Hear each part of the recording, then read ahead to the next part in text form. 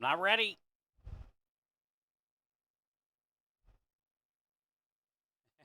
Hello? Hello? Is anybody out there? Just nod if you can hear me.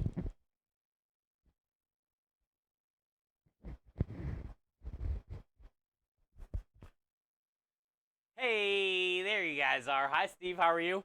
Waffles, the best Zen, the most Zen, the truest of all Zens.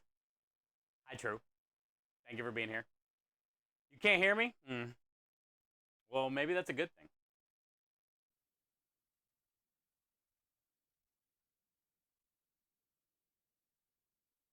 How about now?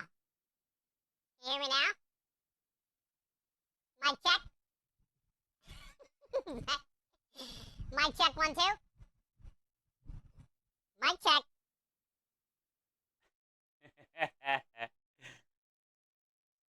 How you guys doing? Welcome in. Today is the day of all days. Let me pull up the stream real quick. I got the I don't remember what time I took the pastrami out of the smoker actually.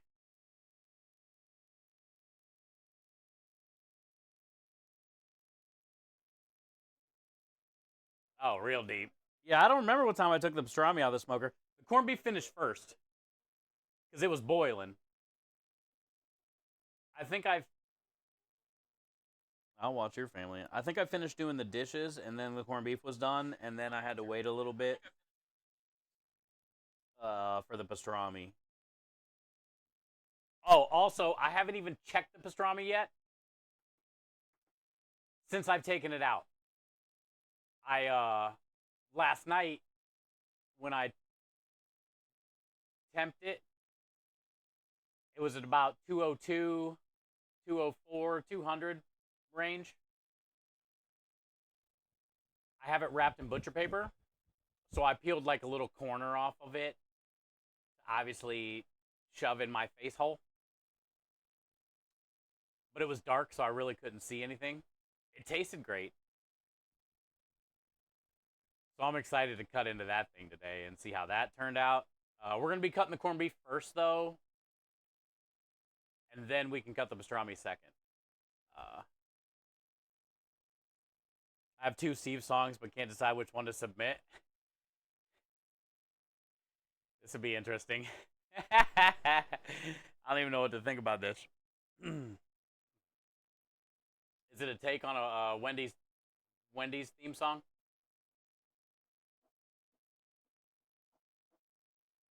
Is it me, or did I just hear a duck? It could have been a duck. Kenny seems to think it's a chipmunk or a squirrel.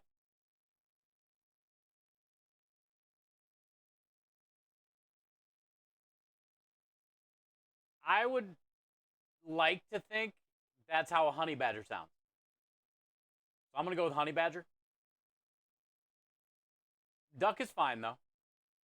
About the same thing. Yo, what up, Peru? They're actual songs? Okay. Well, your last one was pretty on point.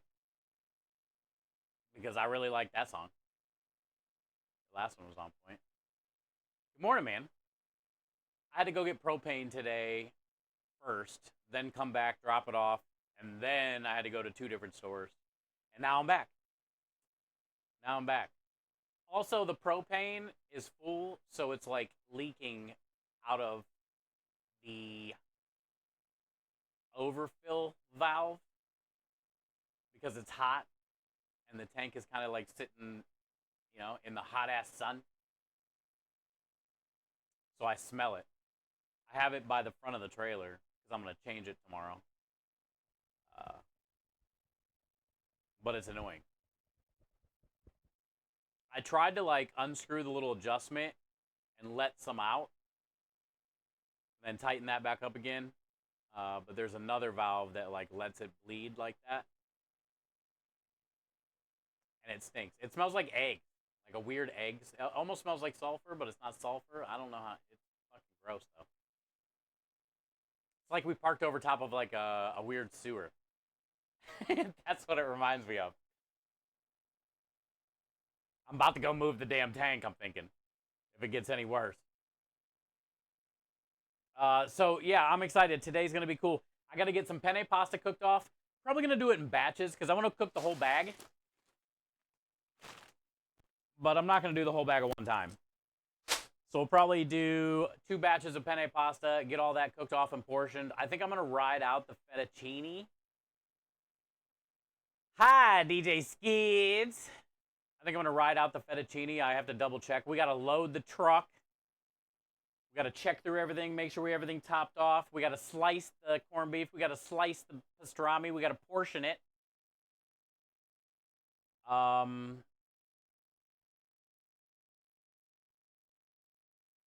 Yeah.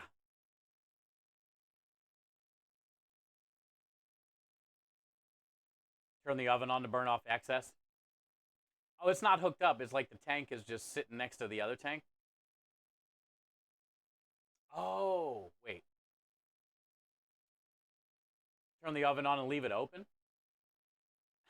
So that burns up the gases. I do have this boiling right now, but it's going to take a little bit of time. While we wait on that, I'm going to start checking through all this stuff and getting the truck loaded. I do have the tiramisu up here already and the cannoli filling. So I'm going to go grab the dessert special stuff. Get that up here. Grab the fettuccine, get that up here.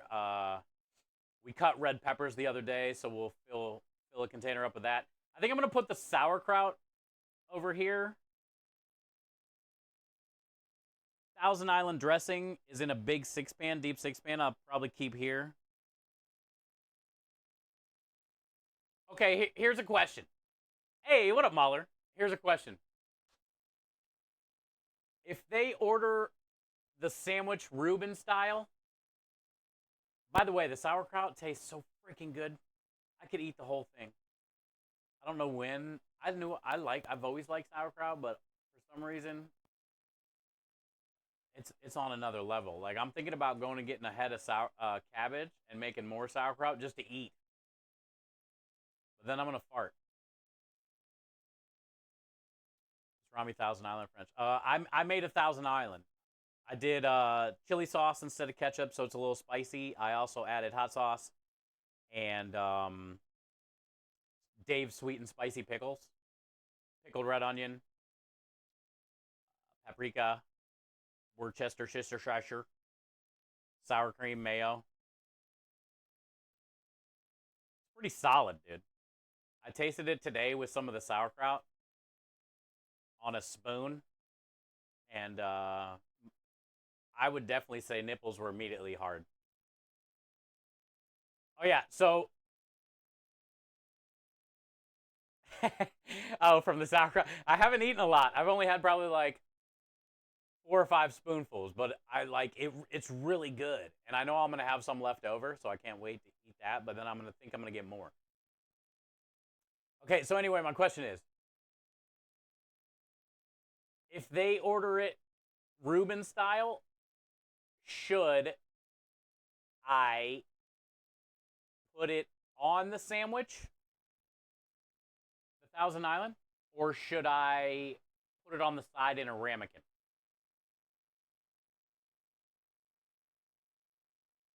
And I don't want to do on and side.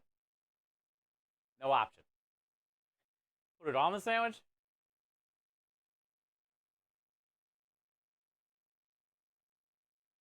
Side it. I was thinking side too for less mess.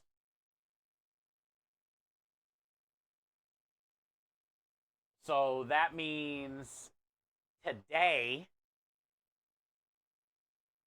I think I'm going to pre-portion up like 20 of them. Save me a little bit of time so I don't have to stop and do that every time if we get one, you know? That's why I was asking. Because either I just bring the 6-pan up here and I'm going to scoop some on every sandwich, or I pre-portion about 20, 25 of those suckers. Make it a little bit easier. Came on the side and you dipped it? Okay. We'll do the side. We'll do the side. I'm okay with that. I might have to go to the store after stream today. We'll see how many sandwiches we're going to get. I have enough for 20 orders. I bought enough bread for 20 orders. So if we get, like, say, 35 orders out of these two brisket, which I don't think we will, I'll probably go grab another bread or two. I guess side because no matter what, people will change their minds and not listen. Yeah, I just think side would definitely make it like a cleaner looking sandwich in a way. Like it wouldn't be so sloppy. The sauerkraut's already gonna make it sloppy.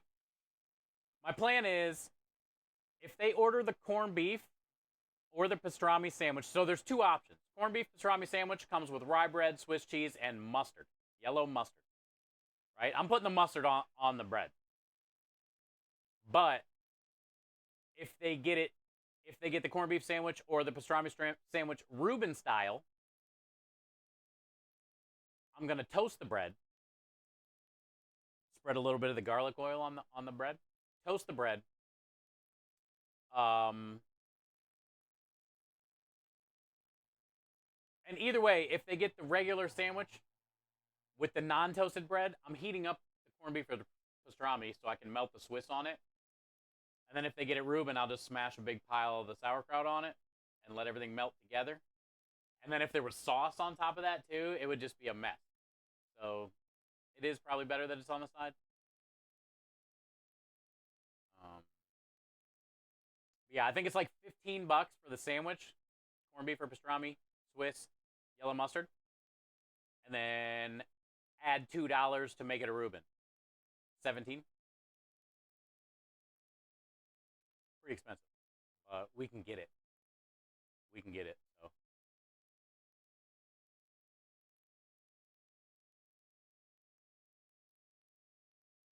We'll just have to see how many we get out of it. And what it looks like, too. I don't even know what I'm doing for portion-wise yet. In my head, I'm thinking 5.5. But we'll look and see what 5.5 looks like.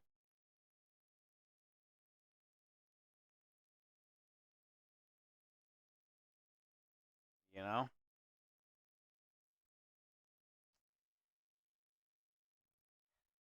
We'll be all right. We'll be all right. All right, let me go grab some of these desserts. I don't know how I want to keep them in the cooler. Probably put them on one of these half trays and double stack them. But I don't know yet. I'm just going to grab some now and we'll figure that out.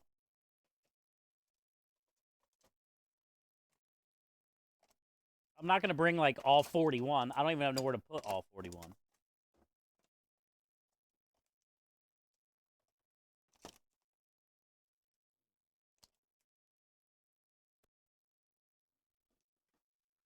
Two, 4, 6, 8, 10, 12, 14, 16, 18, 20. I'll bring 20. And then I got 2, 4, 6, 8, 10, 12, 13 more. Oh, so we don't have 41. Okay. 20 plus 13. I got 33. Wonder why I thought I had 41. I got 33. You know what's funny? The sprinkles. I didn't want to do them to order. Just because sometimes I get crazy busy.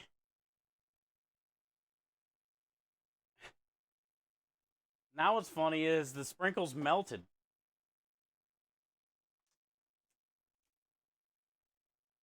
So I might bring them and re-sprinkle it. I guess I should have known the sprinkles would have melted. I mean, it's solid. It's definitely a solid cheesecake filling. And it's heavy because of the Guinness cake, but all the little green sprinkles kind of like turned into a glaze, dude. Hi, Sarah. What up, Scorch? So I think I'm going to bring the sprinkles anyway and then re-sprinkle it. So I didn't have to do any of this. Because now I got to sprinkle it on there anyway.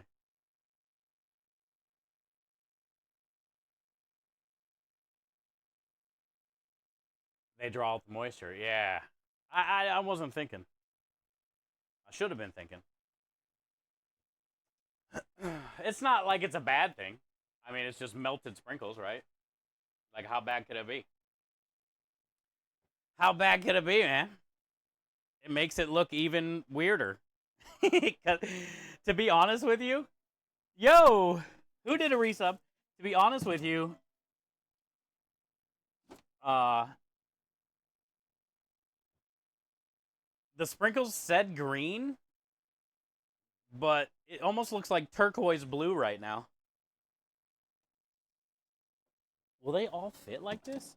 Oh shit, it fit. They're probably gonna fall over on the drive. What if I turn it this way? And then I can surround it by pasta. That's what I'll do. We'll turn it that way. And then I can cover it up with backup pasta. Like a pasta pillow.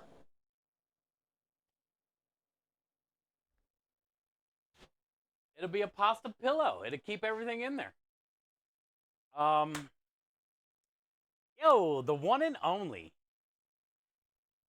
The one and only Mr. Kenny Roberts coming in with the 43. Is that what that said? Years of support and kindness. Enjoy all the wieners, the Wiggles family. Good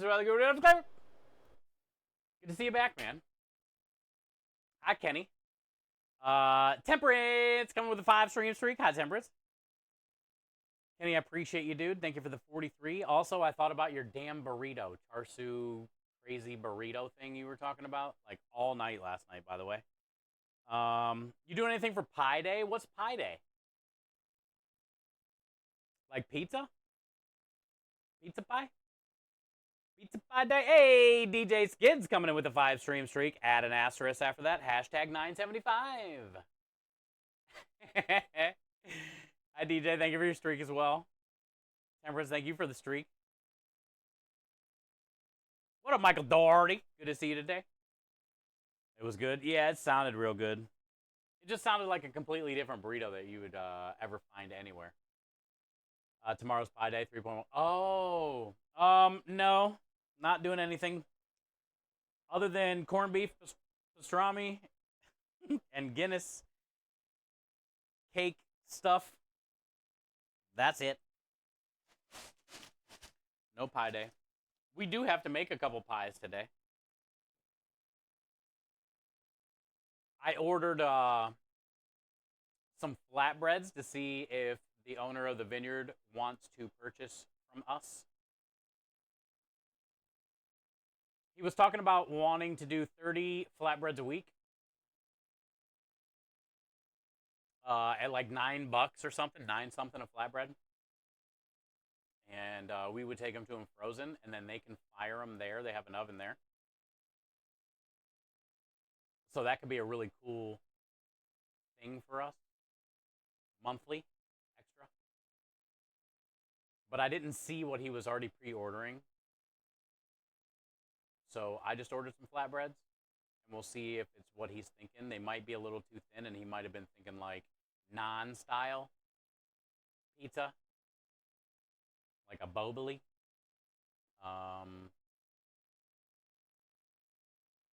But I'm going to make probably 3 of those tonight, get them in the freezer, and then we'll take them with us tomorrow.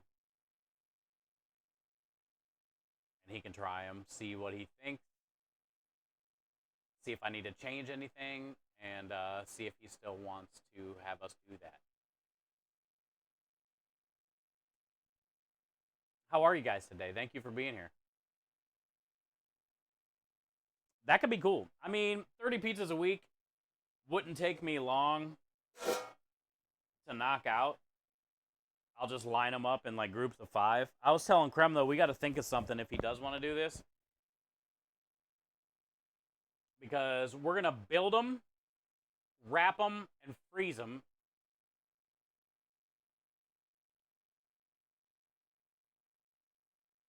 I think we're going to need to put something in between each one, like a little layer of cardboard or something. You know what I'm saying? But I don't know. Maybe once they're frozen, they'll be able to stack on each other fairly well. But who fucking knows? I think we might have to put cardboard in between every layer, though. Ah, man, that's a lot of jerky, dude. That's a lot of sealing. I did a bunch of cookies the other day and some butt rub. My sealer thing, I couldn't even touch it. Like the strip, it was so hot, dude. Because I just did so many in a row, you know. Uh, good old sealing. Good old sealing. All right. So I'm bringing 20 desserts. We got a brand new ice cream. I got enough cannoli filling up there. I got like 10 tiramisu.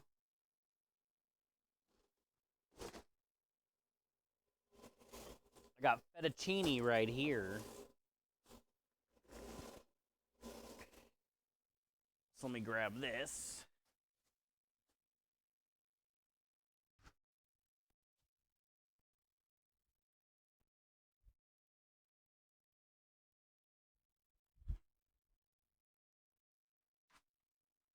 Yeah.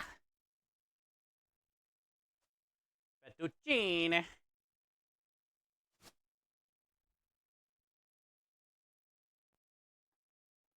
Hi, Bluesy. How are you? Using a standalone because the vacuum sealer. Oh, I see what you're saying. Yeah. Yo, do I hear Maya? How you holding up, man? Did you get a little rest?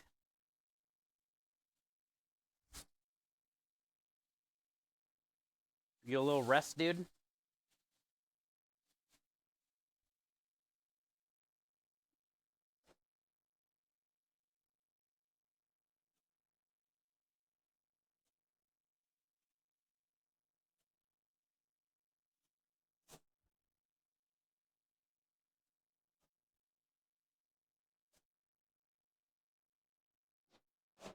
All right, there's 10. And then this one has 2, 4, 6, 8, 10. 2, 4, 6, 8, 10. That's 30. That's plenty. And I can put the pasta up against the desserts like a pasta pillow.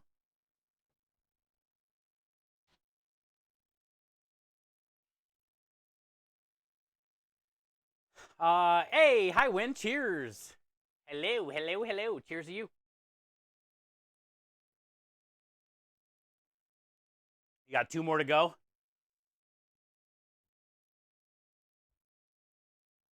That means you're almost there, man.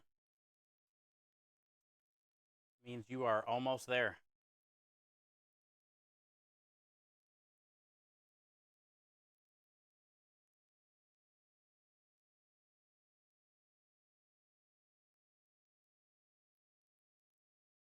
Wonder,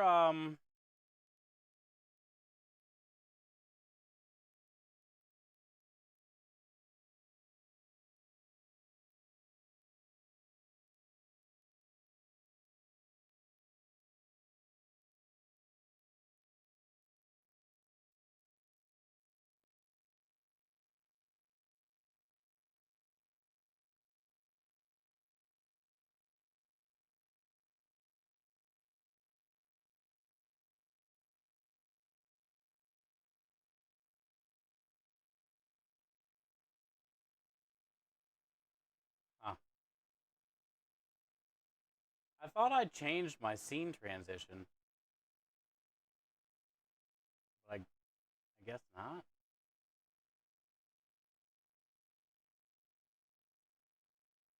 Or maybe it's not working.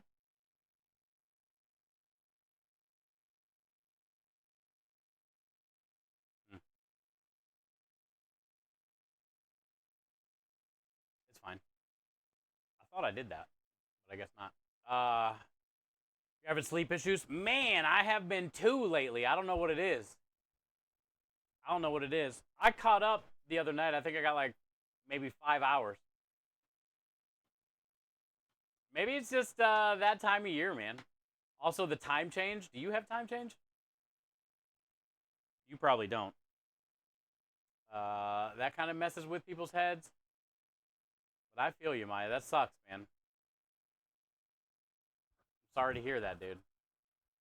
I read that as I have 2 more night ablutions before I have a full weekend break, and it went, oh, that you were reading Maya's thing, and you were like, what the fuck?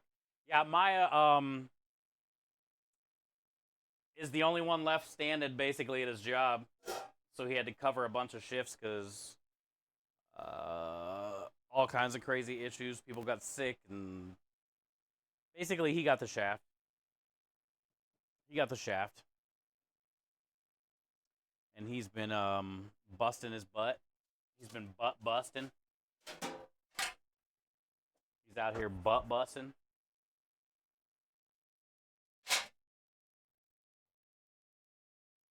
But he said he has 2 more shifts. And then not so much butt busting.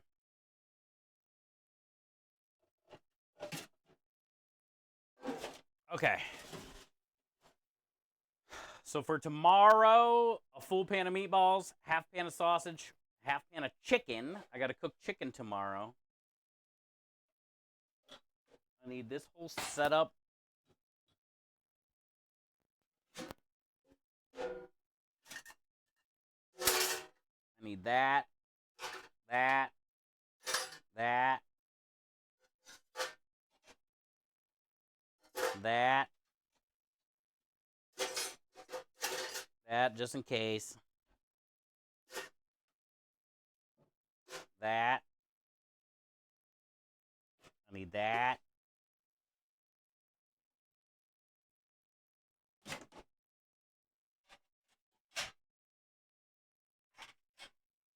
I need this.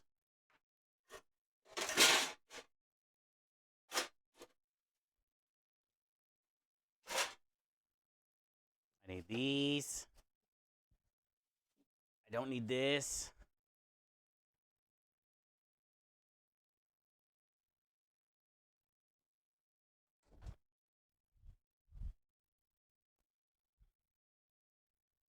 Bye-bye.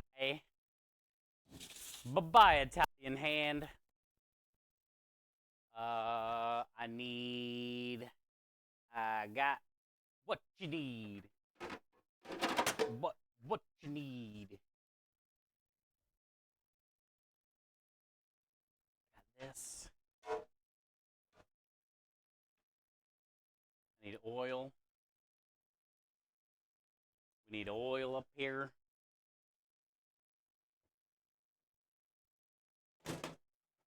Oh, I forgot to get dog treats again. There's no dogs there anyway. They have alpacas there. They have alpacas. What do we got going on for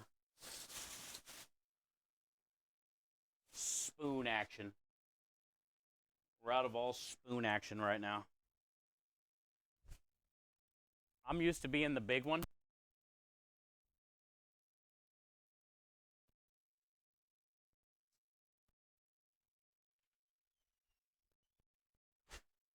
Hey, hi, Relax.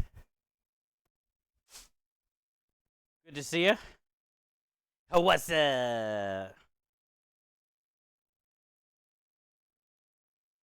If I fall asleep at work, I'll be in big trouble. Maybe grounds. Oh, yeah, no. No falling asleep at work, dude.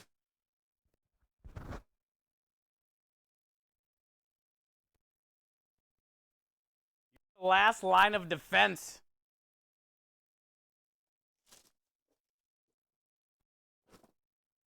You're all they got.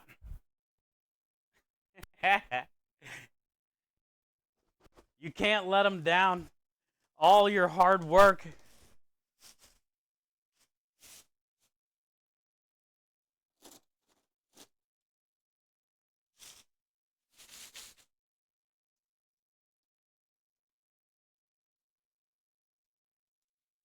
Maya, look at my work right now. I have to put plastic forks in a bag. Maya, look at my work right now. Hey, what up, Doki? Look at my work, Maya. Who is it?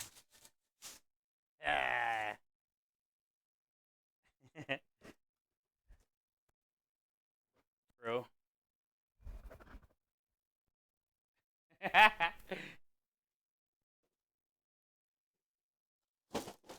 My work's pretty brutal right now. About my feelings. These forks, and these spoons, and these bags, you know, Maya? What do you think about what I'm going through?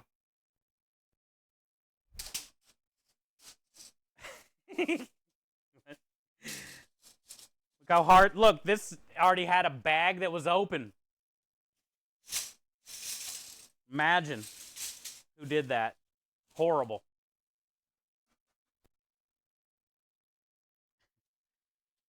Hi, Daniel. How are you?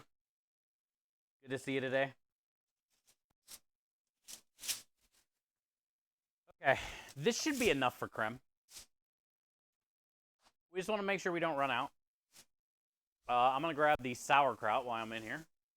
You're sauerkraut. Oh, I'll grab the Thousand Island, too. You're a Thousand Island.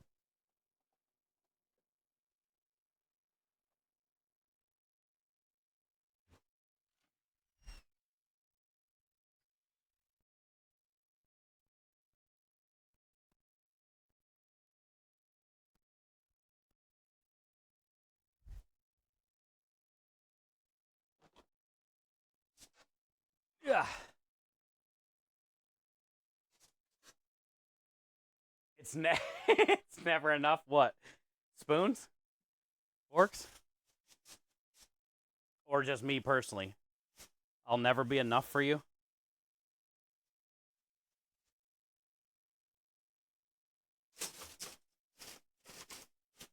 I'm officially at my pinnacle.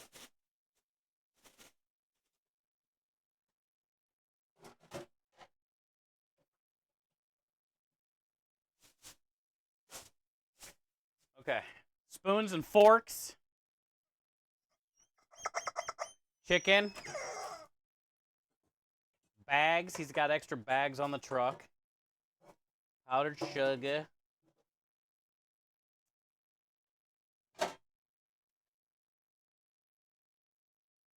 Thousand Island. We can portion up some.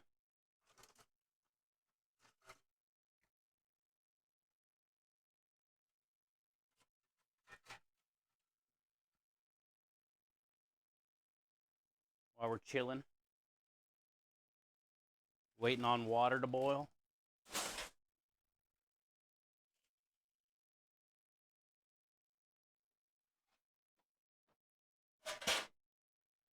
Sauerkrauty. Look how nice and shiny it is.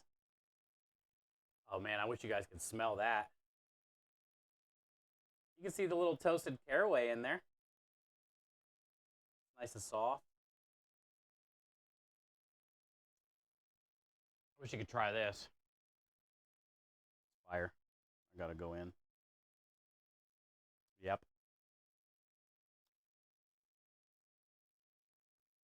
I wonder why some people don't like this.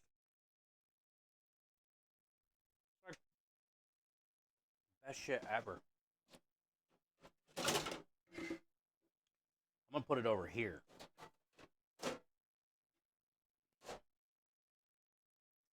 Then the backup, I think I'll put under here.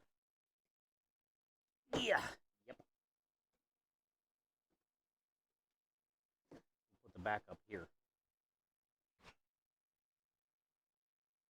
Ah, double double. You'd need a vacation after that.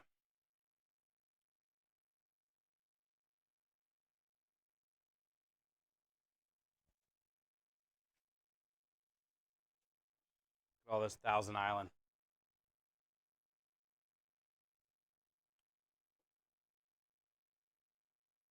That tastes phenomenal. That tastes phenomenal. It's on day 3, so it's marinated. So now it doesn't taste like so much like mayonnaise, ketchup. It's all like melted together.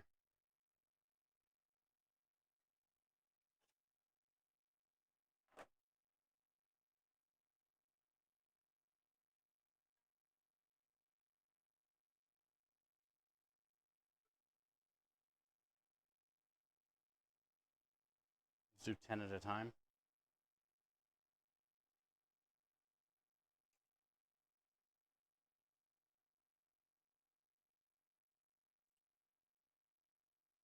Also, the pickled red onions that I put in here with the spicy pickles, pretty great. It added like a nice little tangy crunch, I guess, along with the pickle.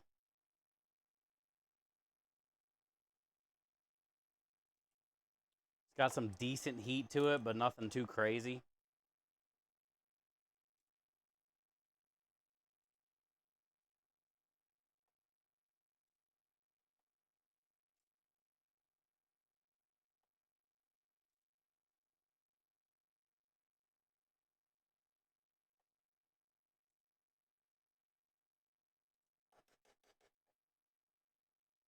Ten at a time.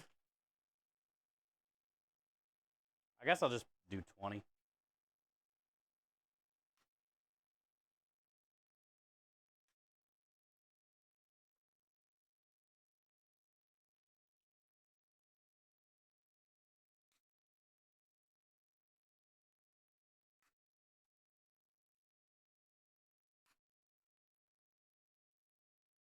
Next week would be better. Only 2 night shift, 2 daybreak. Oh, okay, that's good.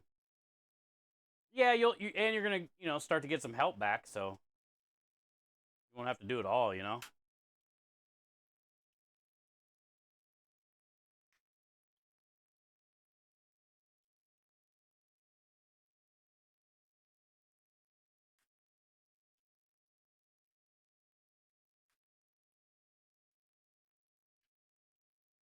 Also, this makes you look really good too,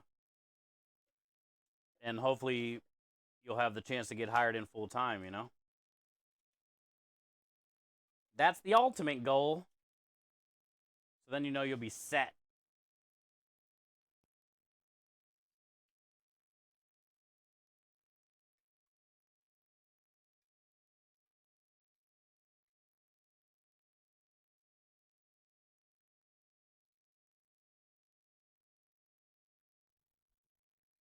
I think that water's boiling. I'm gonna finish this first.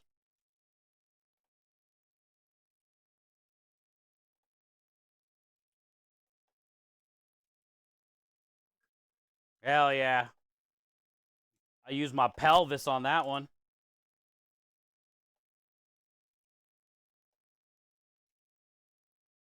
Out here using my pelvis. Make them disappear like Elvis.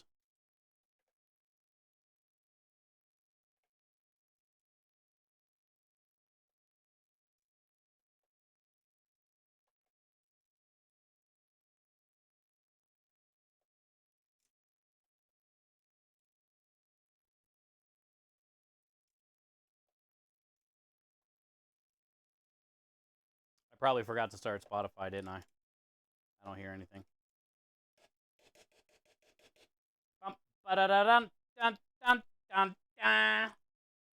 get to lick it.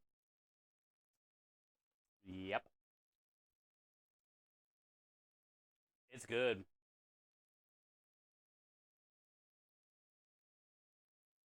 Very nice.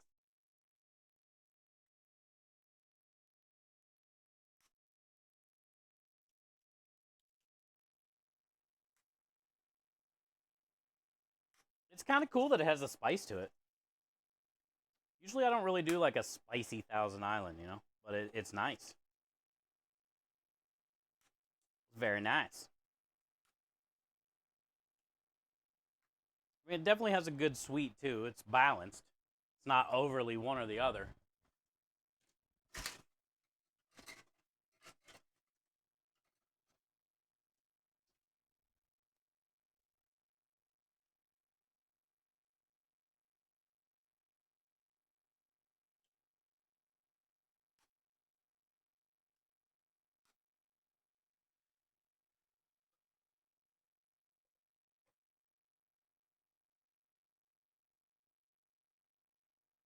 Well, this lid.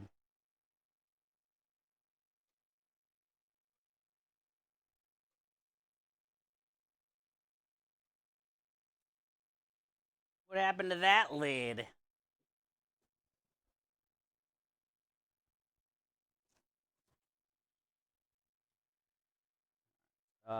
These I'll keep over here.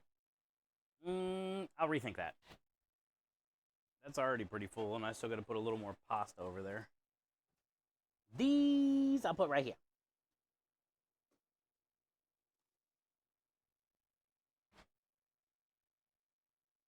Bum ba da dum dum dum. Bum ba da dum. Bang bing da dang. Dang da da dang dang dang. Oh, we're boiling. Hot. What's up, radio? We're just getting some work done. Trying to take over the world.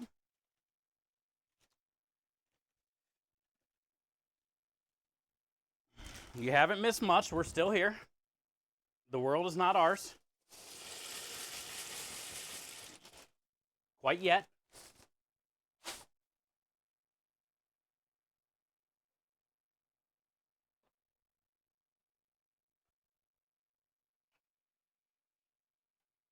I got to cook some penne pasta. I got to do it in batches. I don't want to do the whole bag at one time because then it's going to overcook and be all weird. So we're just going to do 2 batches.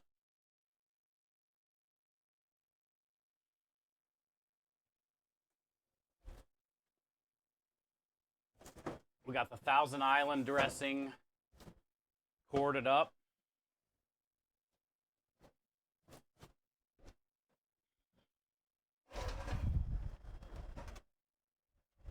Yep. That towel gone. I'm too old to bend all the way down there and grab that shit. I'll grab that with a broom. I'll hit that up with the broom. Give it the boom. Here comes the boom.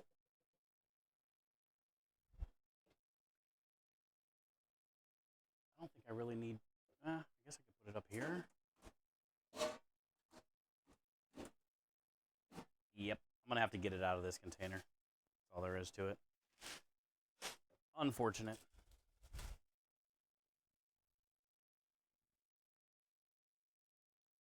What a waste.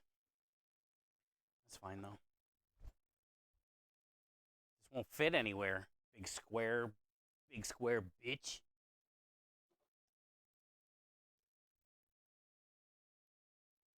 It is a spicy one out here today. It's nice.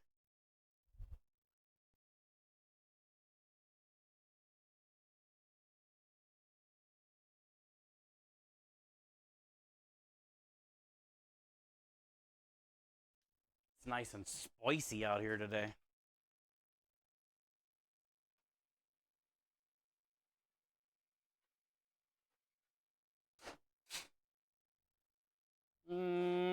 Guess glove in a hand? Glove in a hand sounds good to me. Fuck it. Glove in a hand at work. Hey, hi David. 74. Just got back. Yay, you got to go out and enjoy a bit. That's good. I think Aki said he was swimming today or something. 74. That's perfect, man. That's a nice temp.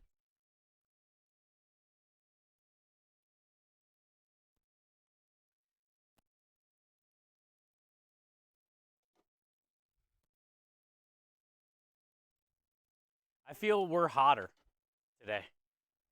Because it feels nice. But I feel like it's hotter than 74 here right now. I haven't looked at any weather stuff. I just woke up and was like, oh, it's hot, real hot. You know? What's the weather like out there? Oh, it's hot. Around here. Around these parts here, it's hot.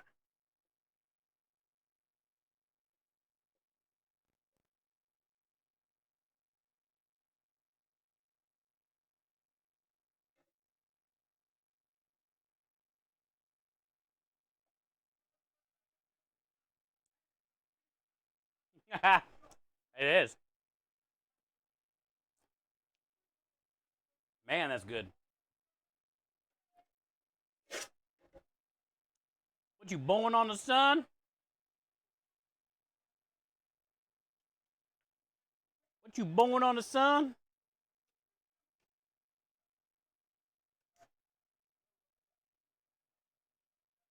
Okay. Yeah, see how much better it fits? Okay. Don't burn the nude, Steve. Looking good. They're looking very nudiful.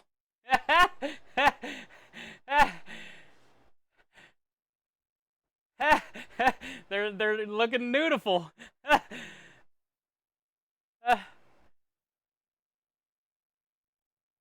Hey, what up, Sijin? Hi, Sijin. What are you up to, man?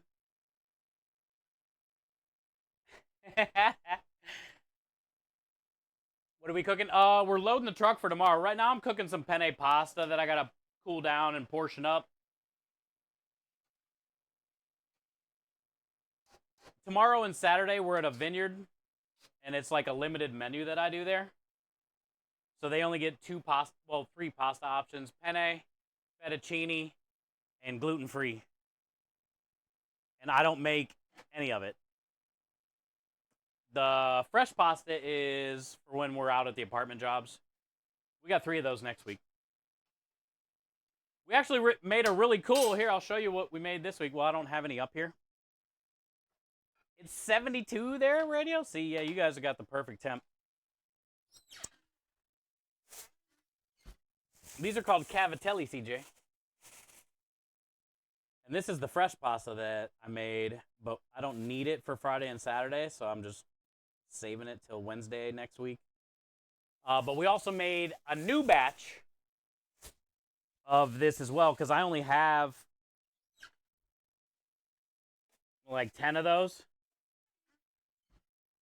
So I made a spinach pasta, sun-dried tomato pasta, and a white pasta. And I turned them all into that cavatelli. I still got to roll the green out, but I got the tomato and the white done. I got to roll the green out today. And then I'm going to stir that all together and then portion it up. And we're going to call it Irish pasta next week. St. Patty's Day is Monday. So next week we'll be running, well, we got to sell out of this first, but then after that we'll go into the Irish cavatelli. Because it's going to be the same color as Irish flag, which will be pretty fun. Pretty fun. And then, yeah, I got to cut some corned beef and pastrami. I can show you guys after I drain these, because pretty much this is my priority at this point. We're almost there. We're about ready to drain that vein. Probably like 2 more minutes.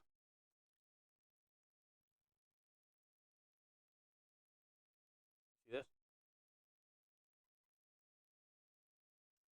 See that little white that's inside of there? It's a little too much. But you know it's done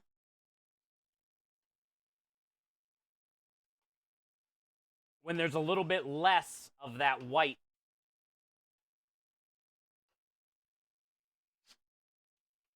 So we got about maybe 2 minutes, not even. And then after that, I could take it in here and drain it and cool it with cold water. It's still going to continue to cook a little bit though.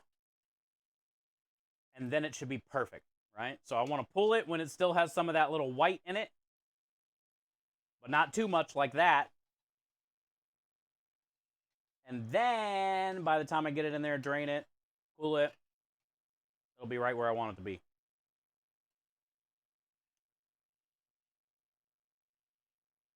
It's like pre-cooked pasta science.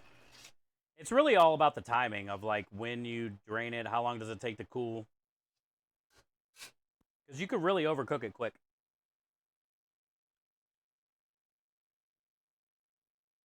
A little better. We still got some white.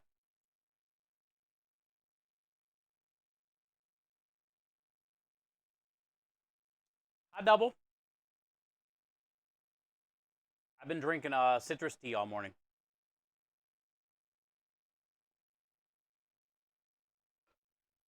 And it feels great. I made that sun tea last week with all the oranges, lemons, and limes. No sugar. Just natural sugar. It's refreshing AF. I'll tell you what. It's refreshing AF.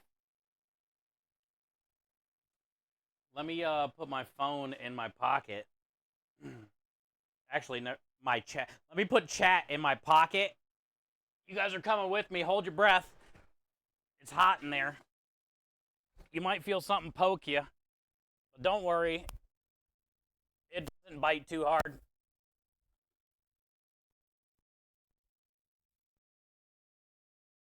Trouser caterpillar. You guys will be fine.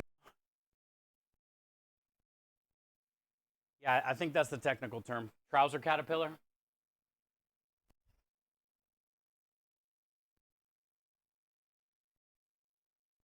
You can't time yes on you. I took it out. You guys are out. You can breathe.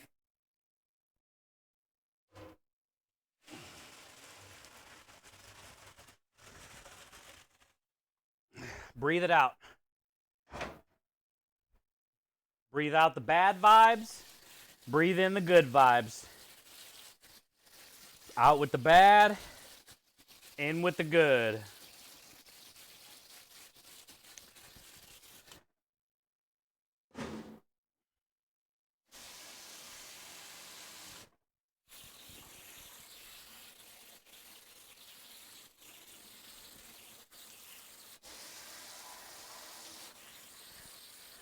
Waiting for the damn sink to drain. Hi, Lumen.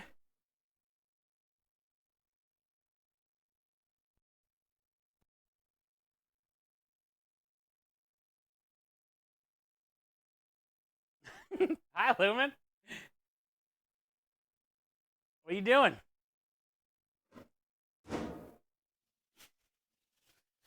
We haven't got to the brisket, any of the briskets yet. We're going to slice the corned beef first, though, because the pastrami is going to make the slicer an absolute wreck.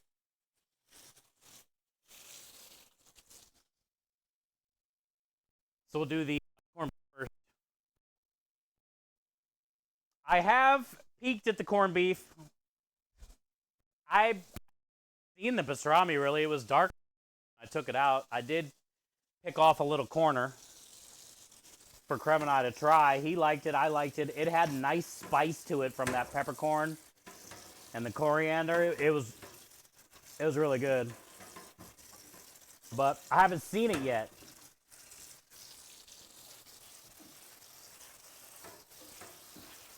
So we can have a reveal. I just need to fill up this water. Get it on the truck, and then I'll go grab the stuff so we can look at it. I haven't even seen it. It's just in the butcher paper.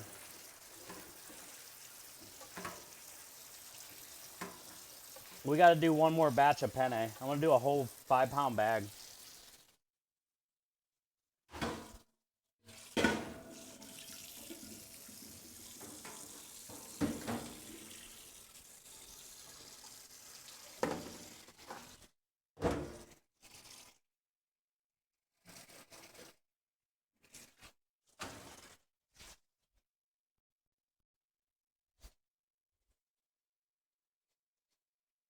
And then we got to get it all portioned. Everybody's favorite part. Hey, what up, Chef? I need to check the pastrami, bud. I pulled it out last night in the dark, and I picked off a little corner and tried it. It tasted amazing. I just haven't seen it. So I need to carry this out to the truck real quick. And then I'll grab it and we can all check it out. The corned beef turned out really good. I saw that because it was boiling. But when I took the pastrami out of the smoker, it was dark. And I had it fully wrapped in butcher paper, so. And I did really good. I feel I wanted to take it out when it got to 205. There was one part at 204, and then the rest was around 200. I took it out anyway.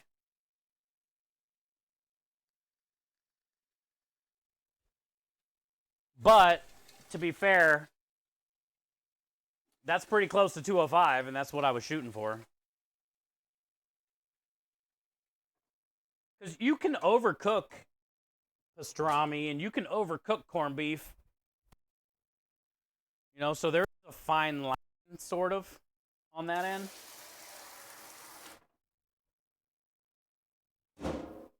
But I feel I nailed it because I got it 200. I just don't know what it looks like yet. It's going to be the best when I start slicing it here in a little bit so we can see like a full slice, how well the cure took through and all that stuff.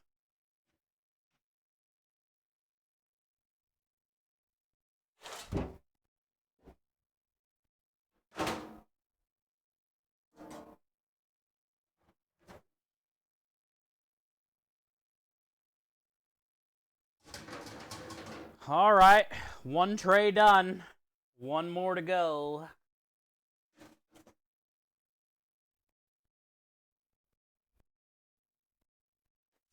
I seen a couple random nudes sitting here. They thought they were getting away. I don't fucking think so. Stevie don't play. Stevie don't play that. You go to your home.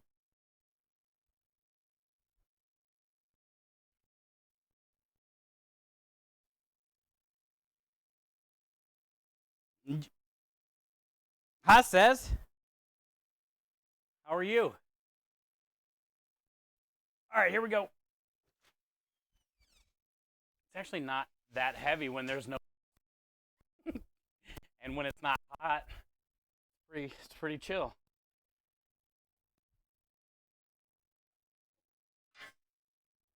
Yeah. All right, we're in.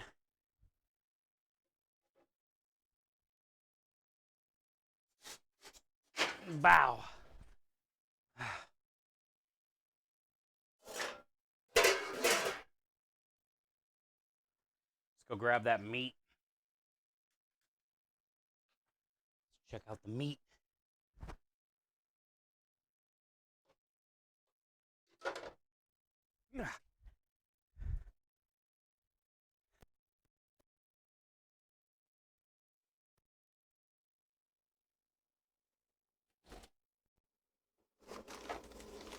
Yeah. I don't know how many portions we're going to get out of each, but I'm hoping we get 20 total or something. That'd be a good amount. All right.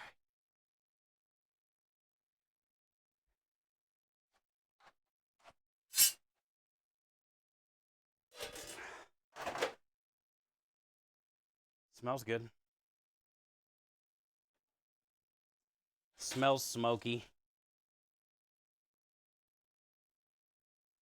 Ooh, look at the fat. Yeah, look at the fat. I'll show you guys. You might be able to see it. I let it rest for like 2.5 hours before I put it in the cooler. I put it in the cooler last night around midnight or something. 12:30. Look at the fat hardened up. I mean, she was juicy right there.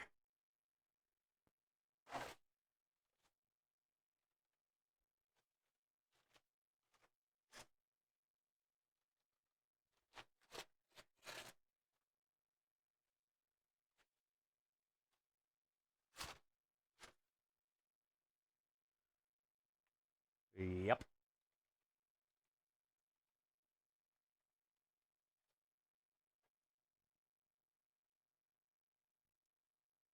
Oh, she's a beaut.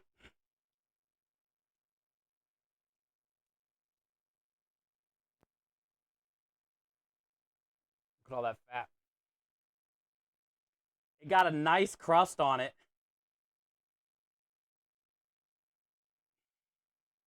Plus, look at that color. It almost looks like jerky. We need to cut this in half immediately.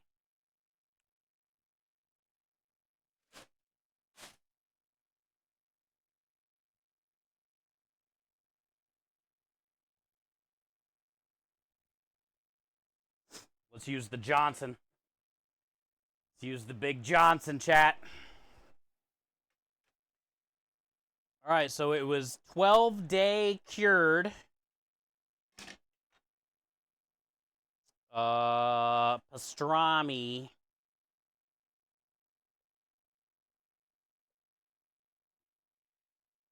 That's a beaut. Oh, it looks great. The crust is like none of this stuff's fallen off really, you know? And it's spicy, dude.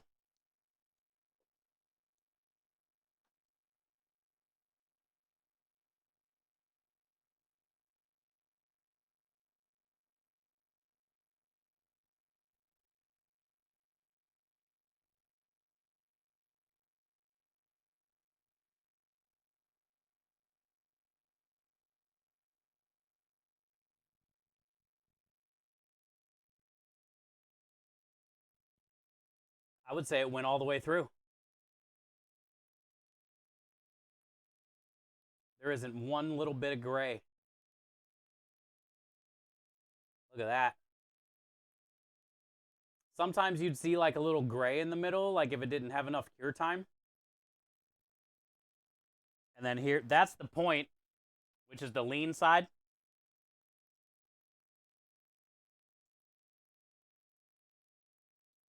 Oh, this is cool. Look at this pastrami, dude.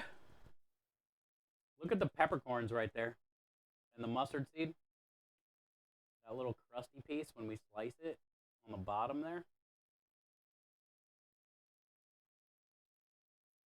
It's in my throat from the little pieces I've been picking off. It's pretty spicy. Cool. Well, we nailed this one. I say let's go grab the corned beef too and just get it cut and see how we did there. I mean, if this one looks like that,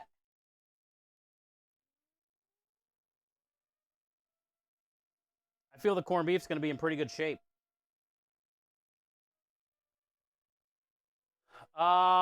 Random Irish dude. Well, perfect timing.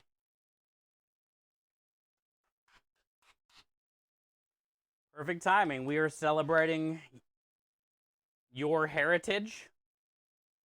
We are celebrating your peoples. We're excited. Even though I'm Italian. Wait, wasn't St. Patrick Italian? I mean, let's be serious. In all fairness.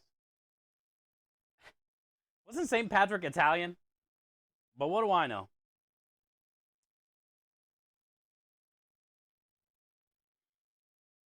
Britain, maybe? I can't remember. Well, welcome in. It's good to see you, man. Hi, Sin. How are you? Appreciate you.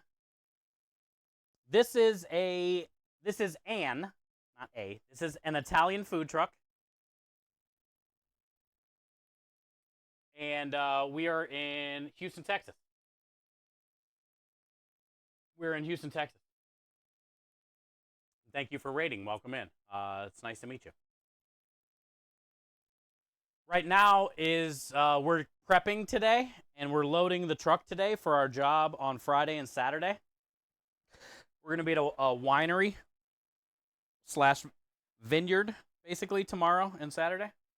And I'm just taking the pastrami that we made out of the cooler and cutting it in half, and then I'm going to go grab the corned beef right now next. But for the specials this week, we did a corned beef and a pastrami. We started curing them on March 1st. We took them out of the brine after 12 days yesterday, and then I got the pastrami smoked. And I got the corned beef.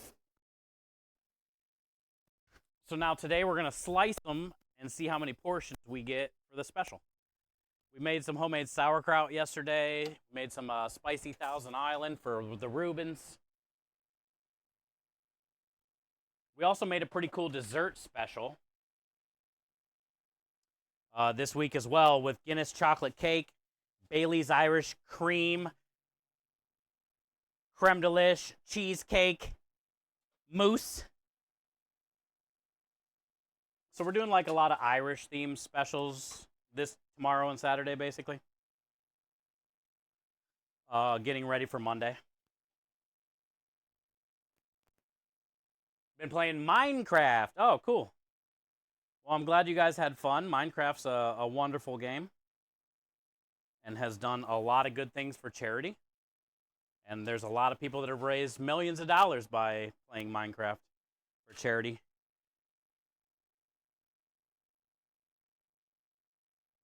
This smells incredible. If you guys have ever had corned beef, you know what smell I'm talking about. It's like pickling spice smell.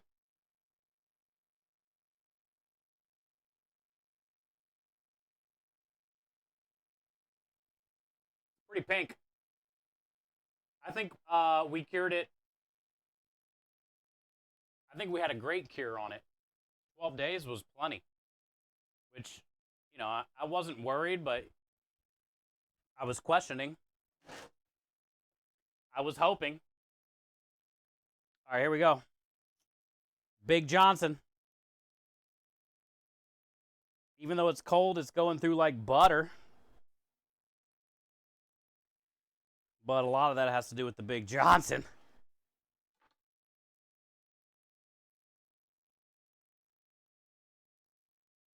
Well, I don't think we could be any more happy. We fucking nailed every part of this. Not even one stroke of a gray streak on here.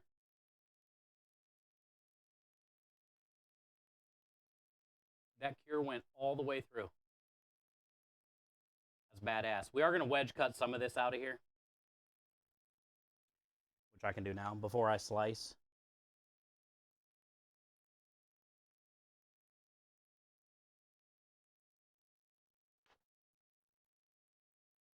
We don't need that.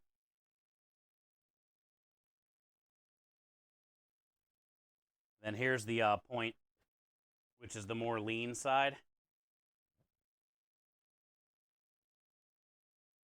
But we're going to trim a little bit of this off and trim that out of here too.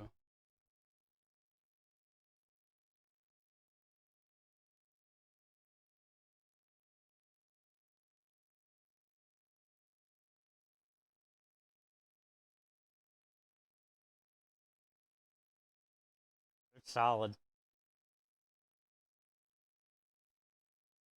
It's not too salty at all. I probably could have used a little more salt. Honestly. It's good though. But probably could have got away with a little bit more salt. Okay. Well,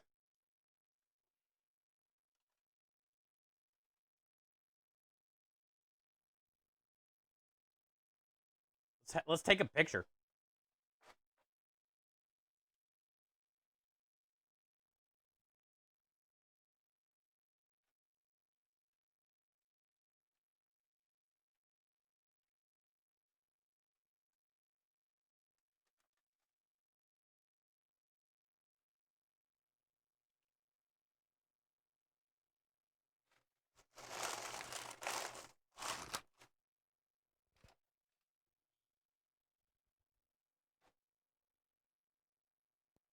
All that meat.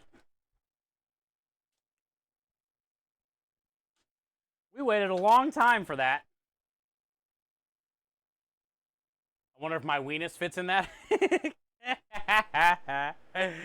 I don't know, dude. Depends on the size of your weenus.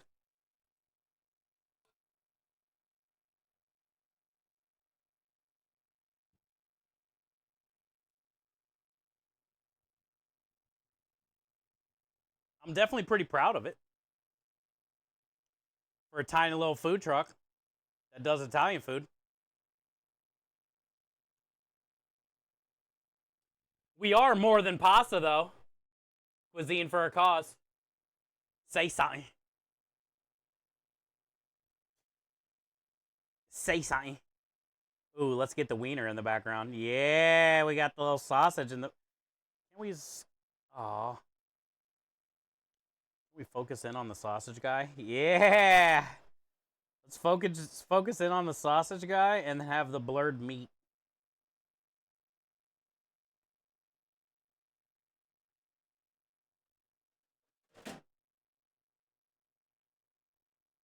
And then I think I'm going to take a picture of the pastrami and then the corned beef. Ooh, that looks fancy.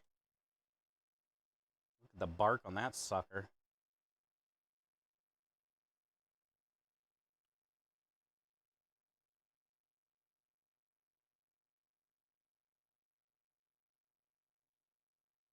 Ah, the super zoomed. Oh yeah, look at that. I would put my weenus in that.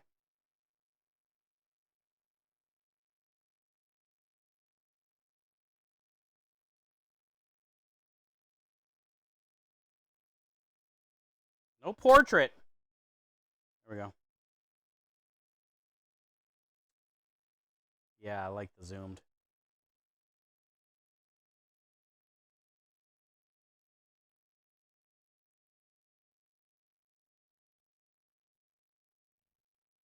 Mm.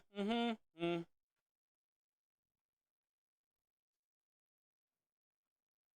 right.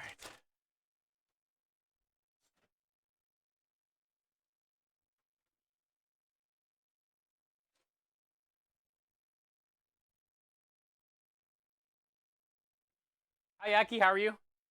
Gloria, thank you for the lurk. Banana.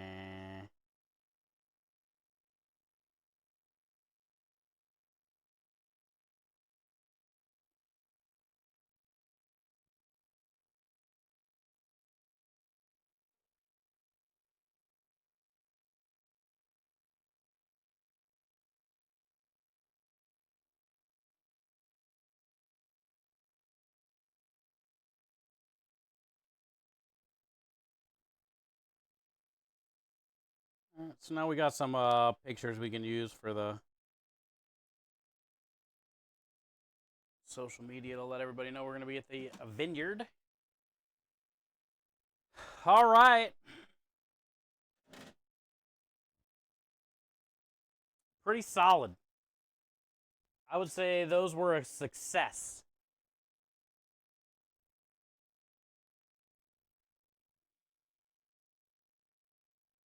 Success.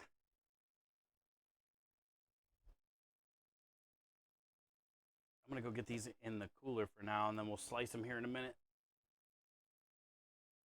Yeah.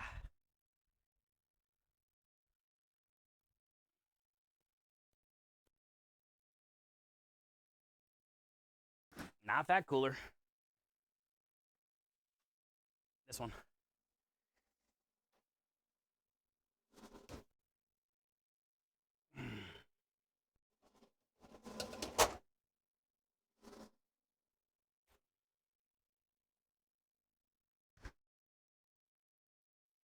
Yay.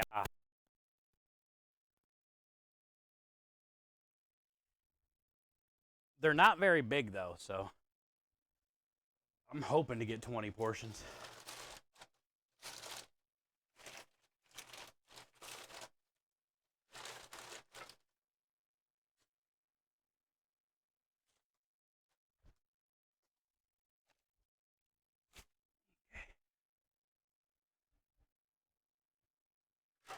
Dishes. Dishes.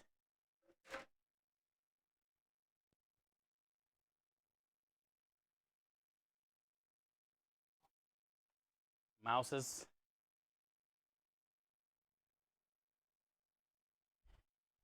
Hi, everybody. Mail order some canned pastrami. What, to you? Can it and mail it? Maybe. Only you, though.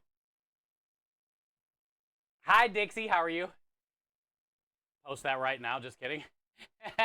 I'll post it in a little bit. Yeah, turned out good. Hey, we made it happen. The thing about it is, I talked about this the other day. Let me take this into the dish room. Are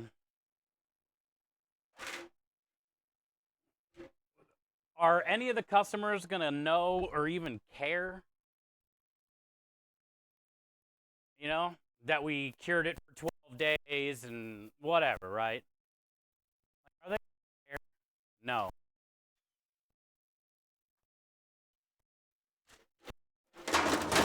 Do they want to spend their money on something and have it be good? Yes. Maybe memorable? Probably. Compared to maybe like some store-bought stuff that they're used to that gets cooked in bulk, doesn't have passion.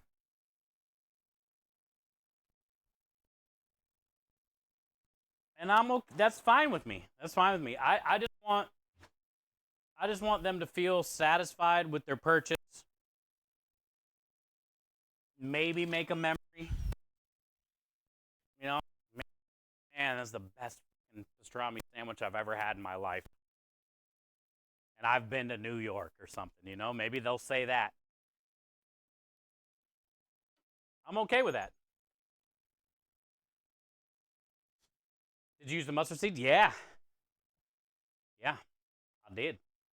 I toasted the mustard seed and the peppercorn.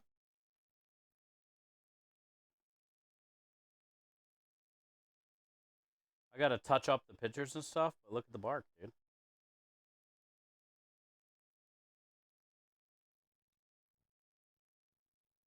And the bark stayed on there too. Like it wasn't moving around.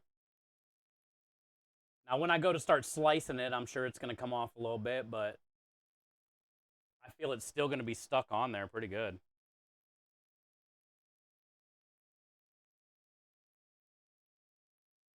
Look how dark it is.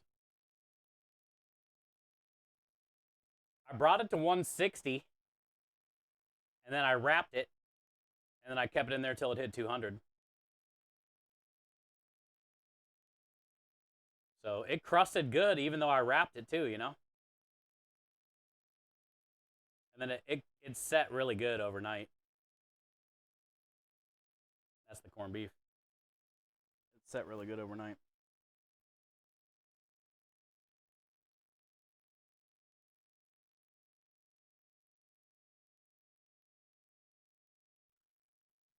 Okay. Uh, hey, hi Burrito, how you doing?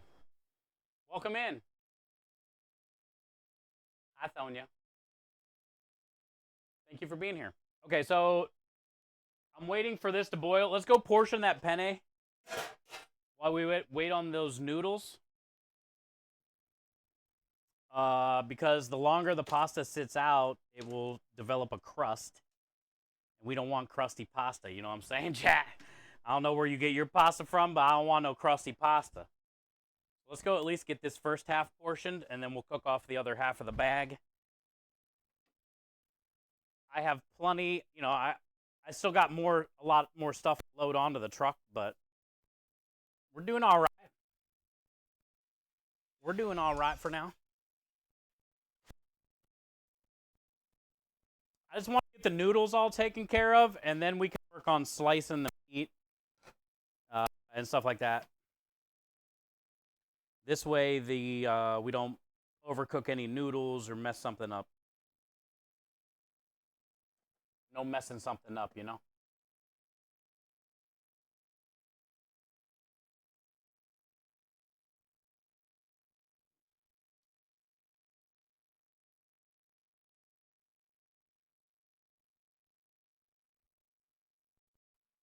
pretty warm out there too. So this is actually nice. It's a lot in here. It's a spicy out there today. Hi, Chris. Thank you for the hydrate. Appreciate that.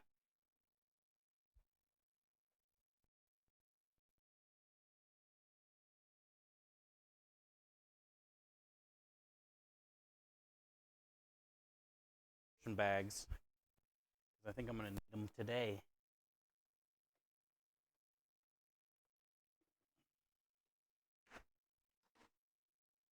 Our last little bit. How many are in here? 2,000.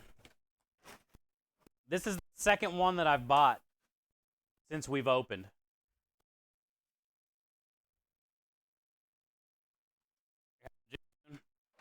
All right, bud. You know where I'll be. You be safe at that gym. Don't let too many females try to try to jump you.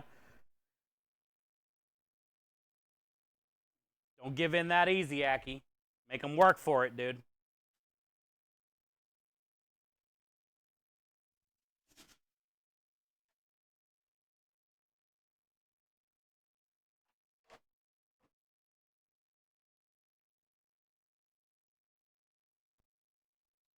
Kenny, I didn't hear your command.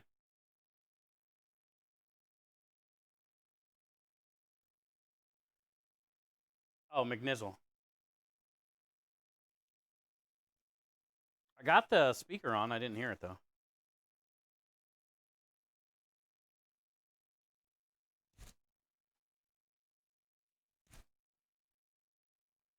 Cool. 2,000 bags. We've went through 4,000 bags in 2 years. We've portioned more stuff than just pasta, but still.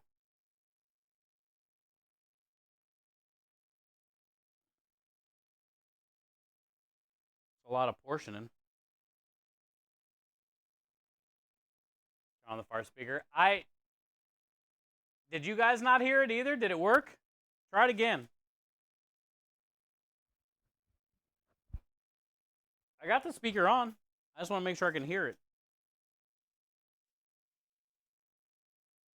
You heard it? Oh, okay.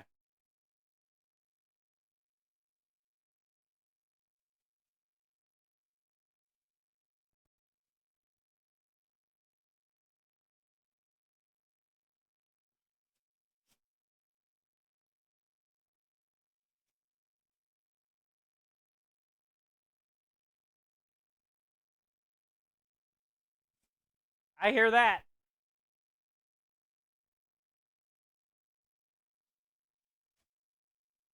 Okay, it's working. Thank you. La lasagna.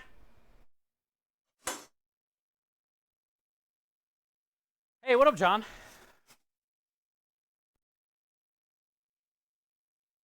It's a great day, man. The corned beef and the pastrami turned out good. I feel a lot better anxiety-wise.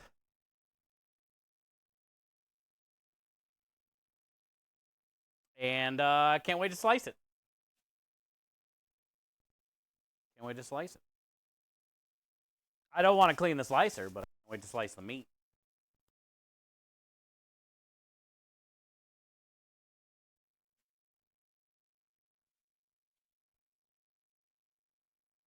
It's usually like 2 handfuls and a half.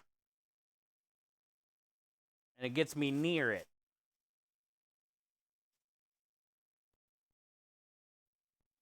I do 7 ounces.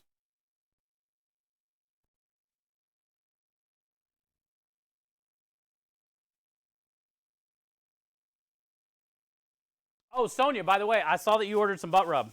I got salt in the smoker still, but it's ready. It's done. I just got to get the rest of the spices on Sunday. And I'll try to get it done at some point next week. But we got a kind of short week, and we got stuff to prep, so I do feel confident I can mail it out on Saturday, not this week, but next week. I feel confident I can mail it out on Saturday next week.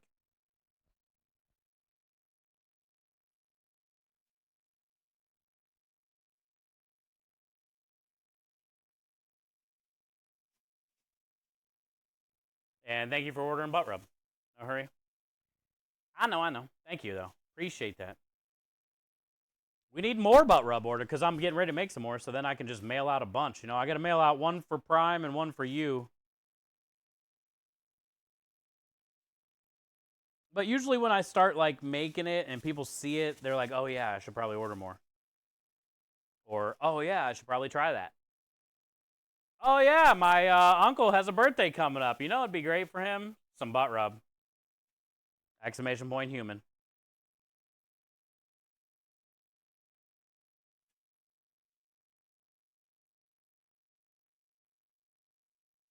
That's how it works. Oh, thank you, Sonia.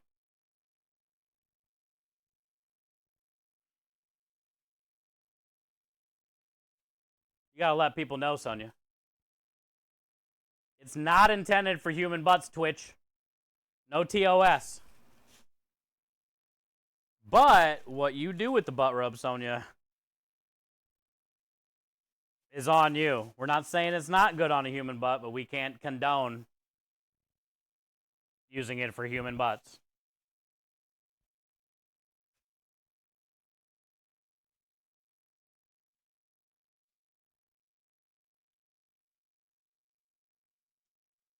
Because I would pretty much put that on anything. That's just me.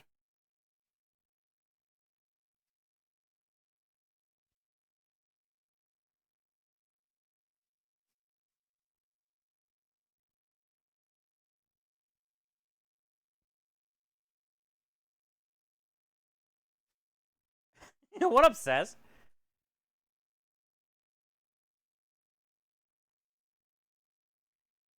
Thank you for the... Is that a corgi butt? What is that butt? Oh, it's a cat.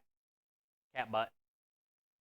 Minja has a unicorn butt, which is my favorite butt. I need to make my butt animated. The little pig. We need to make our butt animated.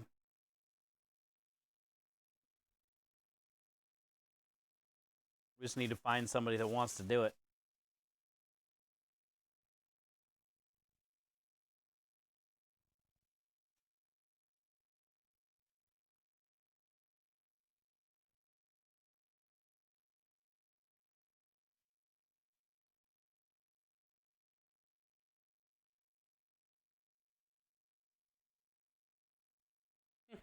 Says.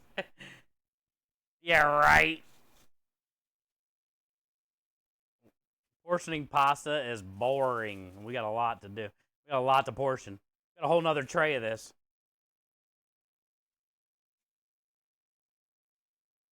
I can't wait till we slice the meat, dude.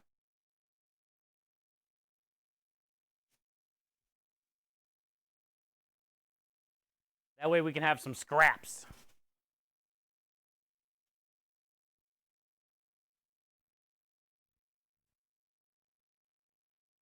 Is the butt rub mostly salt? No.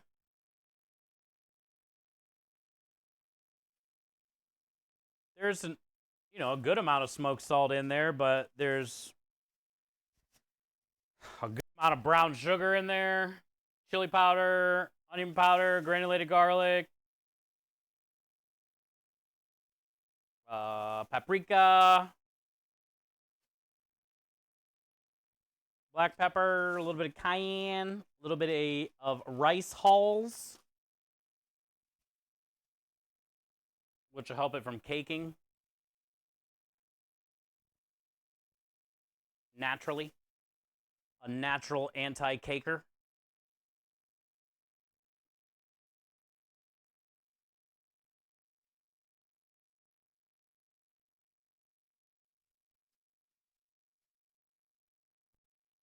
I would say it's probably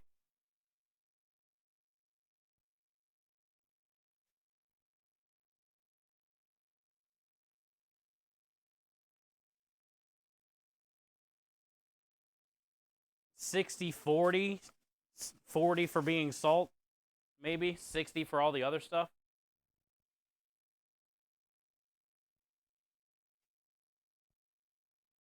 Maybe even like 70-30.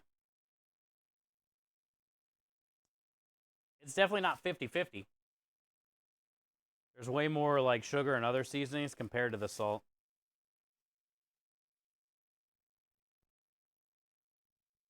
Hey, hi Rebel Bebel. Bo Bebel. De Rebel. Are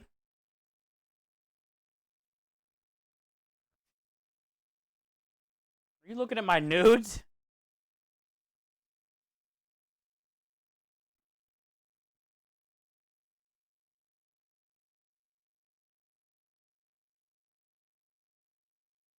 You do, says? Thank you. Thank you, guys. That means a lot, because I'm just being me. It's not very exciting.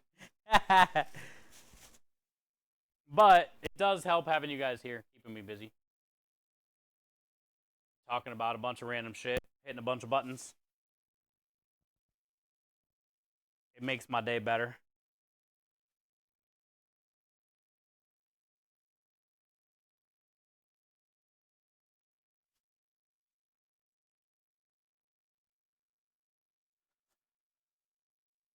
To me, you're exciting. You're exciting.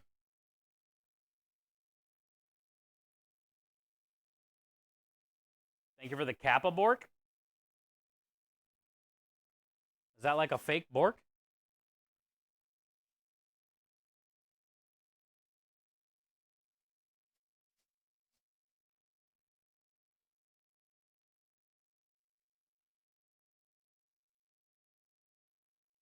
Hi, Open. How are you? Thank you again for the raid the other day. Welcome in. We're just trying to get the truck ready for tomorrow and Saturday. We're going to have some busy jobs the next 2 days, so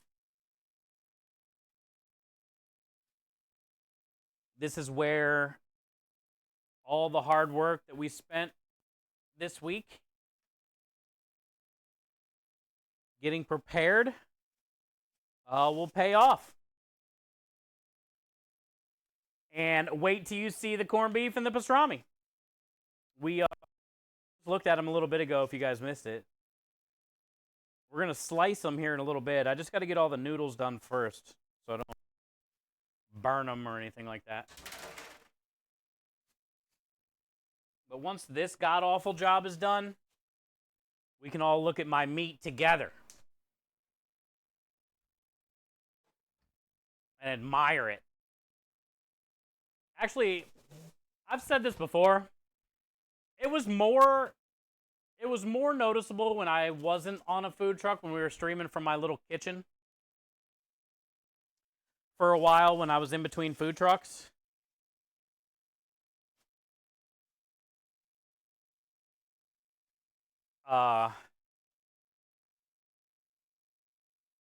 What made me think of this was, we're getting ready to slice the corned beef and the pastrami, and nobody's here with me, like, physically. I can enjoy it with you, and I can nibble on it and tell you how good it is. And you can see it, but you can't, like, smell it. You can't taste it. It's not the same, Like, I'm excited. I'd be happier, though,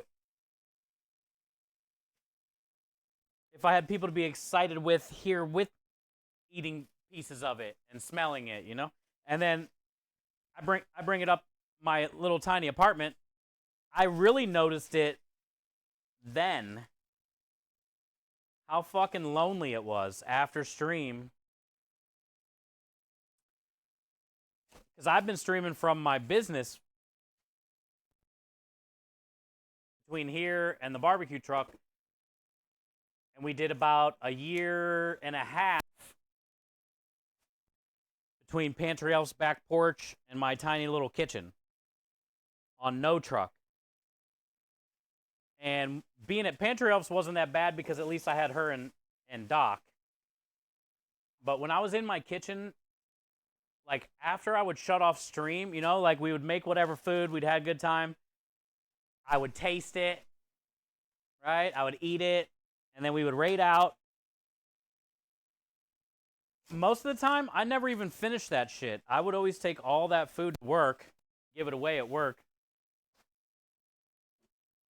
Like, it's weird when it's like exciting for 3, 4, 5, 6, 8 hours, however long our streams are, and then you end the stream and you're just sitting there all quiet, surrounded by dishes, mess, devastation, and you just have like this little plate of food. It's lonely as fuck. Yeah, it's like, well, everything was just all hype for like 6 hours. Now I'm just standing here in the middle of the kitchen, surrounded by all this mess, eating this food that I don't even want to eat anymore because like it's not even fun. I don't even want it.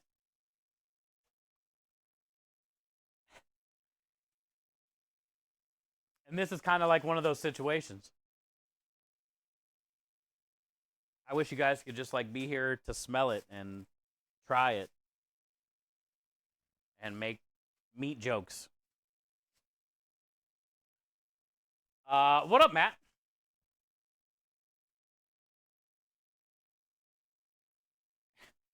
A sleep stream? You'd have to. We would have to get. I'll do a sleep stream if we could get 1,000 subs 1 month.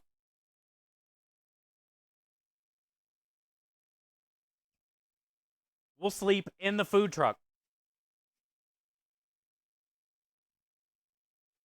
If we can get to 1,000 subs, there's a little counter at the bottom of the screen. We'll do a 24-hour sleep stream in the food truck. We'll stay up all night. We'll play games.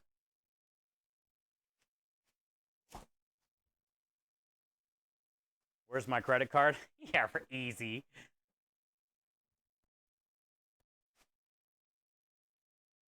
You know what'd be fun? It's so cramped in there. It would be like a sleepover, basically. We could get pillows. I got tons of pillows in storage.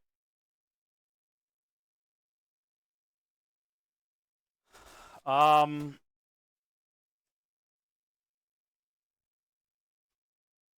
else? What else? Oh, I could get Twister. How fun would that be? If I got Twister and we tried to play it in that tiny little truck.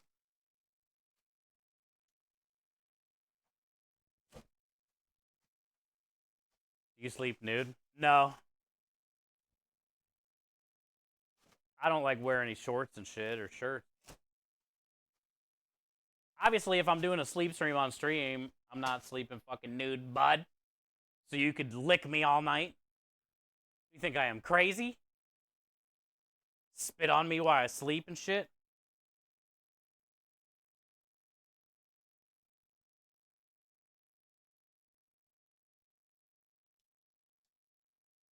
I would definitely do it, though.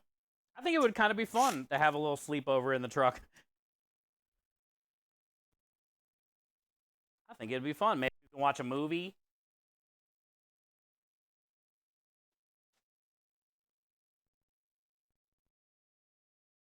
And I don't think I would do a nude stream. Is Rui here? Hey, there he is. Hi, Rui.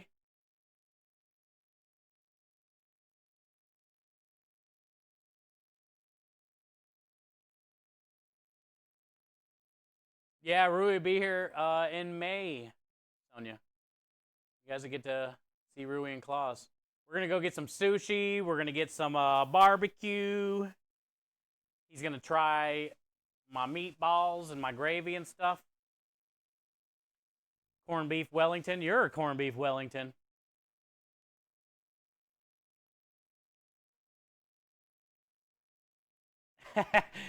DJ ain't lying, chat. DJ ain't lying. We talking about nudes? We were. A see-through dress? Who? Claus? Me? I'm not wearing a see-through dress. Say yes to Matt's question. Do you sleep nude? Oh, no. No. Won't sleep nude, but okay wearing a dress. God dang it.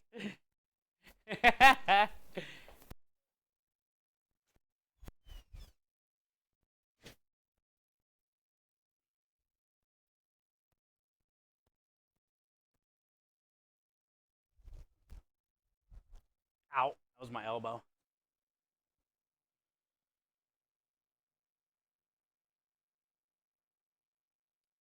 Why not? Why not what?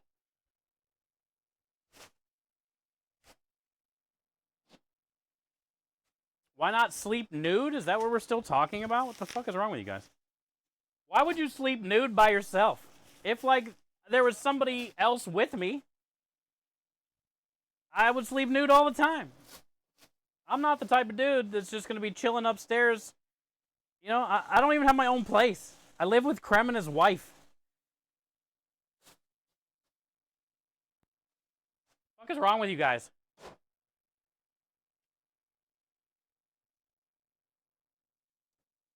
Hell no, I ain't sleeping nude.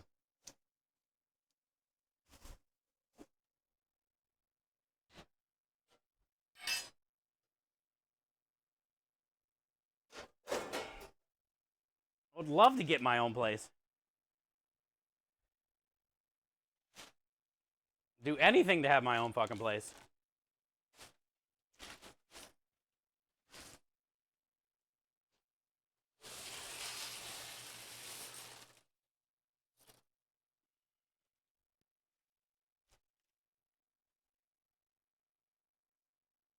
If I had my own place, then ask me that question.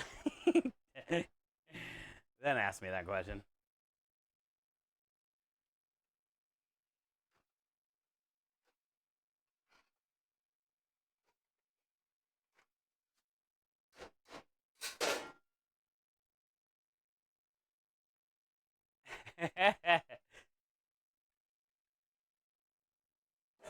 Hi, Maya. Hey, what up, Crumb?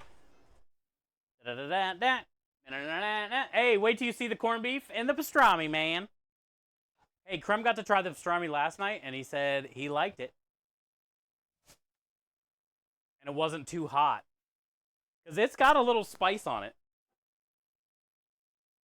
It's got a little spice on it.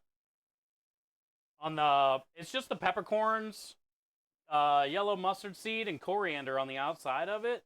But it's nice. But yeah, wait till you see the inside, Crumb. We cut them in half. Because we're going to be slicing them here in a minute. But they are beautiful, man. They are beautiful. I just don't know how many portions we're going to get out of it yet.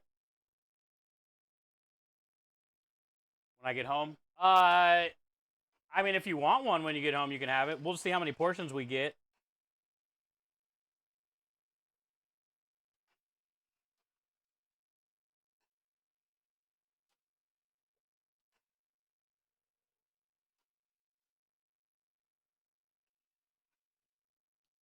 But yeah, I can give you some of the meat. A slice of Swiss. You can hit that shit up in the microwave or hit it up in a pan, heat it up, melt the cheese. I got some rye bread. I might have to go to the store again after stream and get more bread, depending on how many portions. I got enough for 20 orders of bread. I don't think we're going to get more than 20 portions, but we might.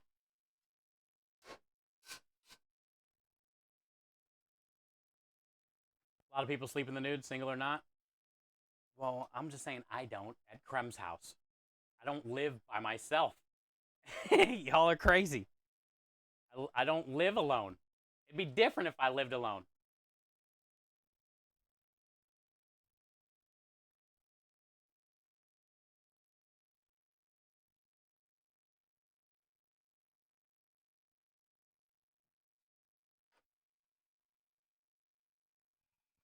It'd be different.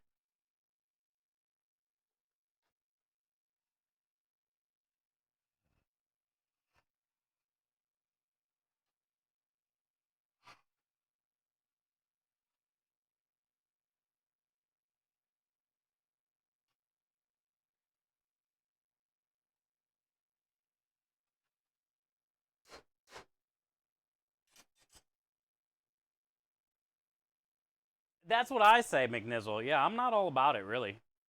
Might be different for girls, but it's weird for a guy. It's definitely weird for a guy. I don't think I don't think I've ever done it unless I was with a girl. You know what I'm saying? That's just not me, man.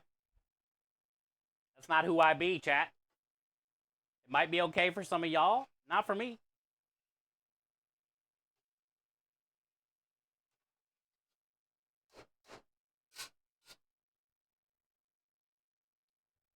Hi, Brock. How are you?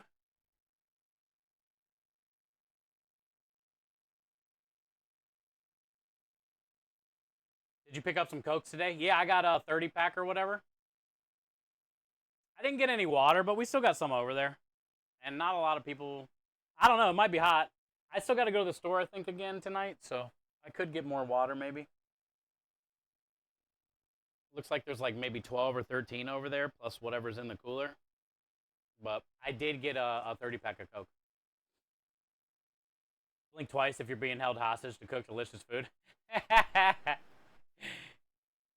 I think it'd be fun to have a little sleepover on the truck.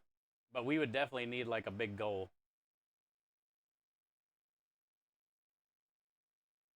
Even when I had my own apartments and house for 5 years. Yeah.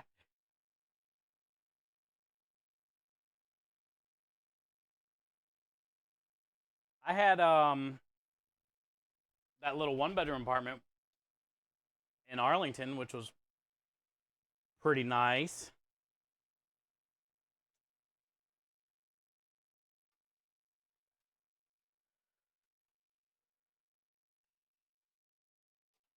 I can't remember what I was paying for rent there. I think it was like $960, which is a lot technically for one like a one bedroom, but it wasn't bad.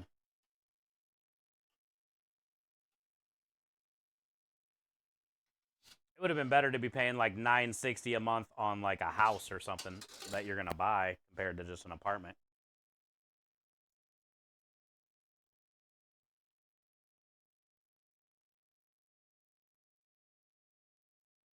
I'm doing good, Brock. I'm excited for tomorrow. We've got a lot of work done this week, getting ready for tomorrow and Saturday, so I hope we do well. We had like a mediocre week last week. So maybe if we can have 2 good days here back to back, we can have a great week, you know? Exactly. Tell them.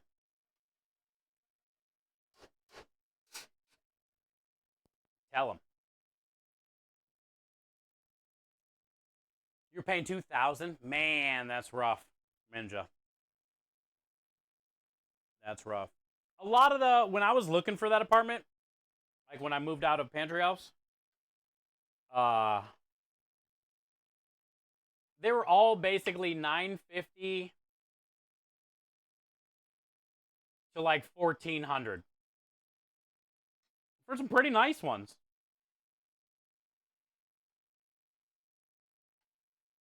I didn't even see any of the 2,000s for like one bedrooms. Those were all like multiple bedroom. Or like maybe it would have been like a nicer community or whatever apartment complex that I didn't look into or something, but yeah. 2,000's nuts for an apartment, you know, especially a one bedroom. You're just not being able to get any of that back sucks. And they always say, "Oh, you'll get security deposit back." You never get the fucking security deposit. I never got one back.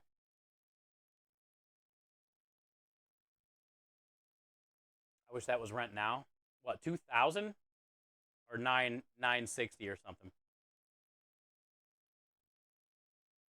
I would feel Rebel. You're in San Diego. Your rent's probably like 3,000 for a one bedroom. I don't know how the fuck anybody lives in California.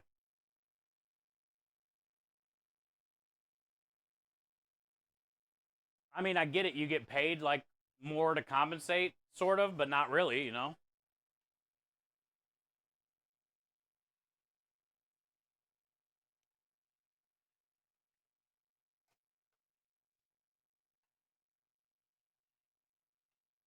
And places like San Diego and stuff, like, it's beautiful.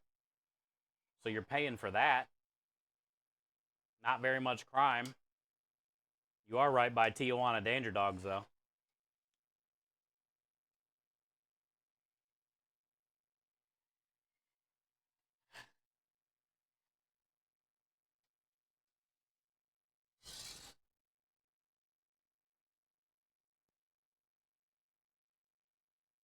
$2K for a studio, an hour over in East LA. Okay, so 2K's on the low end. Just to move out early. Fuck. You always get. You do? Is it because I'm a guy? Look, I don't leave places all trashed. I work. I've always worked. I'm like barely ever home.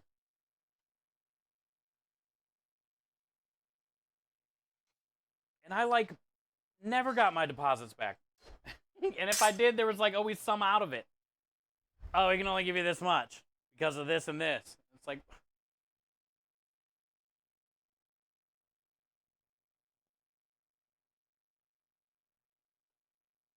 well, also to be fair, I've never really lived at a nice apartment complex. I mean, back in Ohio, it was nothing but shitholes and bed bugs and shit. So I already knew I ain't getting no deposit back. That's the fuck no. Gone.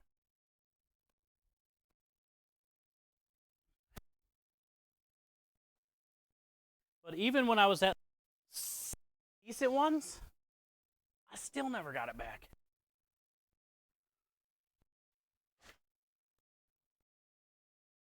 They hate me.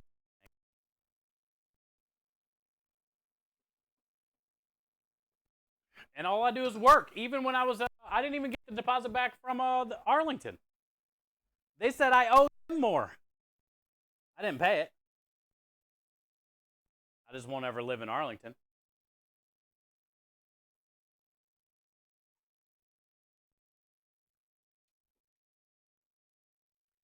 That.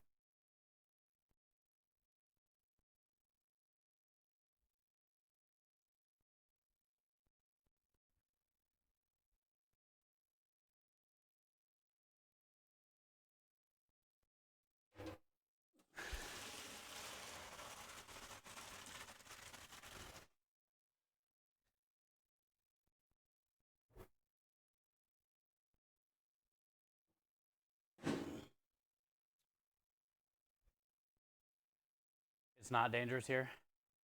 Yeah, that's what I said. It's not very much crime. The weather's beautiful. The scenery. I mean, you're definitely paying for some of that living there, you know, on top of whatever else. What up, Rockstar? Thank you for the 5 stream streak. What'd Rebel say? You need to go back to Northern California. Oh yeah, compared to Southern California, yeah, you'd probably way cheaper up there and make more.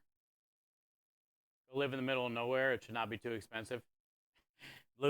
Live in a van. I don't want to live in a van. I don't even have a van. I got a truck.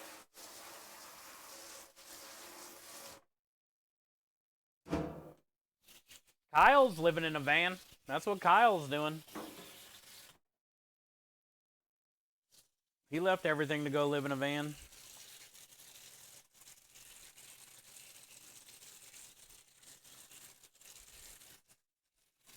I wouldn't mind doing that like maybe 15 years ago.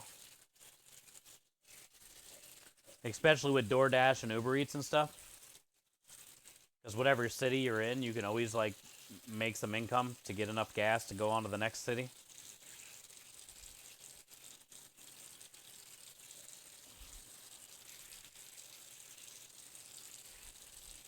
I don't know if I'd want to do that now, though.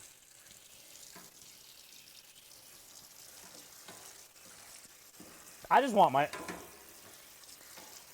my own spot. Like, I want a little bit of land so I can have a garden. I've never had a house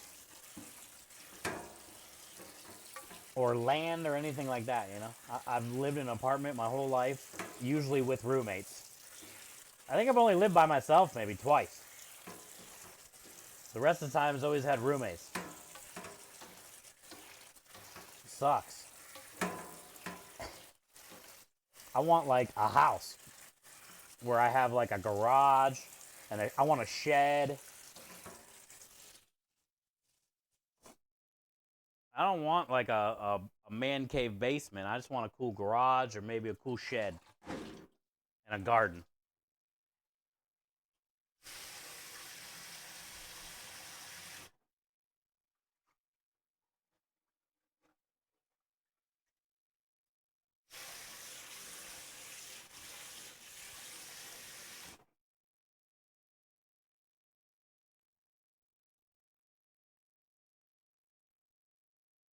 Hi, Coral. How are you?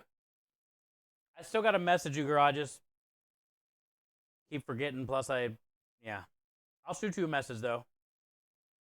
I still got 4 more things to mail out. 5 more things to mail out. I just need to get some envelopes.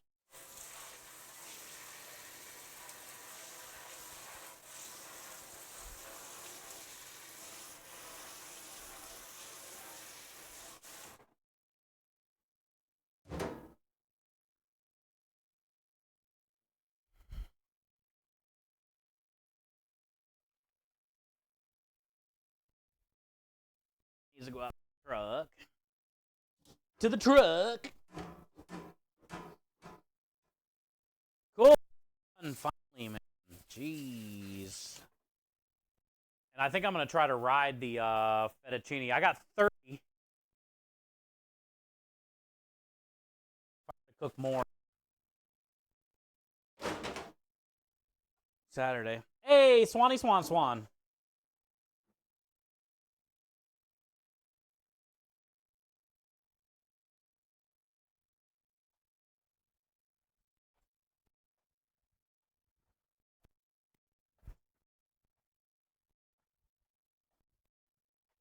Hi, Swan. What are you doing? I'm just draining my nudes.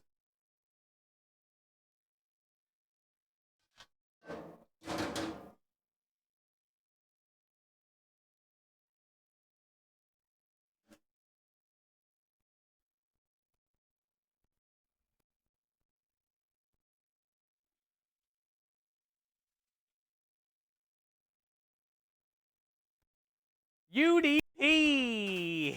What up, man? How are you? Welcome in. You picked the brisket? Did you see the corn de beef and the pastrami? I think I'm gonna turn off the stove. Do I gotta do any more like heating stuff? I'm turning off the propane.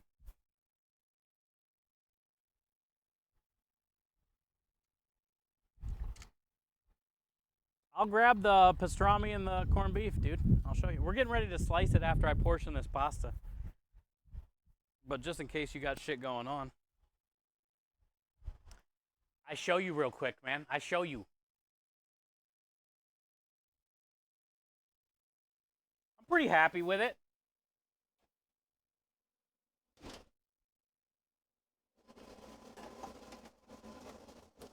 It got a 12-day cure. And it smells great and looks great. So I think we did pretty good. More than pasta, you know? We also do pastrami and corned beef. St. Patty's Day. St. Patrick, I think, was Italian. Fuck 'em.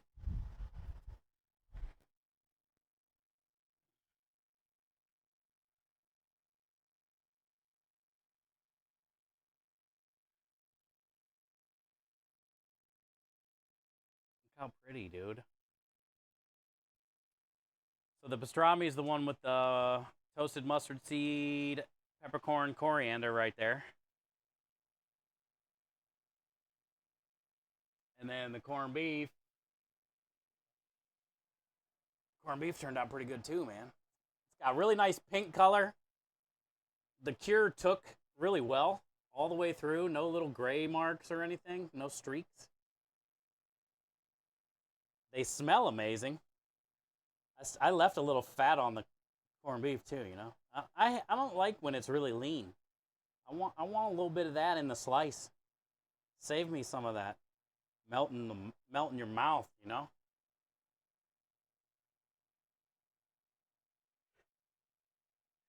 Smells good. The pastrami, I took it out at 200. I was shooting for 205. The flat was at 204.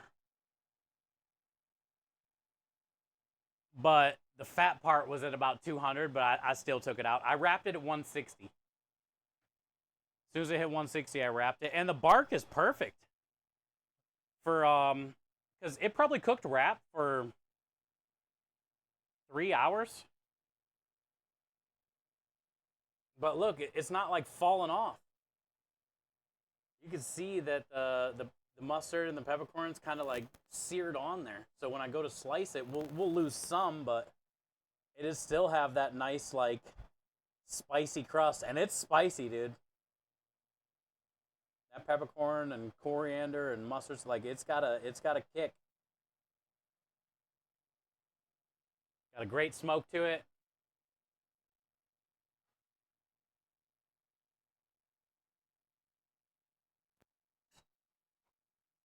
Pretty excited about it.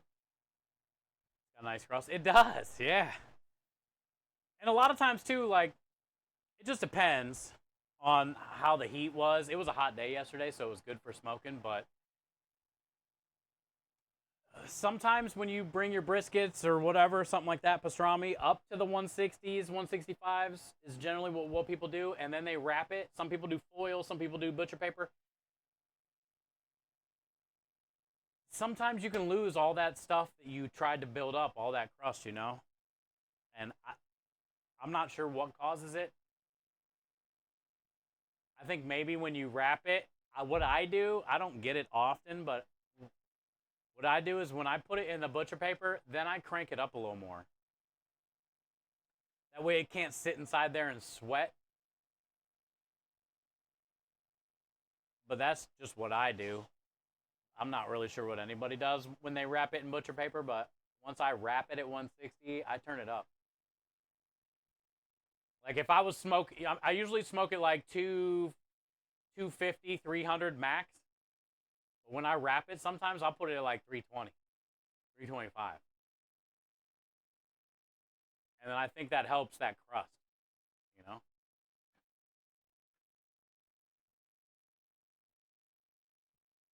Nick Nizzle, did you see it? Yeah, I was showing UDP and Rockstar.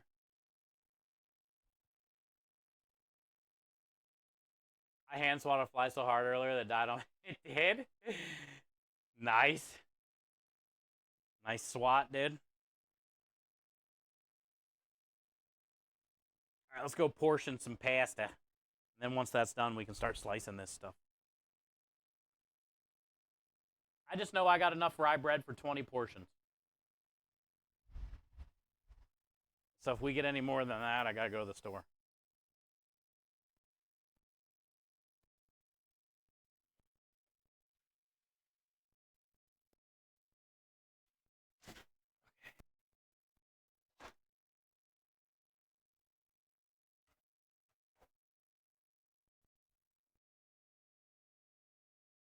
What is in here? Should just keep it out here for a little while I do the noodles. Oh, it smells so good though. I can smell it all day. They need to make a pickling spice perfume. Cinnamon, little bay, clove.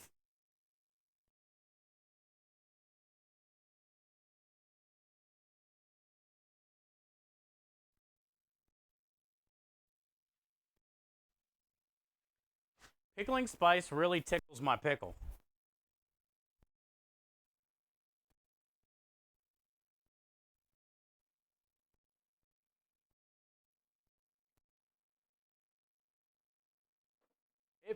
pretty much. It really does. It Yancey's my fancy, you know?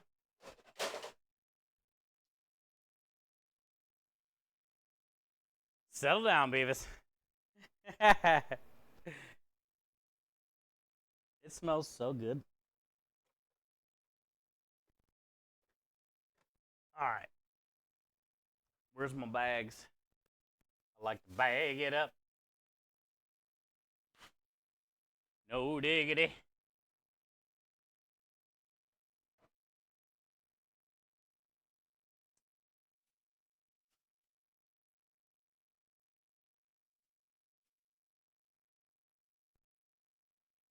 Swan, how are you doing today? Good to see you. Thank you for being here.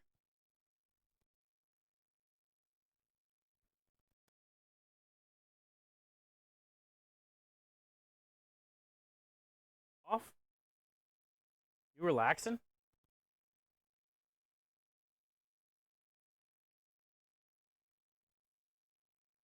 Did you ever make the brownies or cheesecake or whatever the fuck you were gonna do? I like cheesecake and brownies and ice cream.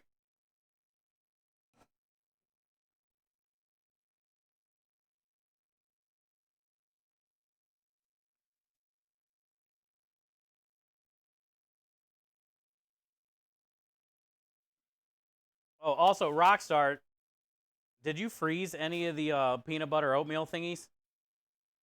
I froze 3 of them.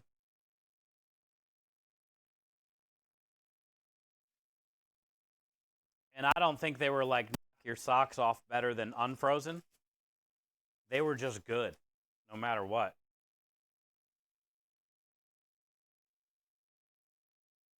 I did enjoy them. And I don't regret buying a big pack.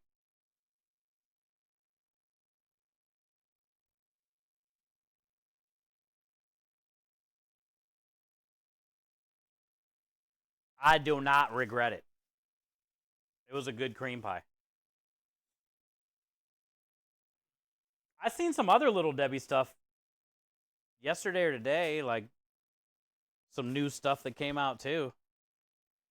I glanced though, and now I already forget. Hey, which means I'm getting better. Maybe it was like birthday cake stuff.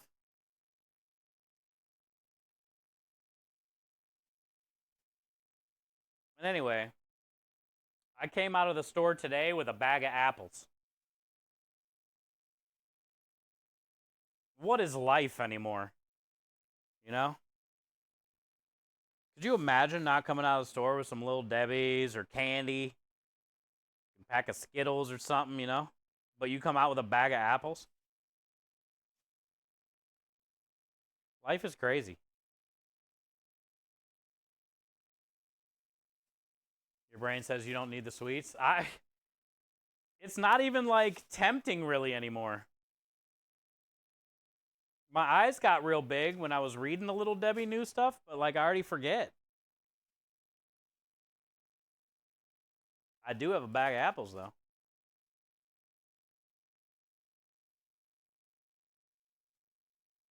Brownie cheesecake would be good. Oh, and brownie anything. Brownie makes a great base, shot glass, you know?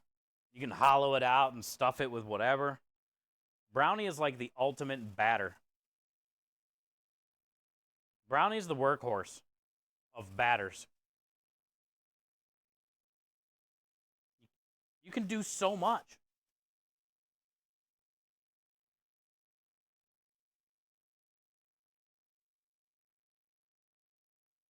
Rebel, you creeping on my apples?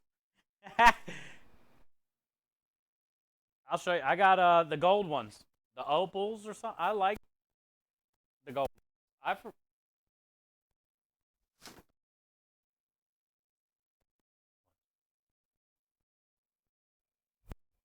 If you get them in the little bag, they're the unwaxed. These are the ones right off the tree. They got blemishes all over them and shit. Like there might be a worm in one of them. That'd be cool. You know it's fresh when you bite in, you get a little worm in there. And you ain't got to worry about no stupid wax.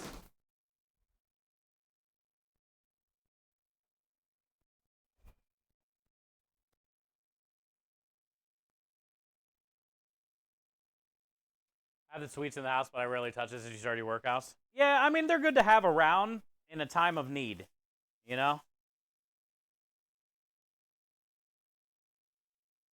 Some days just might be a shitty day, you know, radio, and you just got all you want's just one little indulge.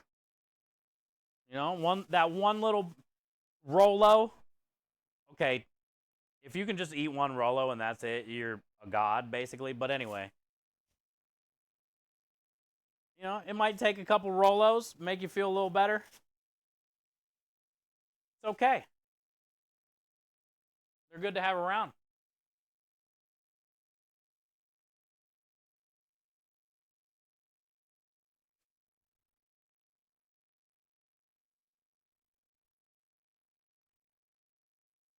Like if shit's going down and it's you gotta like evacuate and it's time to go, like I'm hitting up the little Debbie's on the way out.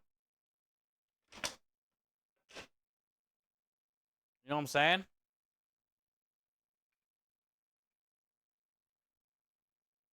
That way, if the world's gonna end or crazy shit's gonna happen, at least you got a nutty bar before you go.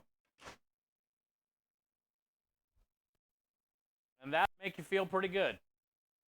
It's a good way to go out, you know, Star Crunch.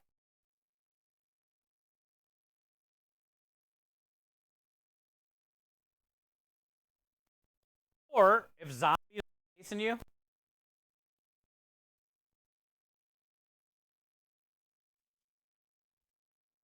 throw out a little cosmic brownie. Decoy. Zombies. Doesn't matter who it is. Cosmic brownie, stop most people right there dead in their tracks.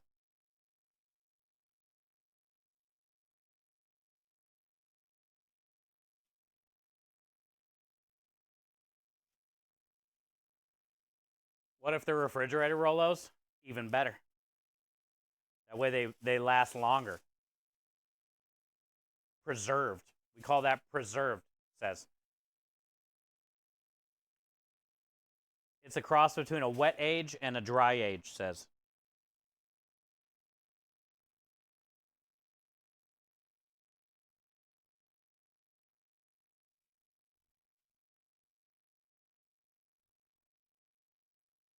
I like the extra two. Yeah, when the caramel in the middle gets all like kind of hard.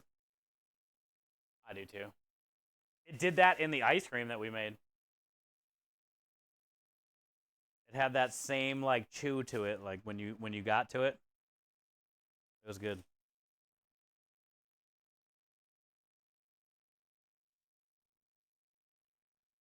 Imagine everyone looting the stores for all kinds of expensive stuff. Oh yeah, dude. If it ever got down to it, first thing I'm doing, snacks. I'm coming out of there with beef jerky and Slim Jims in every pocket, and then as many Little Debbies as I can hold and stuff in my pants. You don't gotta worry about the Slim Jims and the beef. That shit'll last for like 10 years.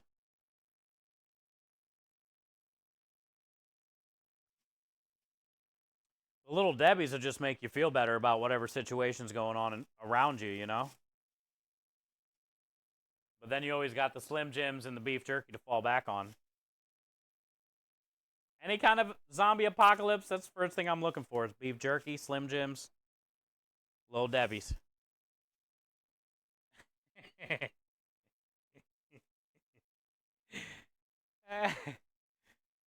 When's the new season of the Mushroom People come out? What's going on with that thing? Why is it taking so long? What is it? The Last of Us. When's The Last of Us coming out? By the time it comes out, there's gonna be like the last human civilization.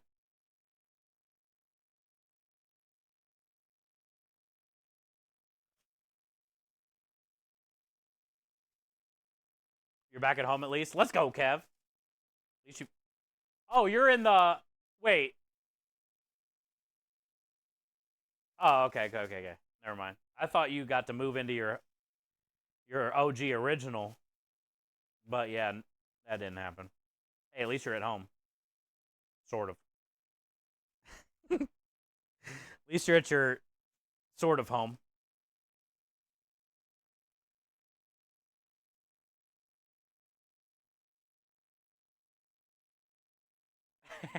Exactly, Rockstar.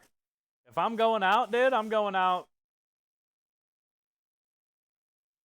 Swiss cake roll style. I'm I'm going out. I'm gonna finally see if I can put one of the. You know how you get the regular Little Debbie's or you get the big pack. If I'm going out, I'm gonna finally see if I can shove a big pack zebra cake in my mouth all at one time. You better believe it.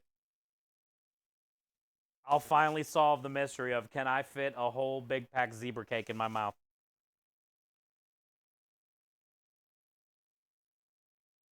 I did, yeah. 5 out of 5, bro. Congrats.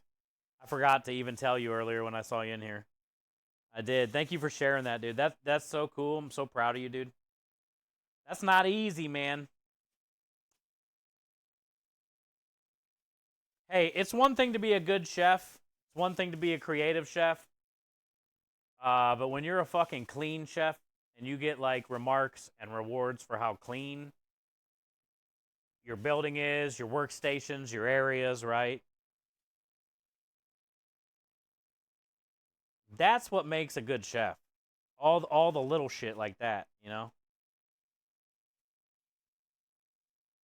That's cool, man. And that's a cool thing that you get to celebrate with the team, you know? All that hard work that you put in and all those fucking late nights and pulling the equipment out and all the bullshit that nobody wants to do.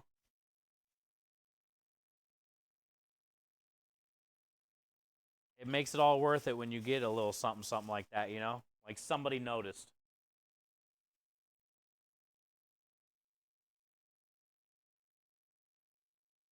Oh, April. Cool.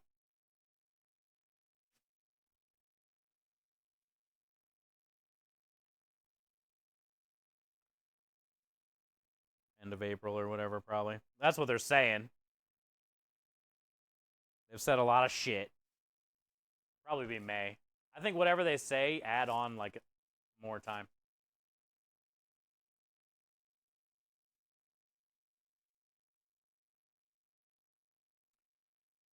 20 cusses? Dang.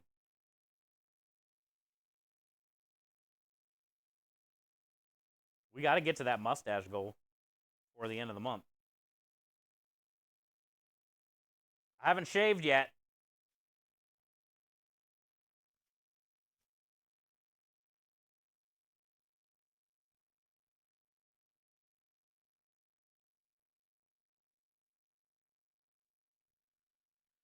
Alrighty. Stupid portioning. How many years of portioning have you done in your career? Too many.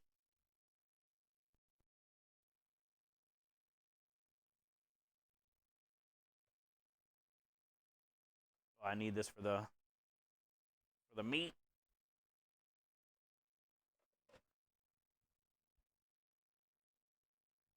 15. It sucks, dude. Sick of portioning. You know, Kenny, I think I've already told this story a couple times. Towards the end of my restaurant careers, every menu I had, probably the last 3 restaurants, no calamari. Refused to put it on my menu. It sells no matter where you go. All kinds of different ways. I've made calamari 30 different menu ways. I hated getting it, slacking it out, portioning it. Some people slice it, some people do rings. I hated everything about it. So many years of it. Fuck it. You want calamari, you gotta go somewhere else. Stupid ass shit. Patrick coming in with the. Ooh, we had 2 double nickels. We had 1 yesterday and 1 today. Patrick, oh, that was Buka Boy. Patrick, thank you for the 55 months in a row of support and kindness. This community wouldn't be where it is today without you. Best buds forever. Spam it all over Twitch proudly. You don't need a disclaimer. Not for the best buds. You do not need a disclaimer. Thanks, man. Thank you for the 55, dude. A long time. Bring back Ralph. Yeah, we got incentives. Exclamation point incentives. It's got to be on a certain camera though. Oh, the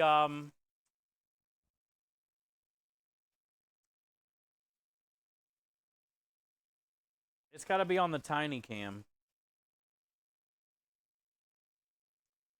And then you can do the incentives and the goals with exclamation point goals, exclamation point incentives. But I think 2,000's the mustache. We're getting close to 1,600, which is the handhelds, which is awesome. And then 4,000 is the colored mustache. Whatever you guys decide. Other than no red this year if we get there.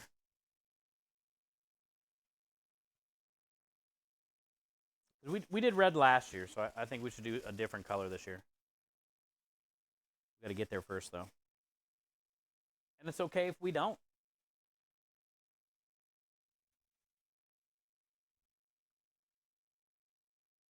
We're almost at 80,000.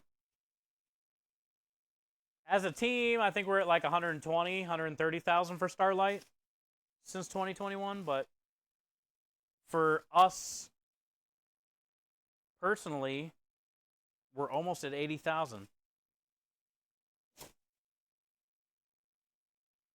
Which is a lot of money raised for them.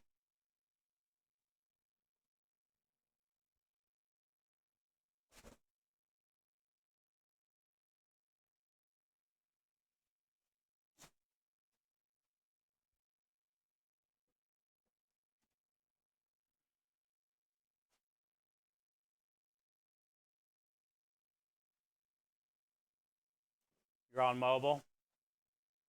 Patrick, be safe driving, bud. Rainbow Ralph. Oh! Hey, if Krem thinks he could do it, that would be fun. I mean, we can put it as one of the choices.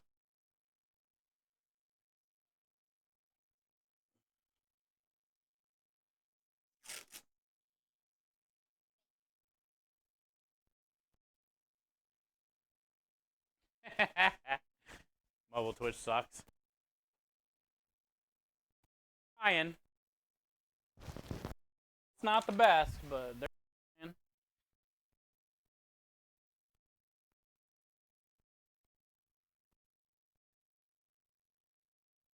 All right, I don't even know how many we got. Let's even see what we're at. Do we need to make any more?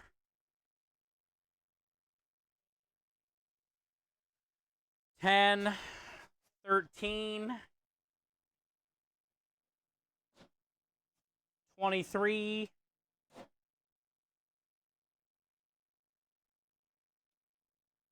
33,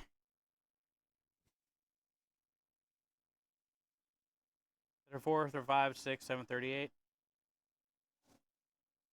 38.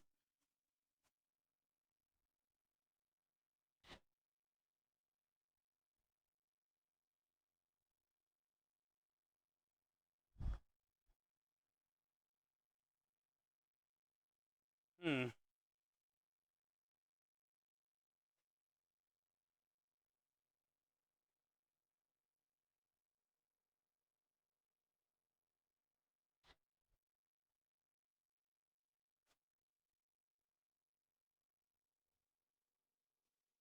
I don't know what to do ever. 38.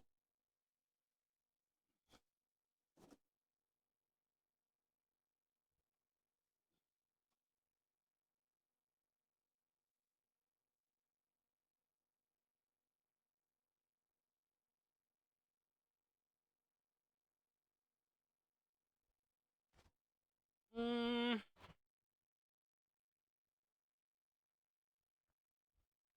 always got to be like a right in between, you know? The problem is, Crumb told him we would show up early on Saturday. I think they want us there by 1.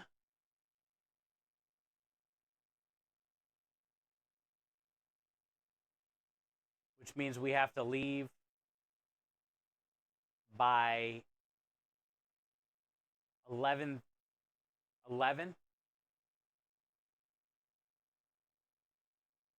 because it takes a little over an hour to get there. If we leave at 11, we'll get there at 12. Then it takes about 45 minutes to get everything warm. We'll be ready by 1. So if we have to leave at 11, that means I got to start heating up all the stuff by, I guess, 8 at the latest.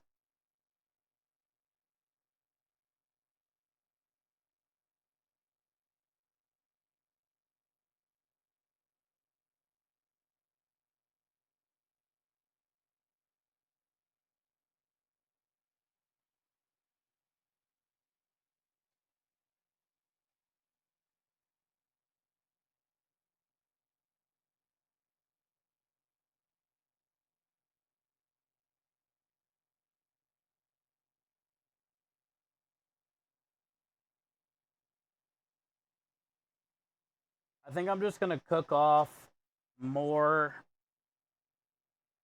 super early if we need it. I got enough to get through tomorrow. 38 or something. How many did I say? 38. And I got 30 something fettuccine. Uh, Shit ton of buns. I'll have plenty of meat and stuff.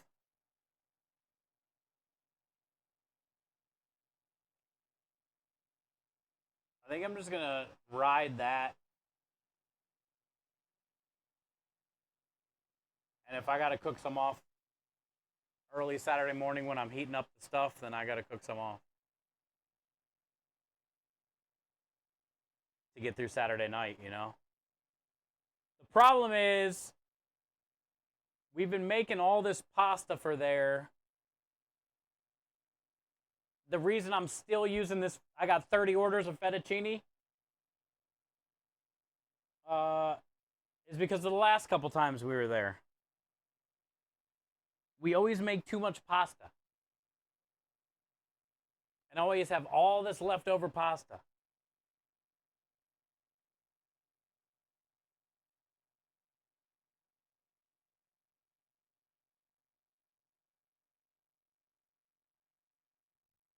So I think I'm good. I think I'm just going to ride it right there. What up, John? What's next? I don't know. Just making myself feel better in my head. I know we're going to get through tomorrow with that. I think I'll be able to do that. Get everything. I mean, I'm probably going to have to start at like 6:30 Saturday morning.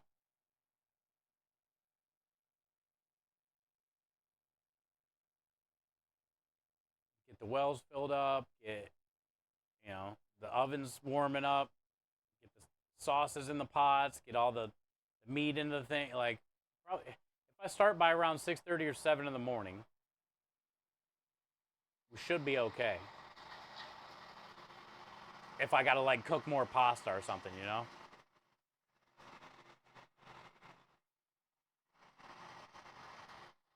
I'll be all right.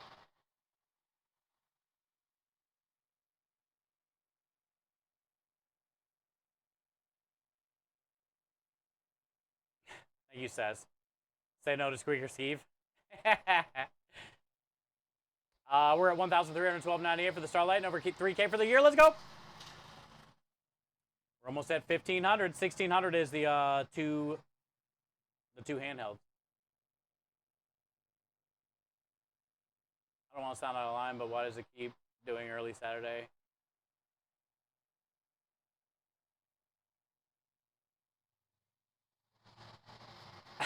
Well, you're not out of line by any means. I've already said the same thing to him too. It's just one of those things that we have to. We basically told them last month or the month before that we would try it out. So this would be what, our second time there early coming up? We were there early one other time. This would be our second. We're going to, you want to give it a couple tries. But I've already told the same thing to Krem. I said, we got to start thinking about our quality of life. Because we're not going to get done doing dishes. We don't leave there till like 10. It's an hour drive. Sometimes we'll leave at like 9, 9:30. Anyway, it's an hour drive. Well, not as much at night, 45 minutes. I mean, we're not even finished until 12 or after doing dishes, cleaning the truck when we get back. And then, yeah, I gotta get right back out here at 6:30 in the morning to start getting all the stuff ready. To then go there to be open by 1. And then we're gonna be there all day too, So we're just kind of like playing it by ear right now. Like this will be the second time. We'll see we'll probably do it another time. But it's not worth it if we go there and we're not really doing any tickets, Now, also, it might be something that builds up like later in the season. I would think like during midsummer, it's not going to be too busy there on an early Saturday. Well, maybe everybody will be inside because there is shade. But it's like, it's too hot in midsummer. Right now, it's on the verge of like kind of too hot to sit out there in the sun beaming on you like mid-noon, 1, 2 o'clock in the afternoon, So we'll see. I mean, like I said, this is our second time. We'll maybe give it a couple tries. The first time was a bomb. But also, if it's good, then it could be worth it. Because then, by the time it gets to be later on in the afternoon, we'll be selling out of stuff. Most times we serve a lot of stuff, but we don't like run out of. Well, yeah, we run out of a lot of shit there. Either way, we're gonna be running out of stuff. Say it gets busy during the day, I can only bring so much food. And you don't plan for that. I'm not like bringing all this extra food, planning for it, when the first time we did it, we didn't even sell nothing. So like, it's just a lot of guessing, and it sucks. Really. It's a lot of guessing, and it sucks, because if we're busy, that's a good thing, but then we're going to sell out by 7. That's when the band's starting. But then the next time we would do it, we would try to bring as more if we could, I guess, But usually every time I go there, everything is packed full. The only difference is we don't have like an extra black box with a bunch of extra shit in it. I always bring one with extra shit, but we probably could bring the other one and stuff it full of stuff, and then Krem's cooler that stays cooled and stuff it full of stuff. So, I mean, really, we could bring some extra. But you don't do that normally. It was 90 today. Yeah. So this summer, it's not going to be. I think they're just trying to do it at the beginning of the season and maybe the end of the season. Because this summer, nobody in their right mind is going to be there at 1 o'clock on a Saturday afternoon chilling outside. It's going to be 100+ degrees. And they don't really have any shade there outside. Now, I think this summer is going to be nice there later in the day because they got that outdoor stage. So when we're there like for a band or something this summer, that'd be fun. A little outdoor concert. But hell, even in like June and July, it's like 90 at night. So that might even be a later in the season thing too. I don't know. We'll find out. What up, Texas Dad? Had to go in towards the city, get the tent. Oh, okay.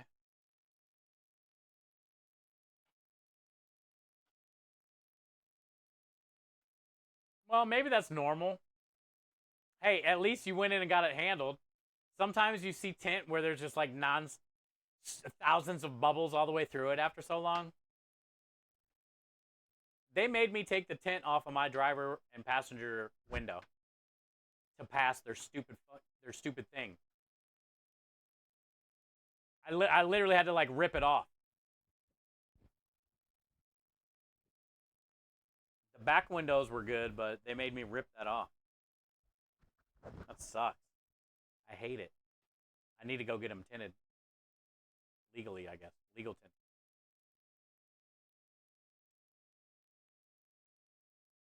Oh, okay. So this would be the third time, Captain Morgan. Then yeah, I don't know.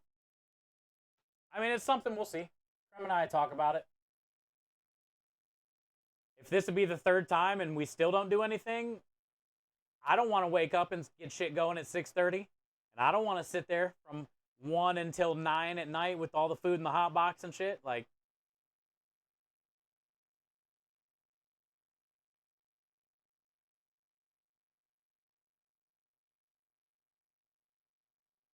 maybe they can have the little hot dog guy go there during the day, and then we show up at night or something.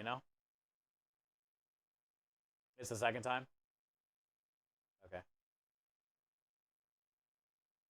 Yeah, usually we give it like 3 tries.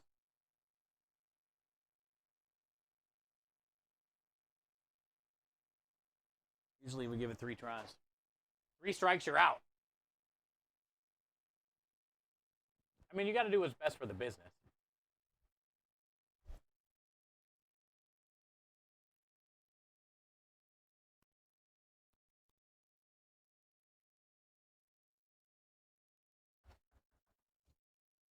And generally, sitting there from 1 till 5 and you only sell a ticket or two is not really good for the business.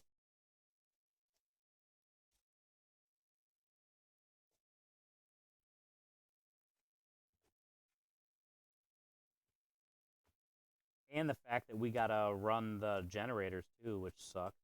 I wish we could plug in there. Then that place would be awesome.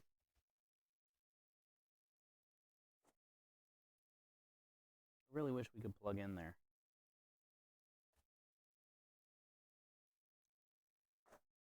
All right, sausage.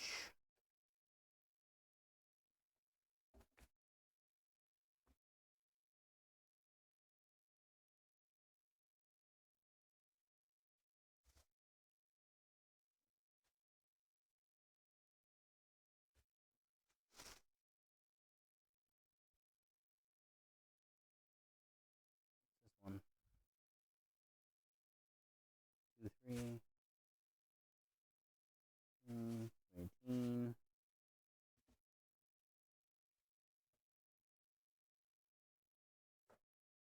Meatballs.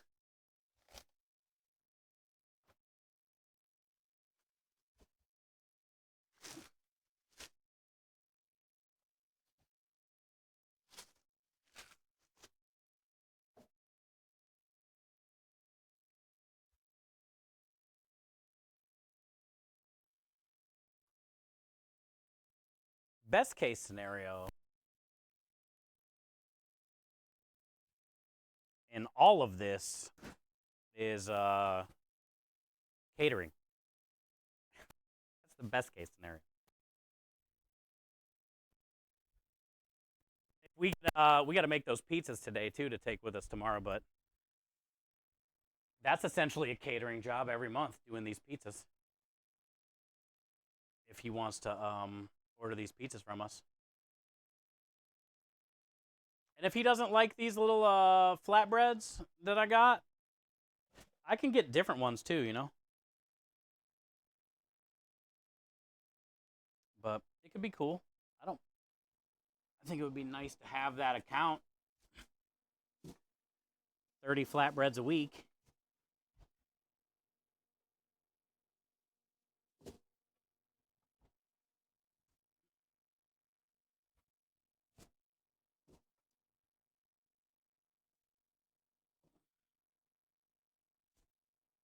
All right, so we got backup meatballs. We got veggie balls.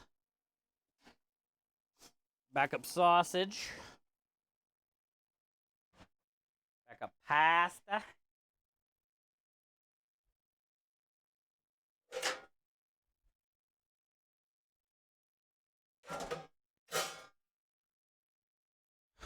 What else? What else? Roasted red peppers.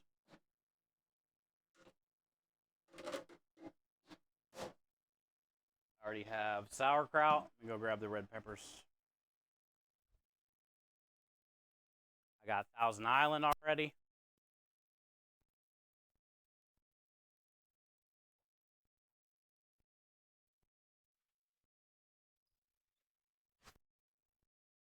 Swiss. Yay. Swiss cheese. Can't forget that. Can't forget the Swiss.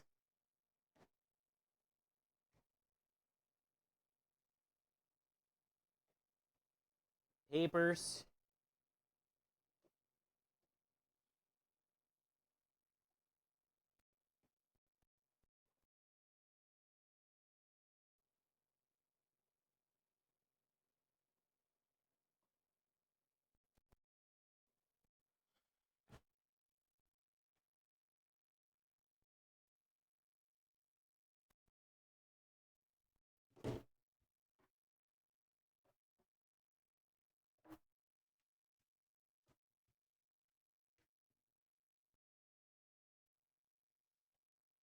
I already filled up all the forks and the spoons.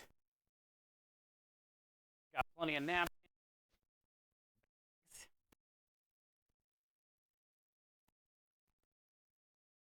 I got backup gloves. Do I got foil sheets? Yeah. Foil sheets.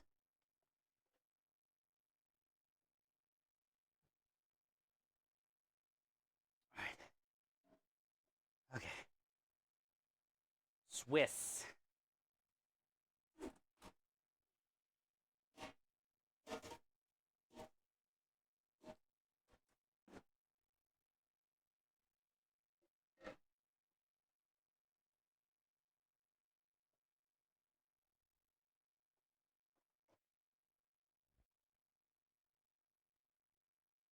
I'm from Spain. Hello from Spain. My name is Chef Steve.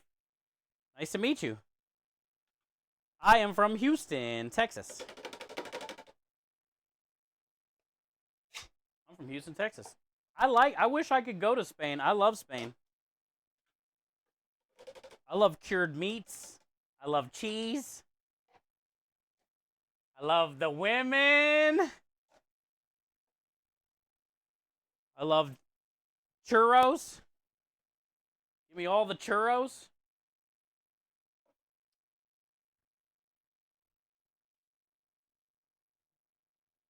Give me the cured ham.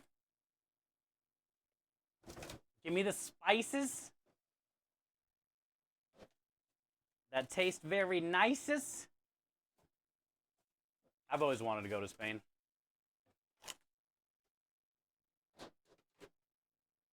It definitely looks beautiful.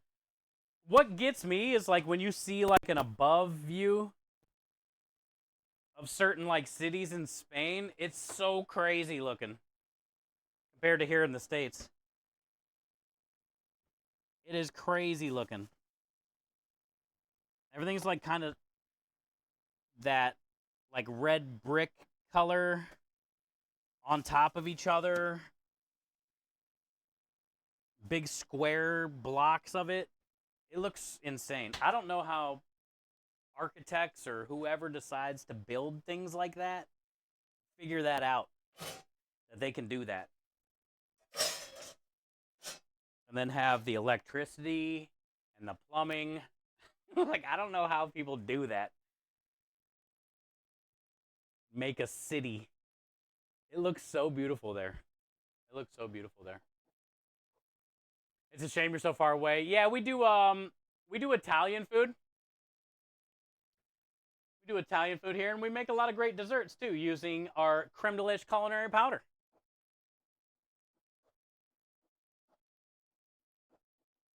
Right now, we're just loading the truck. We're getting ready to slice some meats. You got here in a good time. We're kind of just getting the truck loaded for a job tomorrow and Saturday. I'm getting ready to start slicing some corned beef and some pastrami.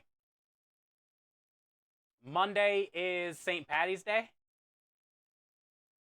So we're doing like St. Patty's Day themed specials, I guess you could say, tomorrow and Saturday.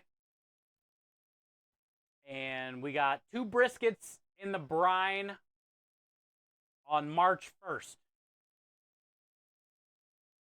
And then we took them out of the brine yesterday, rinsed them. I boiled one of the briskets for corned beef, and then the other one I rubbed with toasted mustard seed and toasted peppercorn and coriander, and I put in the smoker. So we got one of them is smoked, one of them is boiled, and now we're getting ready to slice. So we can see how many portions we're going to get. See how many portions we going to get. Dip your churros in your coffee. Oh, yeah. I always wanted to go to Spain and get a legit churro, some Iberico ham, like shaved right off of the shit, like at the butcher, hanging meat on the street of Madrid. Some nice wine.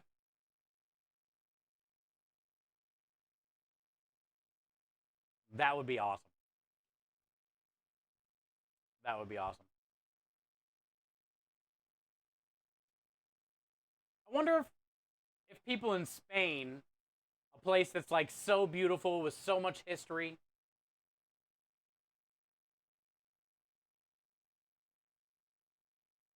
I wonder if they're ever like, man, I would love to go to Houston, Texas. You know? Houston, Texas. That place is amazing.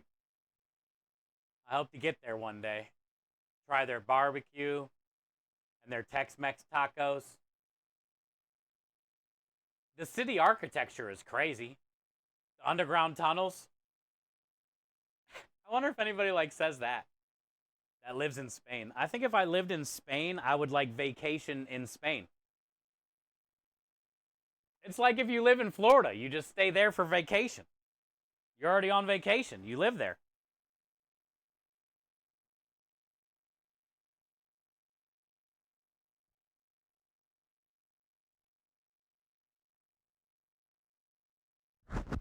I would love to go to Texas and visit an Italian food truck. Just got back from home. Nice, Aki. Well, were you running? Were you on a treadmill watching me? Did you see my butt?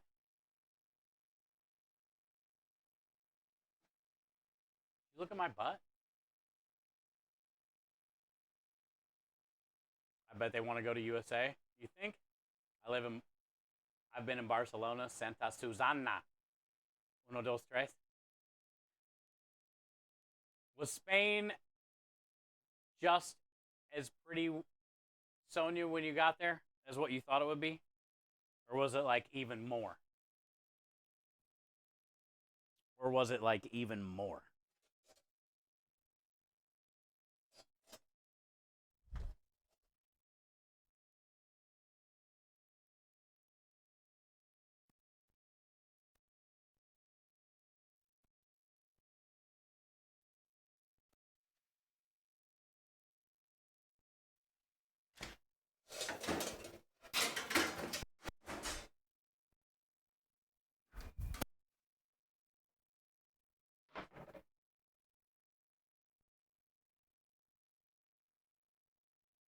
Reflex, you going to Thailand? You better be careful, dude. Those ladies out there, or lady boys, don't fuck around.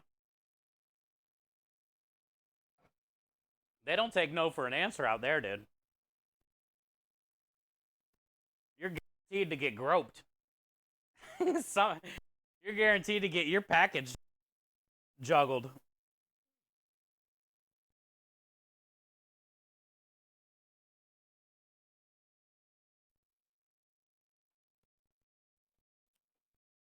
I don't know if I'd go to Thailand. It looks fun. I think I'd go to Thailand like in my 20s. I don't know if I'd be all about Thailand, right? Well, if I did go to Thailand, I would do like the tourist old people stuff. Don't they have some cool like something? Rock formation or mountain?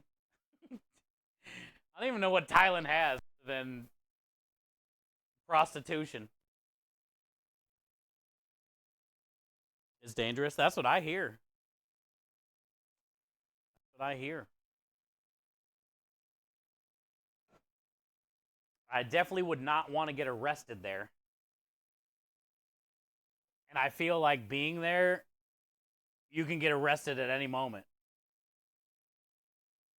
Because there's just so much action and shit that's going on.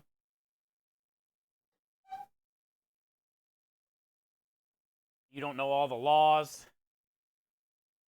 And then they got you, dude. Extorted.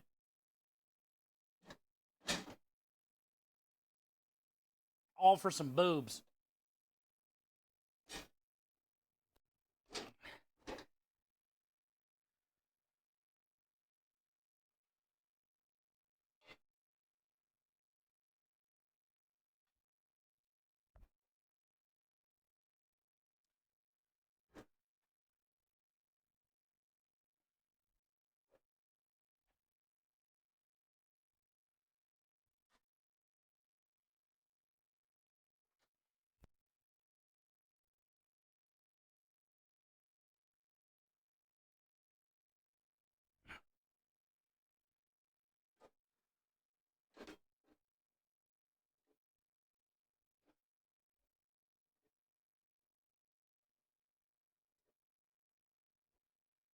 All right.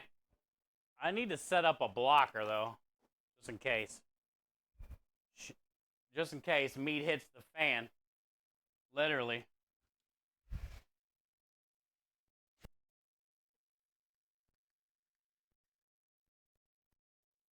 You never know.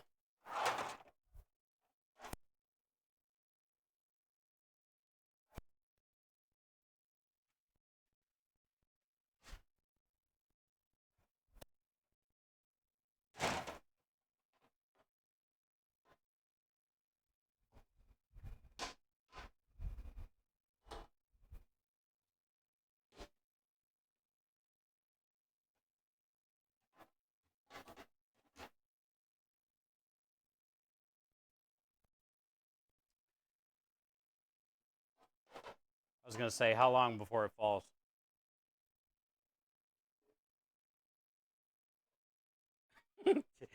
Two slices in, we're already not looking good for the home team.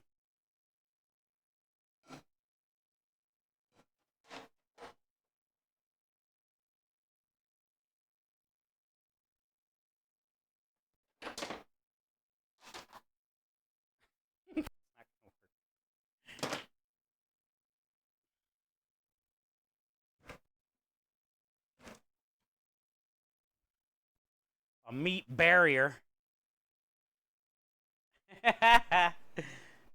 We made a meat barrier.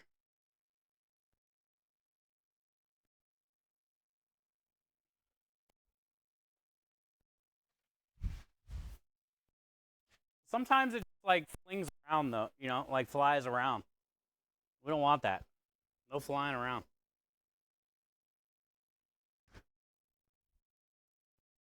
I don't want to find like corn on a shelf next month somewhere.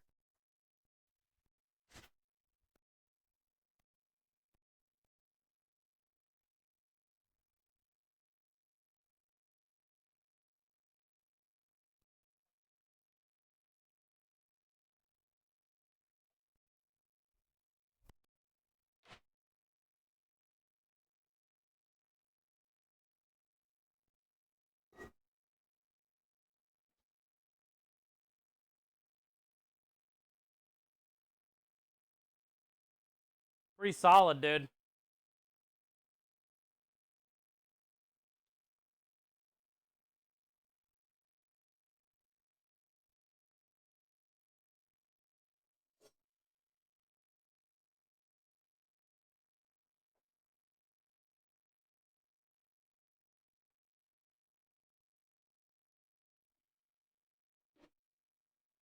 Fuck yeah! Fuck yeah!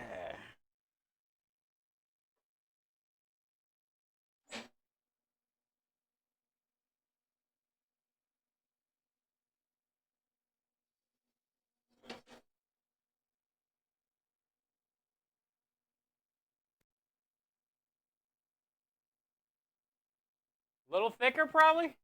That's 15. Pretty thin.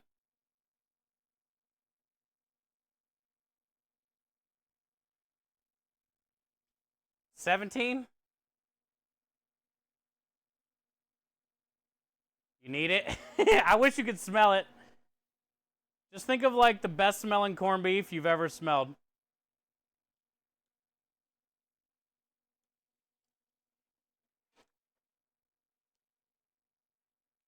That's the one. I think we'll go 17.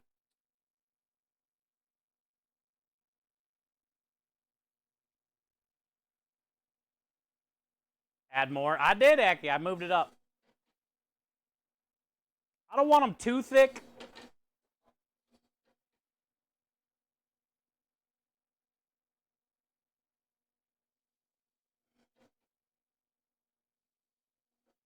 I'm going to be heating these up on the flat top and melting some Swiss cheese on them, you know? So if I keep them thinner like this, it'll take a lot less time to heat up. It'll take like 30 seconds. And that'll be nice. If they're thicker, it's going to take a little bit longer.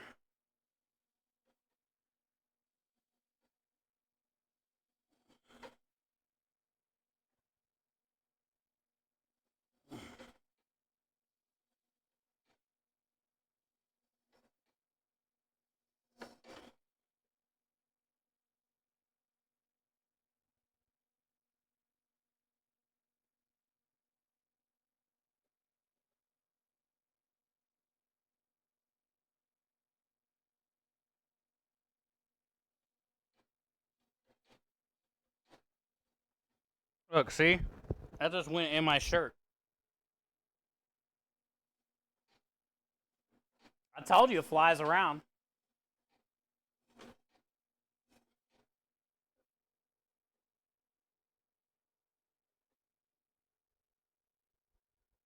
Yeah, it's right here.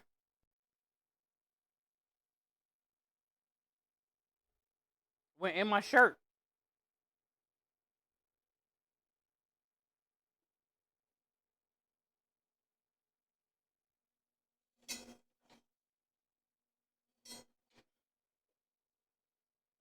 That one's going to be a little hairy. Worry about that one to be a little hairy. Like when Harry met Sally. Some of them are going to be a little chunky.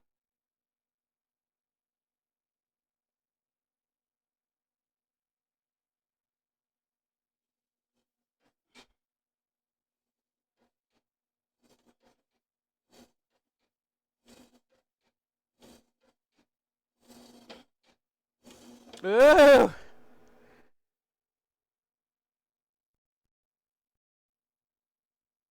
This is so tender. Look, just stretching it.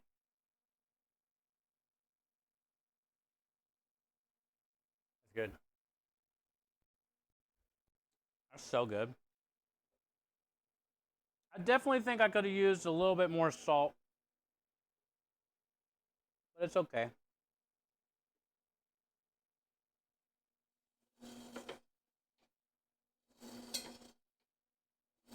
Not my best one.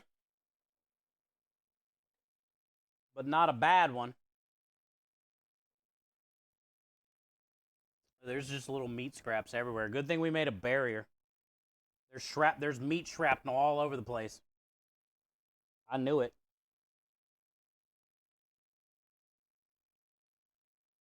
Meat shrapnel.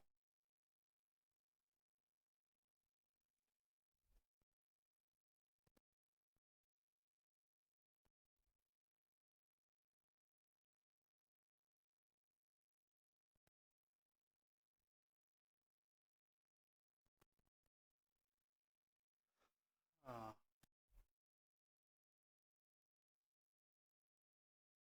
Hey, we just had a $75 donation. Thank you for that. Let's go see who that was. I think that was the first donation of the day. Awesome. Cheers. Thank you for the $75 donation. Starlight Children's Foundation, helping us raise money for local children's hospitals.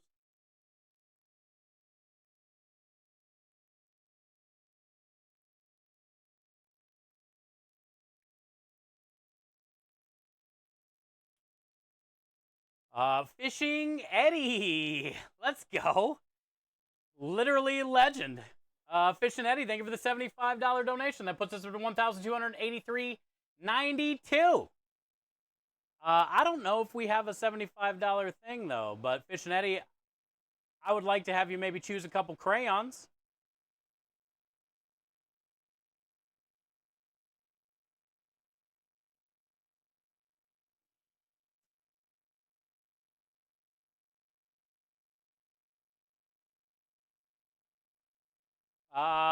You want to do 3 crayon colors? 3 colors? Are you still here, Fishing Eddie? Because we're going to be making a Starlight plaque. And we need more crayons to melt down. And since I don't have a $75 incentive, maybe you want to do 3 crayons?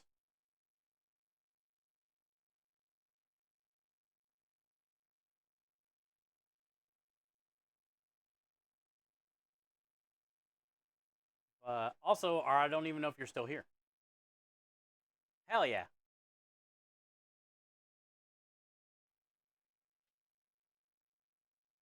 Thanks, dude. Yeah, the goal is to make a Starlight plaque.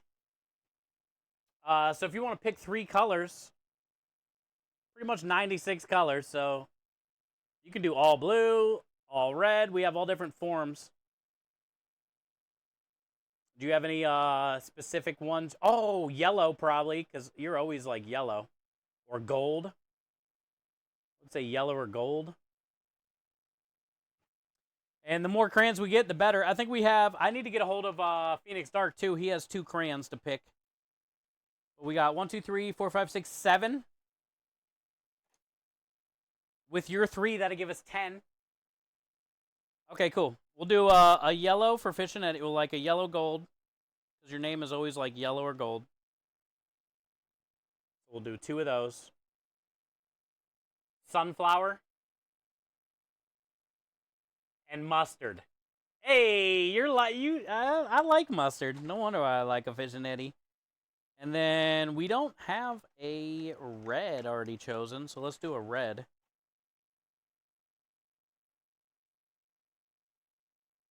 A bright one. Ruby red. Thanks, man. Thank you for the $75 donation, and thank you for the 3 crayons. The more crayons, the better that we can melt, and it'll make a really cool looking plaque. Colorful. A very colorful looking plaque. Also, how you doing, man? How's the health? How's the health going for you, dude? You all right? Thank you for all that you do, man. Seriously. We are trying to get to the mustache, which is our $2,000 goal.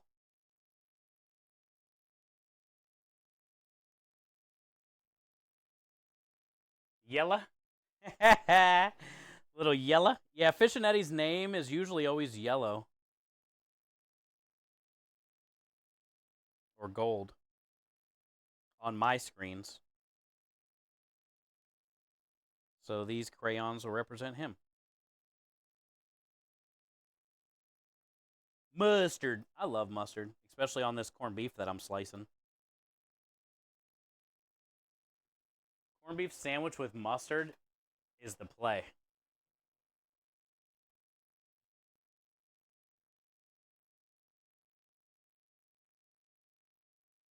We're doing it once a year. It looks good. Thank you, Radio. I'm pretty happy with it, too.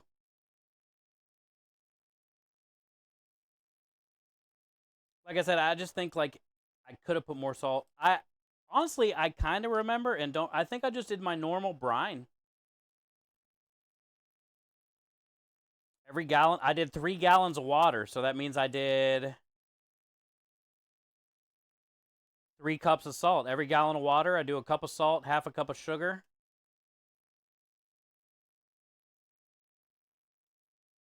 I know I did white and brown sugar though. Um, Also, I think another thing maybe where I messed up with this corned beef, uh, the 3 gallons wasn't enough to cover both briskets, so I remember I added a little more water, and that could have diluted some of it too. You know, it was maybe another gallon. Maybe we're getting. Let's go, Eddie. God is good, man. You have a lot of people pulling for you, behind you, that love you.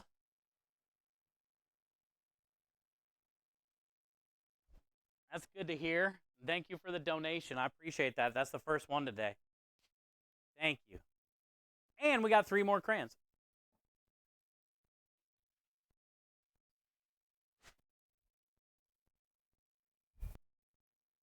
It smells glorious in here.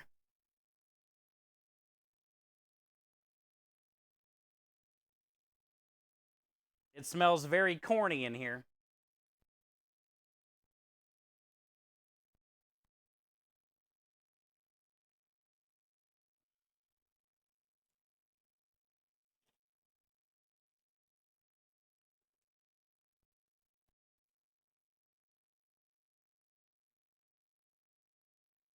I'm gonna run out of room. I got all that on just one little piece.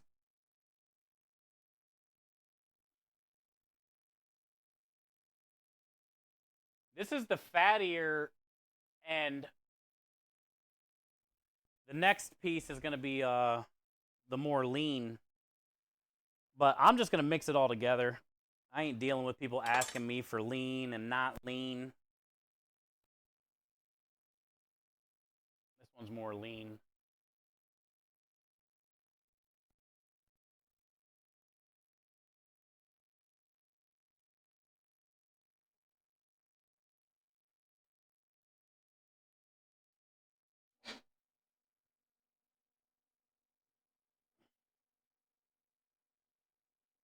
Hi, Keith.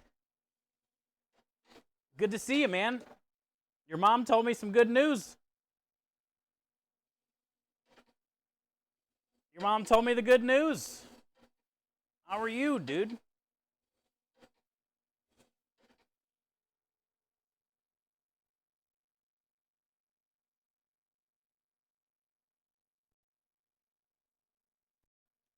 How are you, man?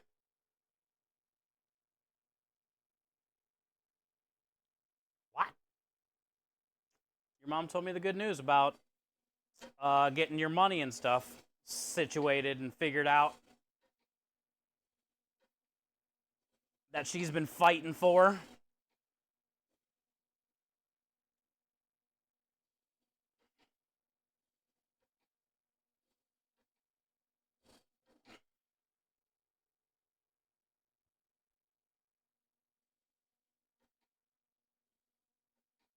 All right, enjoy the rest of your night. Thank you for taking any time out of your day to be here. Sorry I just missed that message. You're probably already gone.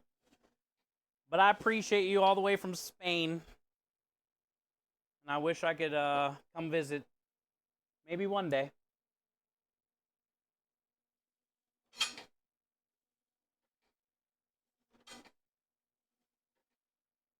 The barriers aren't really doing much because it's just coming back at me.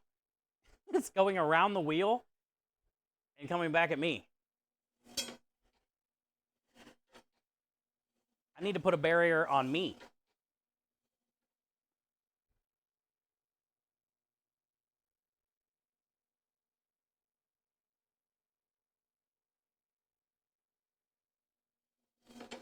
Oh, yeah.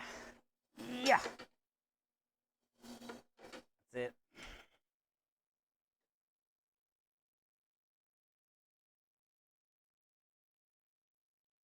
This is for the chef. Scraps. You slice this up. Oh, so fatty. Cut this with a knife. Cook it down. Add some egg. I got 1 egg. Little potato.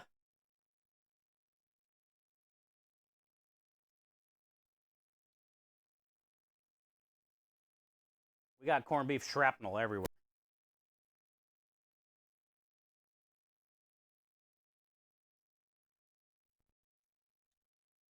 Amazing.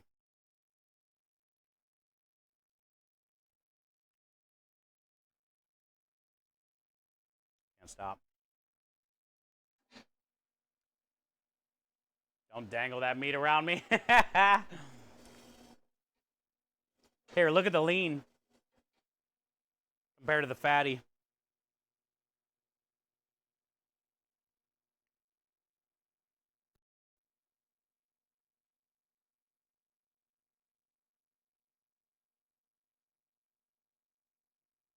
Minja would love this one. She's not into the fat.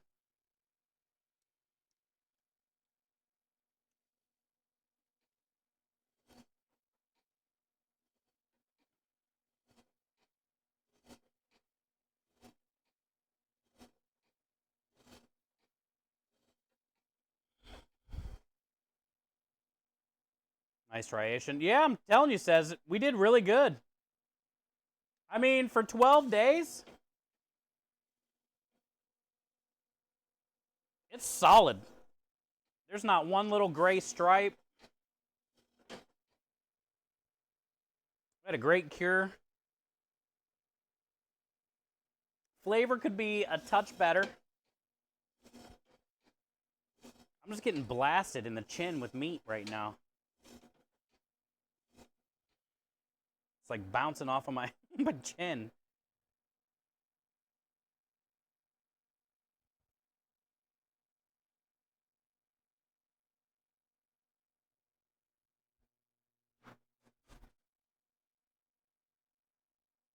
Oh, you're still here. Thank you. I thought you already left and I didn't get to say bye. Thank you for spending time here. Hopefully we'll see you back. All the way from Spain. And we love your country. And your meat. And your wine. And your cheese. And your ladies.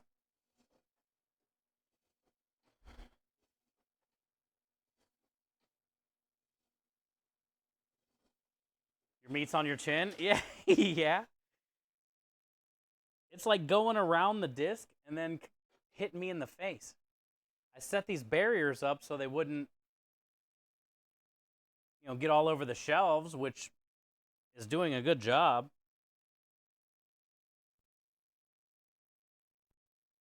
But now it's like all over me.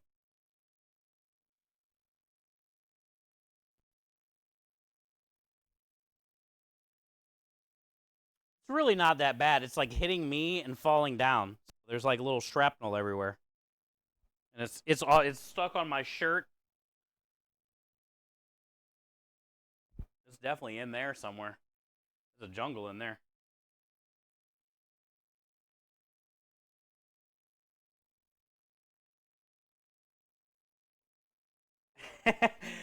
I mean, if I could see them, they're coming off of here so fast I can't see them coming. I would open my mouth if I could.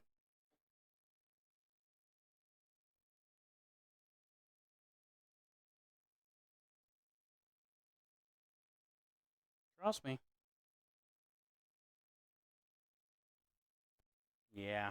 I wish it just had that. I think what it was is when I had to add that extra gallon of water. I've definitely made better. It's still pretty solid, though. Look how much we got, though. Just the corned beef. We haven't even touched the pastrami yet.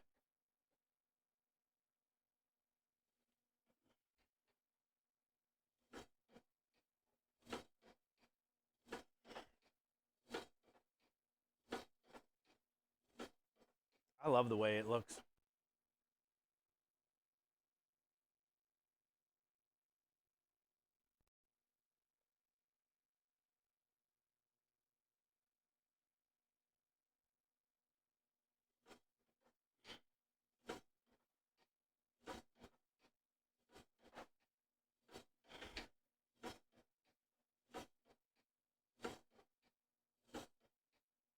I'm actually doing 18.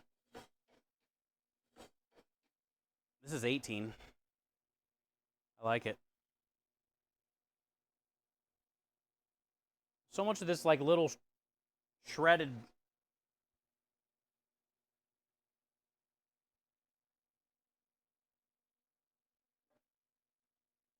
This is the stuff that like flies around.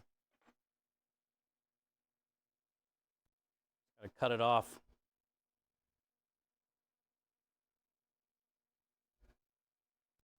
Make it nice and straight again.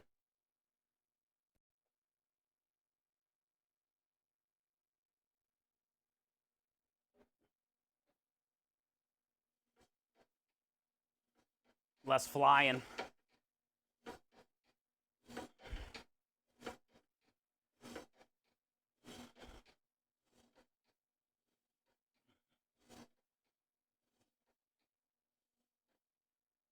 Yeah. All right.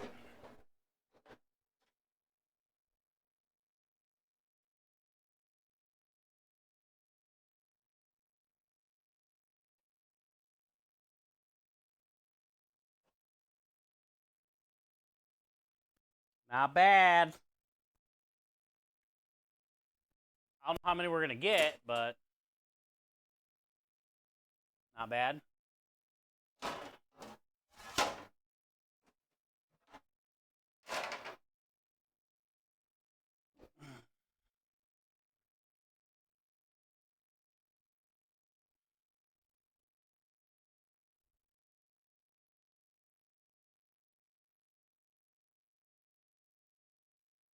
Peppercorn. This is like little shredded beef jerky.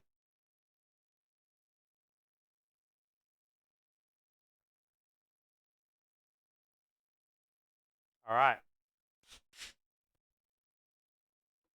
What was I thinking? I said 5.5. I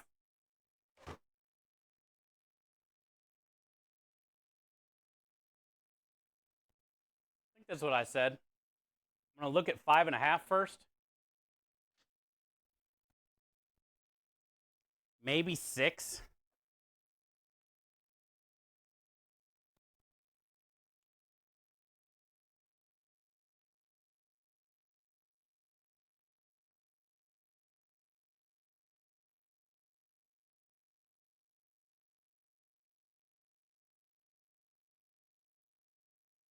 I like these ones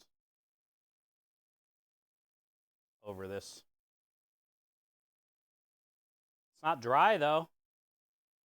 It's super tender.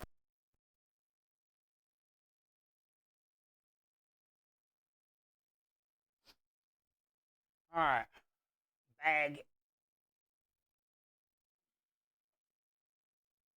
Hey, what up, Timmers? I got a recreation pass for the park near me. Let's go. You can work out, swim, soak in the hot tubs. Let's go, Timmers. Hell yeah, bud. Actually, let me tie my hair up just in case. That's good, man. We'll tie my hair up, and I'll wash my hands again. On the road again. Maybe I won't tie my hair up. Oh, here's the hair tie. Here's a hair tie.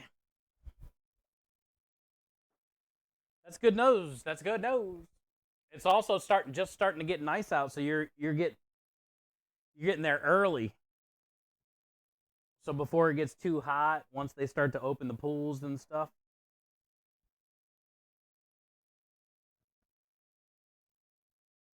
Allow you to get out of the house. Meet some people, maybe. Maybe a lady.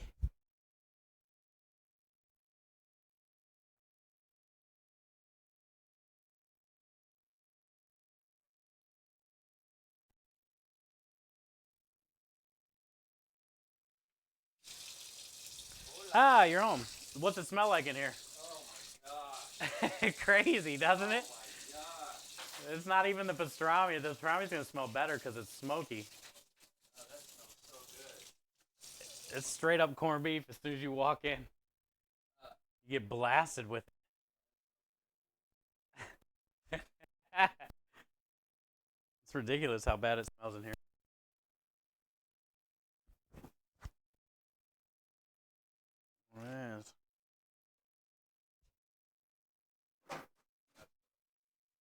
just needs a little more salt. But the color is perfect. It's tender. Still got good flavor. It just needs a touch more salt, you know?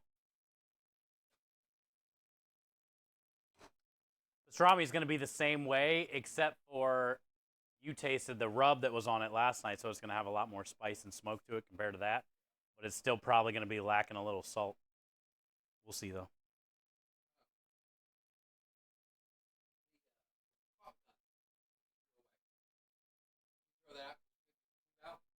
No, it was like all bent. We got a red one over there I got now, a newer one. Oh, yeah, it's the round thing with the rod. The rod's bent, so it won't go in straight when you go to do the thing. Yeah. Yeah, not bad, huh? Sauerkraut should. Oh yeah, Timbers for sure. When they get the sauerkraut on it, if they get it the Reuben, that sauerkraut's so good. I'm gonna be eating the shit out of that.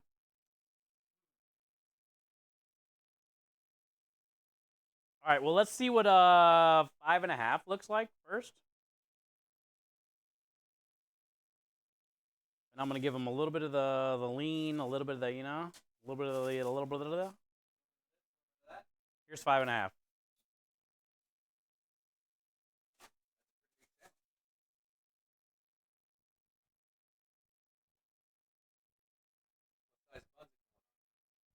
On rye bread. Swiss cheese. I think I'm gonna do 6.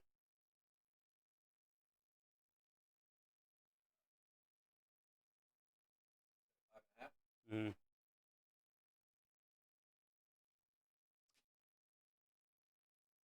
All the other sandwiches we have are 8 ounces, and this is the price of the pasta, not even a sandwich, you know.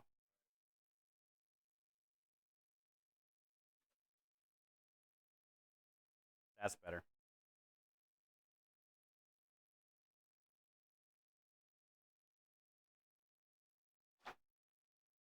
That's better. And then if they get the slaw and stuff on it,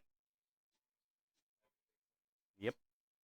If you don't have like enough to get a full sandwich of this, I'll take like half of the corned beef and half of pastrami. Yeah. Half and half. All right.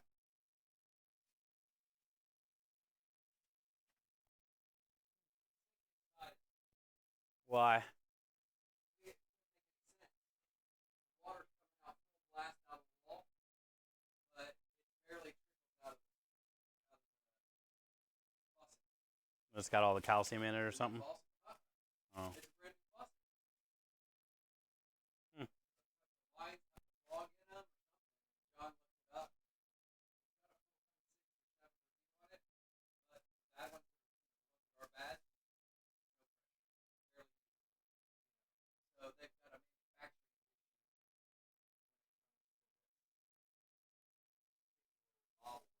So you got to send it back.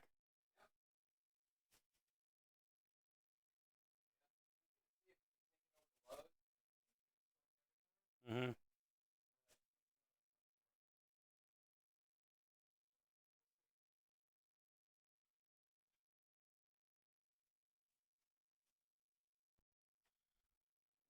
Hey, what up down south? Good to see you, man. Crumb just got home, so I was bullshitting with him a second. Thank you, Sonia. So do you. Actually, Sonia, you look absolutely incredible. Better than great. How about that? Yeah, we're doing 6.5. I was originally thinking maybe 5.5, but we're doing 6.5. This is a nice size sandwich.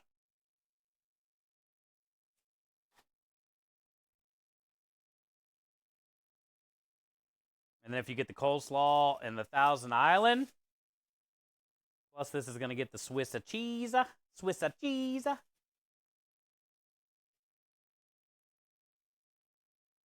just wish you guys could smell. Like, as soon as Crumb walked in, I knew he was going to be like,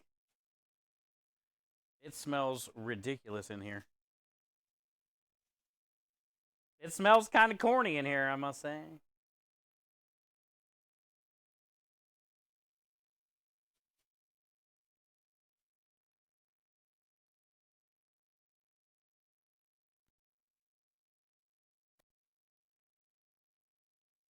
Thank you for being here, though, and hanging out with me today.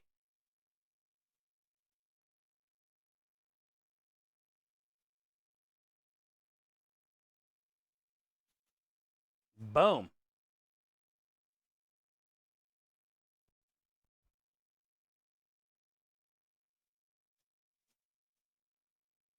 I'm probably going to have to go to the store after stream, so.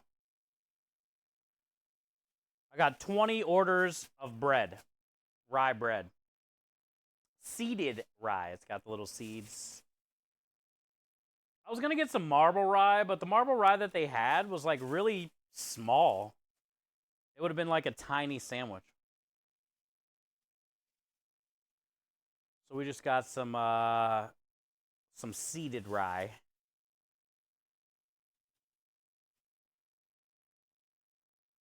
But I only got 20 portions, so as the way this is going, not going to be enough. 1, 2, 3, 4, 5, 6, 7, 8, 9. I got, this would be 10 portions. We're probably going to get 15.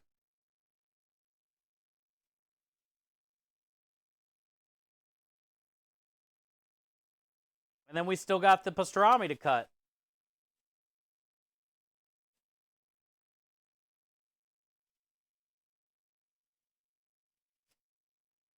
There's 10.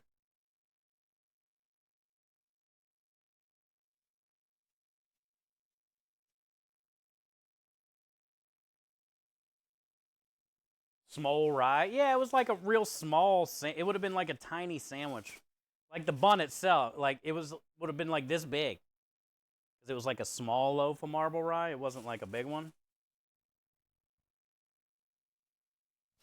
And that would be like a ripoff.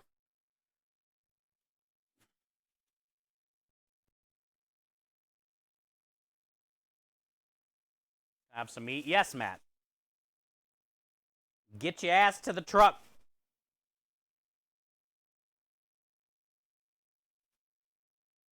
Get on over here, Matt. Get in here. Come on in.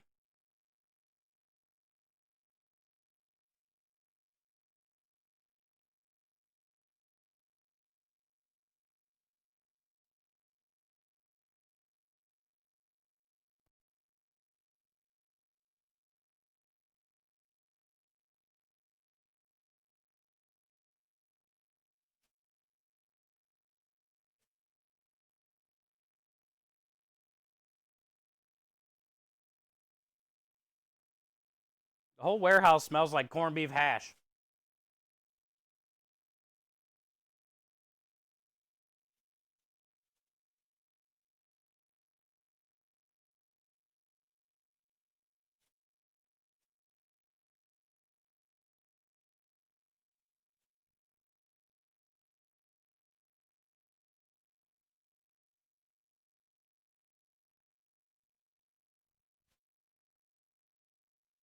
I don't think this is enough for one more. Maybe.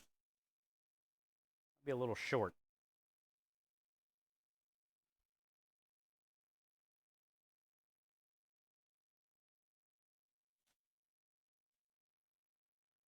That's an exact order.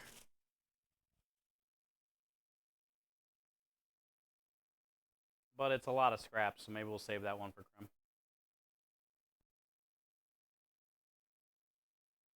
You can have this one since it's mostly scraps.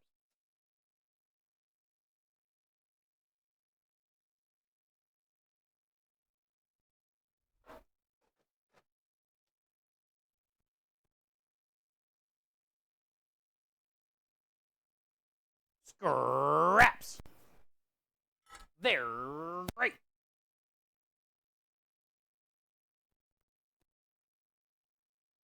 So much on the floor already, I guess it doesn't matter. Try to get some of it. It's on my shoe now.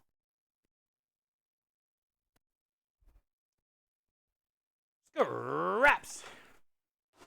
All right, cool. How many we get? 1, 2, 3, 4. I do have the meats radio, all of them. 5, big bags of them. 6, 7, 8, 9, 10, 11, 12, 13, 14. Krems would have been 15, but it's okay.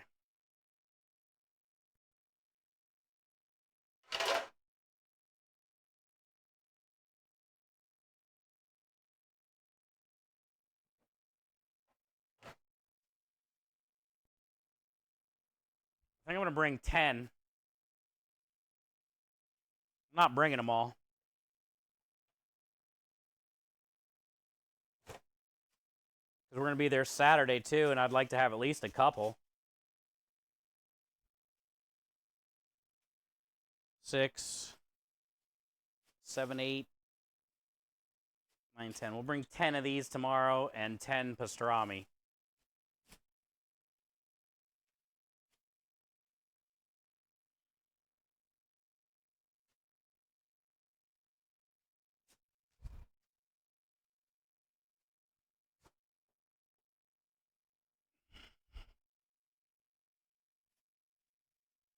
One, 2, 3, 4.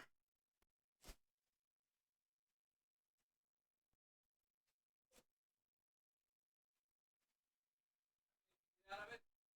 14, and then here's one I saved that has like a lot of shredded pieces.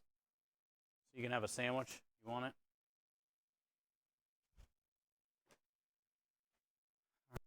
So 10 I'll take to the truck, and then the other 4 I'll leave.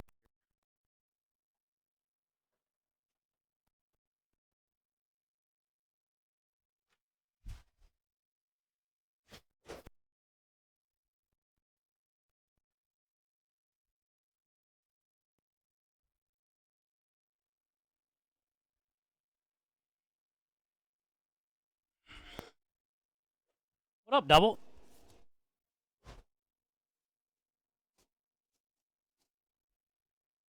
All right, 10. Is that a good thing? I would think so. I would think so too. A lot of people come here and say they wish they could try your food. I've not done that until now. I could start at bag 1 and go to bag 14. Well, thank you, Faceplant. You should try my tacos one time.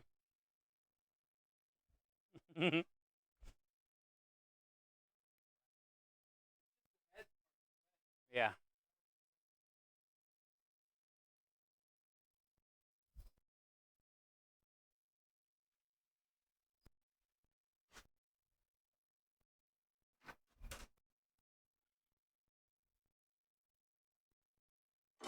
Thanks, Facepaint. I appreciate that. Got a bunch of flies in here. It's fly season all of a sudden.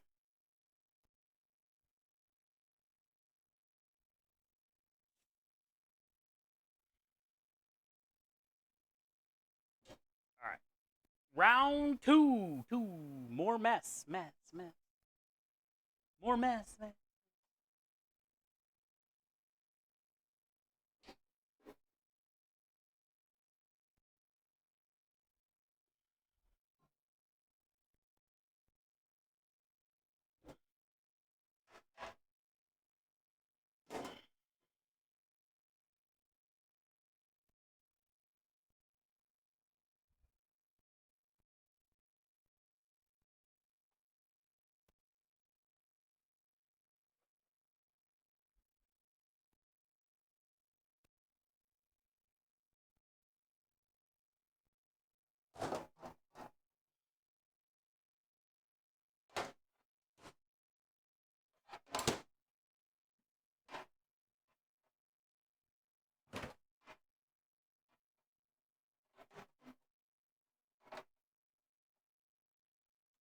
meat barrier.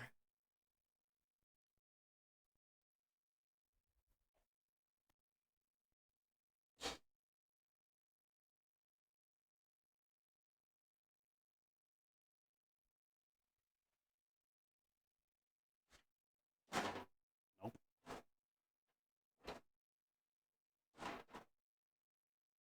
What do you need? I was gonna get that bag out of your way. Over there.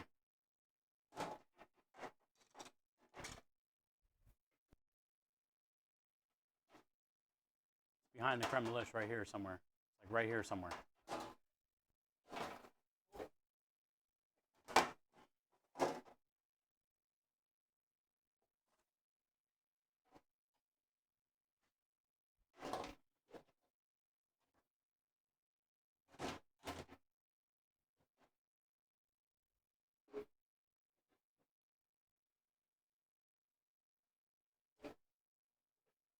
There it is. Didn't even need the can. The can was fucking it up.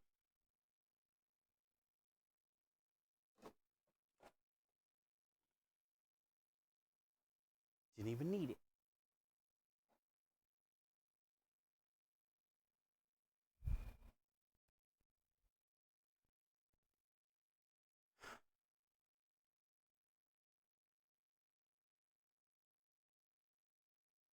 Hi, Lango. How are you? You guessed 14 bags? Nice. Yeah, I gave one to Krem. He just grabbed it. It was a good guess. I got a couple little scraps over here that I can eat. A couple end pieces.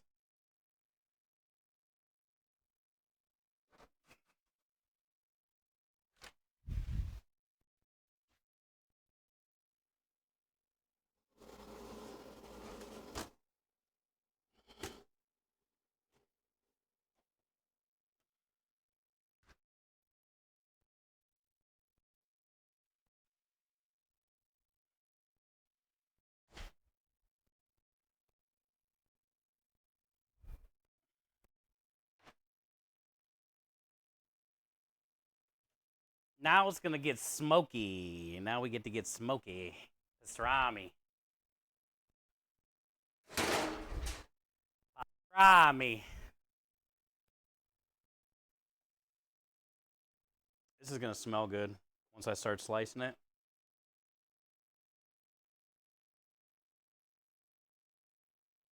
Should be pretty solid.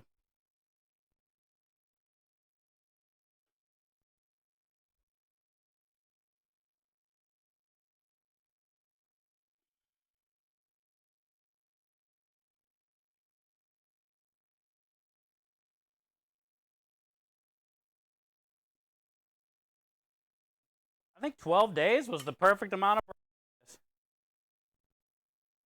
Oh man, this is like a piece of beef jerky. Oh, it's so good. We'll dry it out. Yeah.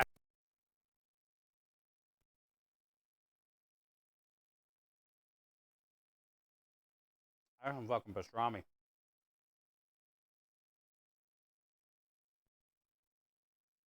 Let's do this. Oh yeah.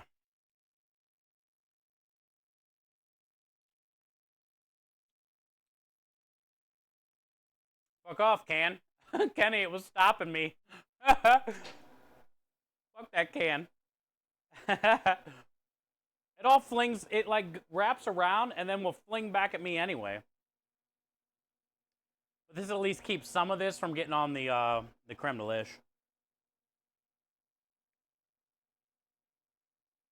It is, says, doesn't it look like a piece of marble?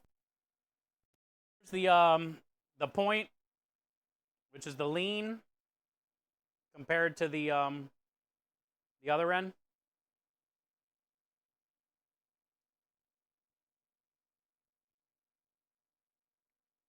And the cool thing about this one is it's spicy because of all the peppercorns and stuff.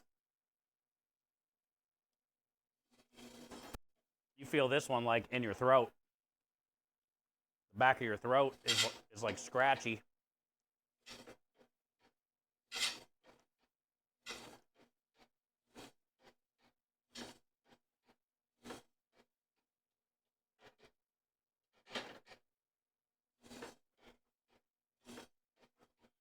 Oh, and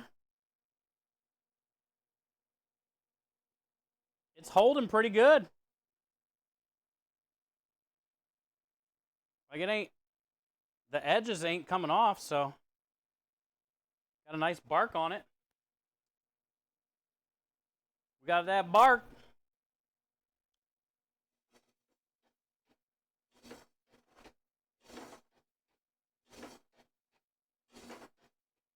How do you get the pepper to stick so well to the meat?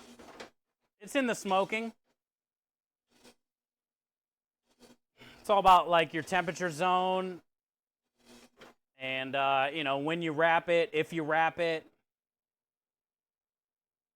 heat levels, all those kind of things. And you want to make sure you really cover it though good too, I guess you could say.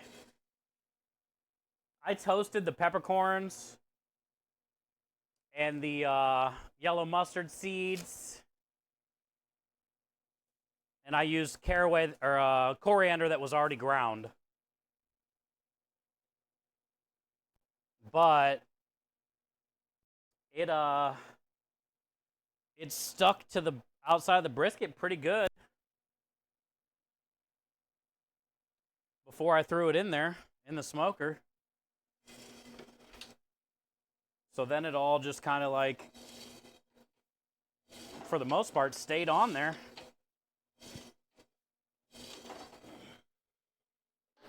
Like you can even see after all that slicing, it's still on there. This piece right here, this little like beef jerky piece. Yeah, that's the one. Yep.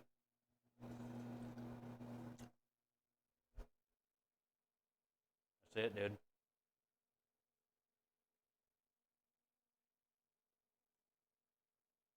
So good.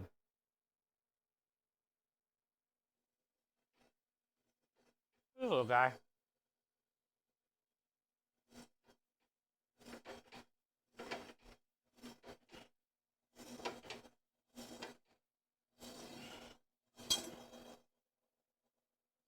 Yeah, I did 160.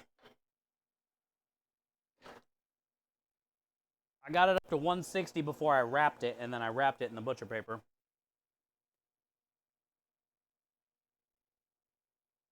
And then I cooked it in the butcher paper at, well, I smoked it at like 250, 275 range until it hit 160. Then after it hit 160, I wrapped it, and then I turned it up to like 320. And that really helped that bark. That higher heat, you know.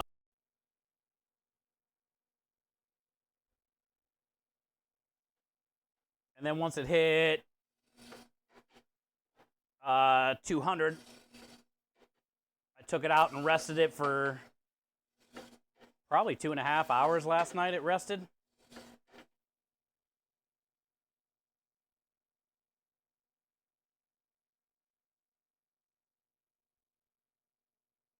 Then I put it in the cooler.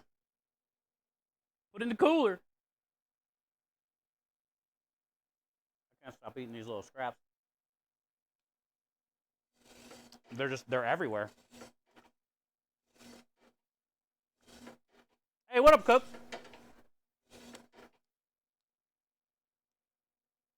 The only thing I was nervous about with this pastrami and the corned beef that we just cut was the 12-day brine.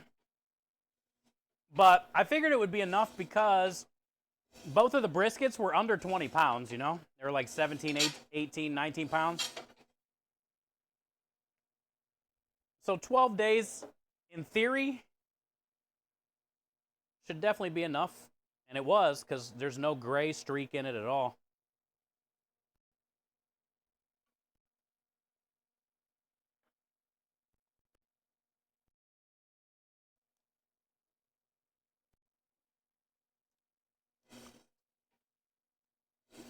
It's so spicy on the outside, dude. Amazing.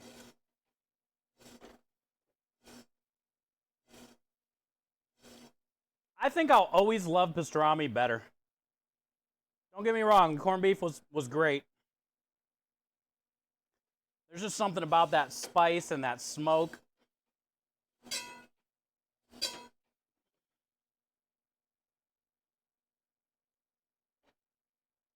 I get all these little scraps. I'm going to mince all these up.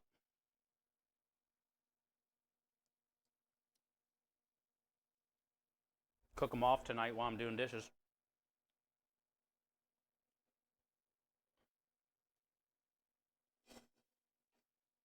Cover it in that sauerkraut we made.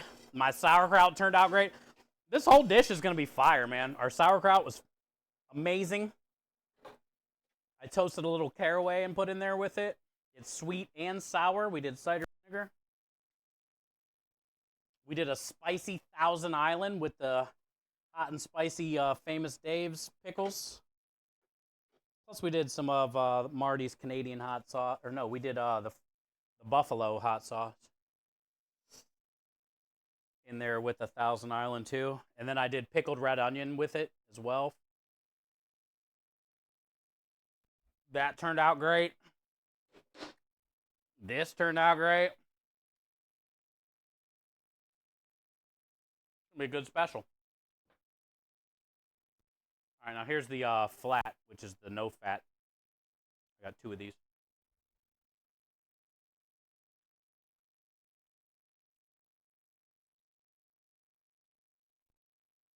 You always try to, the first initial cut, when you cut your brisket in half,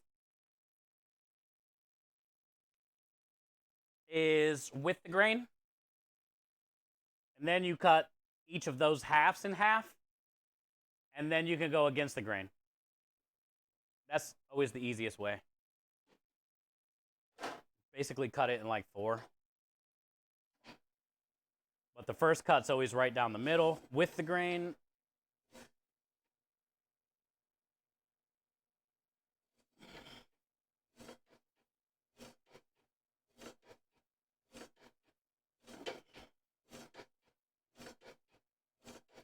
That smells so good in here.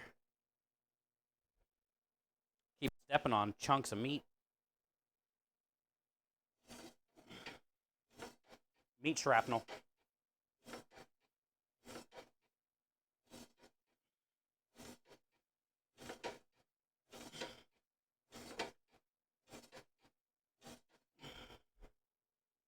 It's like curling up. No way, fly. My meat. Get off my snack pile, bitch. Someone dry-aged T-bone and Parmesan. Ooh, that sounds cool. Like, what kind of Parmesan? Like Parmesan cheese?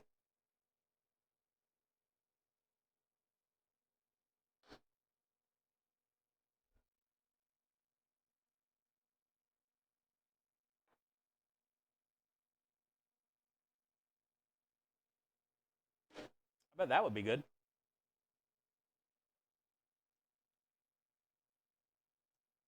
What kind of crust did you use for your smoke process?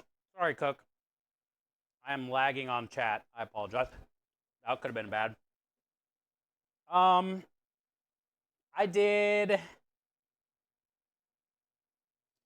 toasted black peppercorn, toasted yellow mustard seed, and then I had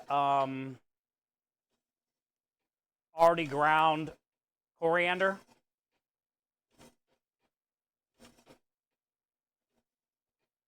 So I just put the toasted mustard seed and the toasted peppercorn in like a little spice grinder together. And then I added the already ground coriander to it. It was nice. I've never done the mustard seed before. That was suggested by chat. I just always do coriander and peppercorn.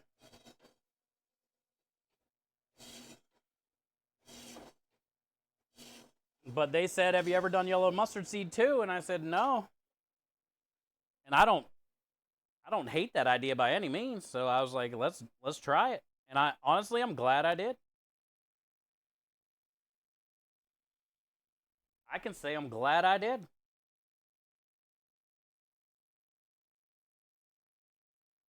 They're nice. They're nice and toasted. But then, like, I'll find one.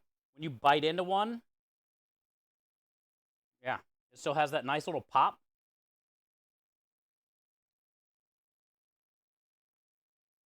There's some in here. So good. I don't know why I've never done yellow mustard seed before with it, but I would definitely say I'll probably do it from now on if I ever do more pastrami, which I'm sure I will.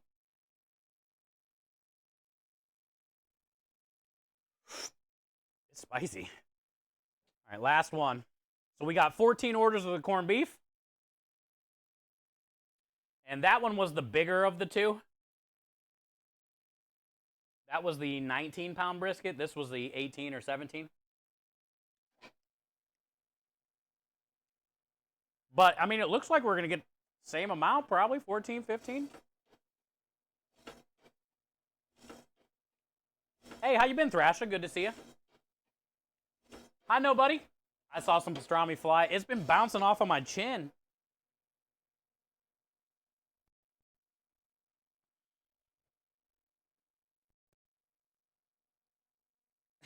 Look at it. I'm stepping on some over there. It's just me. It's shrapnel everywhere. I got to pull all this out after we get these portioned. Got flour on here from yesterday when we were rolling out the pasta. It's bouncing off of my face.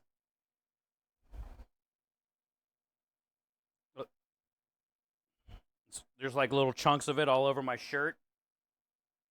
It's like going around here and it's coming out through here because I'm missing the knife sharpener thing. And it's like bouncing off of me. It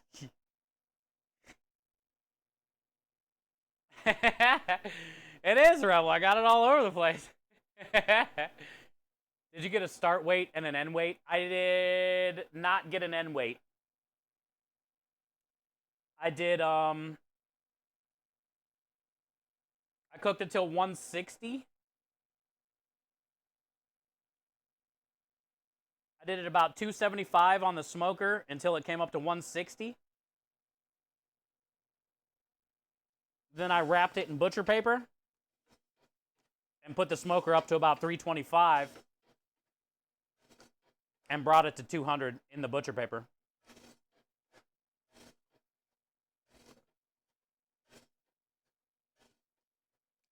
But I didn't weigh it after.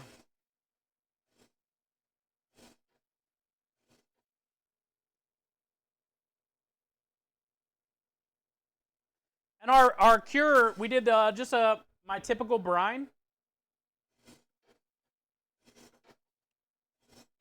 I did 1 cup of pickling spice.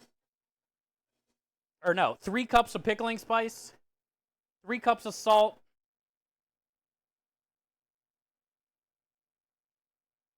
1.5 cups of brown sugar, 1 cup of white sugar,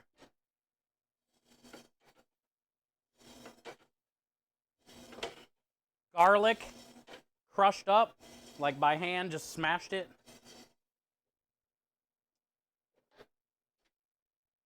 And then 3 gallons of water. Covered both briskets. Well, I had to add a little bit more water, but just an easy, simple brine. I would say that little extra water I had to add definitely made it not. It's great, but it could have been like, oh shit, this is legendary. I feel if it had like a little bit more salt. Maybe we would have got that. We did longer than 12 days, but I don't think so. I think it's when I had to add just a little bit more water. So if I were to do it again, I would just do 4 gallons instead of the 3 right off the bat, and then I would just add a cup of, so then it would be 4 cups of salt, 4 cups of pickling spice. Basically, every gallon of water, I do 1 cup salt, half cup sugar. Also 1 cup pickling spice. And that's usually a pretty good ratio. I've been using that for 15 years or so. You can also add like all extra stuff, bay leaves, fresh herbs, onion, you know, all that stuff, whatever you want to do, but that's usually my go-to.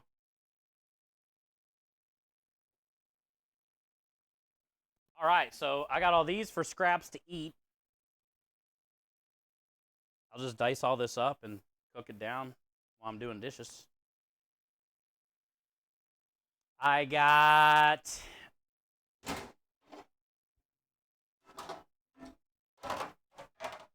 these to wash. We got a lot of washing.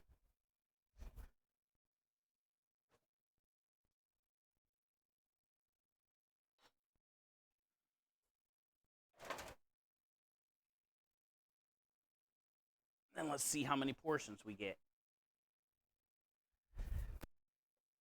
Basically, I got to go get more bread. I only got enough bread for 20 orders. I'll show you the bread I got. I need to sweep this floor under my feet at least a little bit, real quick. Stepping on meat.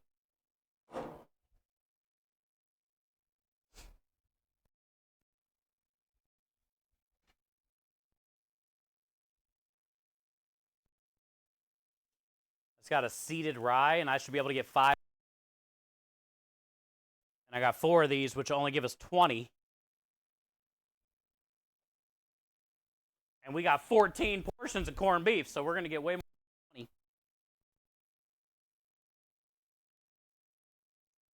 So I'm going to go grab some more bread. I'd rather do it tonight before I start on all the dishes and stuff, just so I can get there and get back. Because I'm going to have it tomorrow morning. I got to get everything heated up for the job tomorrow.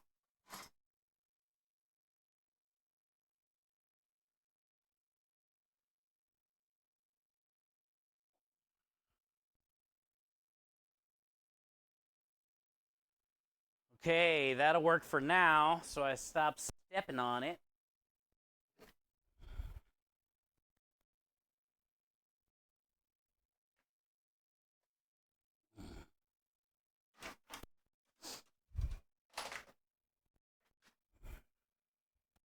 I'll do more later. At least I can move right now.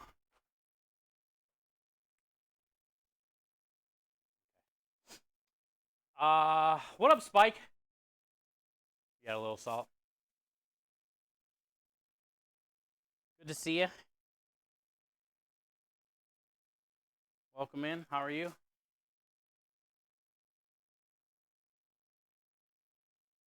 We're gonna do some fat, some lean on each one, you know?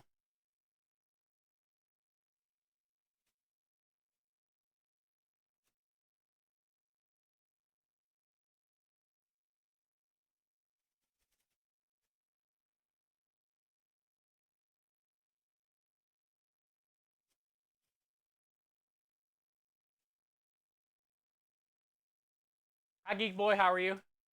You could add beer to your brine too. Yep. Yeah, I mean, you could do anything, right? But my just normal go-to brine I've always been using for 15 years has been the gallon of water, 1 cup salt, half cup sugar thing. You can definitely do beer. I mean, we did sweet tea with the turkey this year, which turned out really good.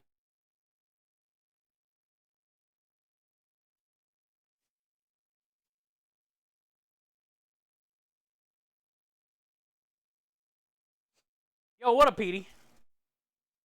Game tonight. I've been on the last couple nights.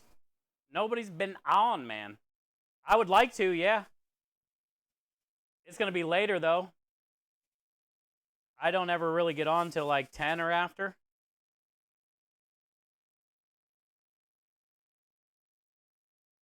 So it'll probably be around then.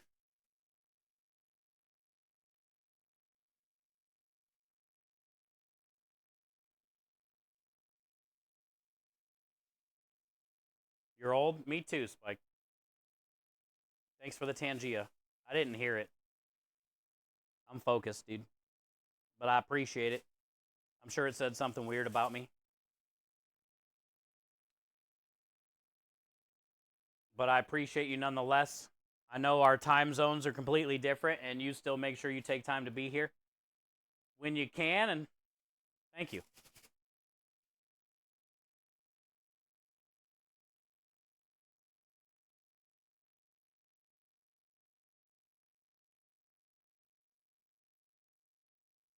Said weird thing about me? Oh, nice. There's a gaming channel, or is it just a stream? Oh, I like playing Destiny sometimes. I just don't have a lot of time to play video games. And when I do, it's super late at night, but I've been playing the last couple nights for the first time in a while. Sometimes I'm just too tired. When I finally do get up there, the last thing I want to do is like stare at the screen and play a video game.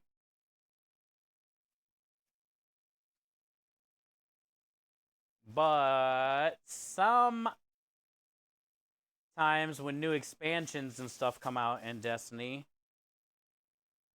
I like to see and try the new stuff. But the problem is the new stuff that comes out, you need a fire team to play it with. And that's my issue. Then that's where that falls into the issue. Where you don't have anybody to... I'm not good enough to do solo stuff, and I don't have people to play with consistently. Because I'm never on enough. And it's Destiny, and it's dead. But then good, but then dead. Then good. So it's hard for me to do, like, the fun stuff. Because you need, like, a team to do that. Or help. I usually need help, because I'm low light level, because I don't play enough.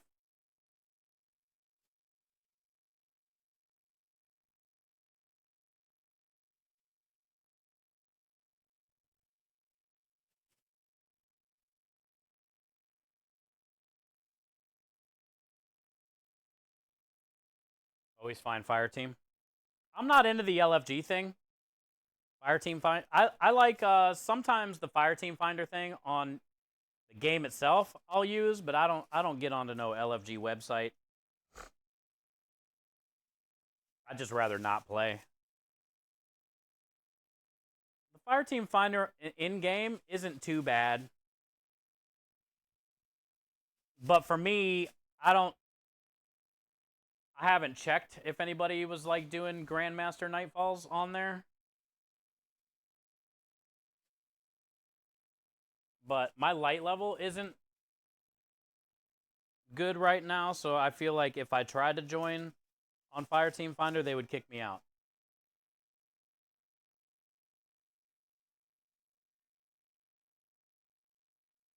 Do we have a birthday? Oh, it's Spike's birthday too, huh? Spike, happy birthday, bud. Bing bong. Happy birthday, dude. I hope you have a wonderful day, man. Your day's probably just getting started here. You're on the other side of the world. Or maybe it's like super early in the morning there. Maybe you stayed up all night for your birthday. I don't know, man. But awesome, dude. Thank you. I didn't know, and I apologize. Happy birthday. And thank you, Scrub, for the birthday song.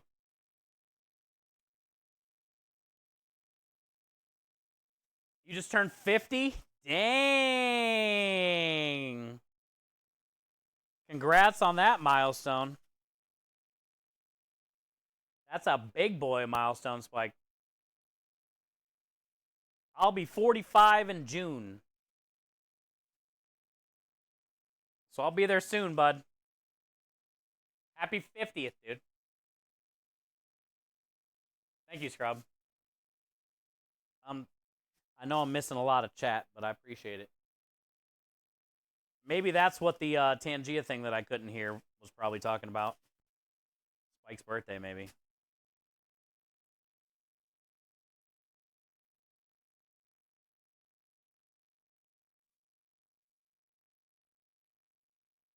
50's a big milestone, man. Not to be weird or anything, but that's also the year I lost my dad. Every time, I was talking about this not that long ago. My dad passed away at 50 when I was 28. And that sucked. You know, when you lose a parent, it's never easy. And I didn't know what to do. I was 28. On like the steps after that, right? But what I find crazy, when I was 28 and he passed away at 50, I know that's young, you know, too young to pass away. But also at 28, 50 to me was like old. You know what I'm saying? When I was 28, 50 was old. And now I'm 5 years away from that. And you just turned that. And that really makes me think of how much it sucks that my dad passed away at 50. Because there's still a lot of life left. You know? There could have been so much more we could have learned about each other. He didn't get to see any of the cool stuff I did in my 30s and early 40s, you know? I mean, he sees every day, but you know what I'm saying. Crazy how 28 really wasn't that long ago. But now that I'm 45, 50's like right around the corner.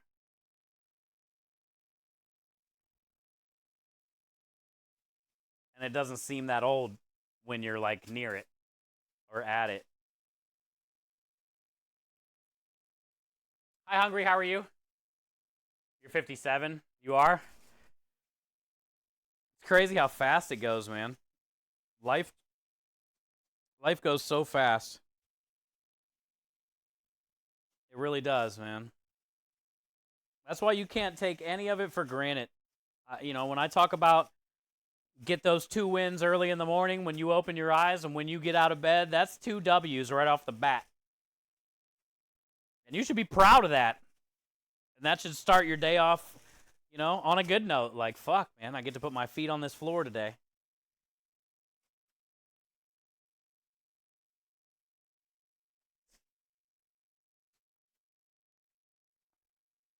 Just a speck. Our life is just like a little speck and it's gone. 3, 6, 9, 13. We got 1 less. But to be fair, it was a little bit smaller brisket. I'm just going to bring all 13 of these. We're not going to sell them all, maybe. I don't know. Maybe these will sell like hotcakes, but I brought 10 of the corned beef. Nah, I'll leave 3. Let's bring 10 of each. That way, at least we got a little bit for Saturday. That's assuming both of these sell out tomorrow. Which they could, because St. Patty's Day is coming up. People are excited for it. They might see some corned beef on the menu tomorrow and be like, hell yeah, that's what I want. Give me that. Give me that. All right, so they get 2 choices, corned beef or pastrami sandwich with Swiss cheese and mustard. Or they can make it a Reuben, toasted bread, Swiss cheese, homemade sauerkraut, spicy Thousand Island.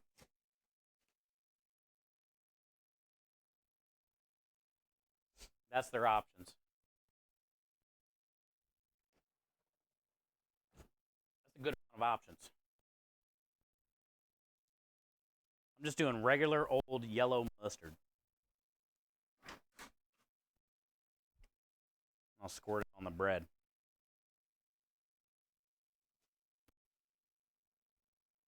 you know what I said. I poured it on the bread.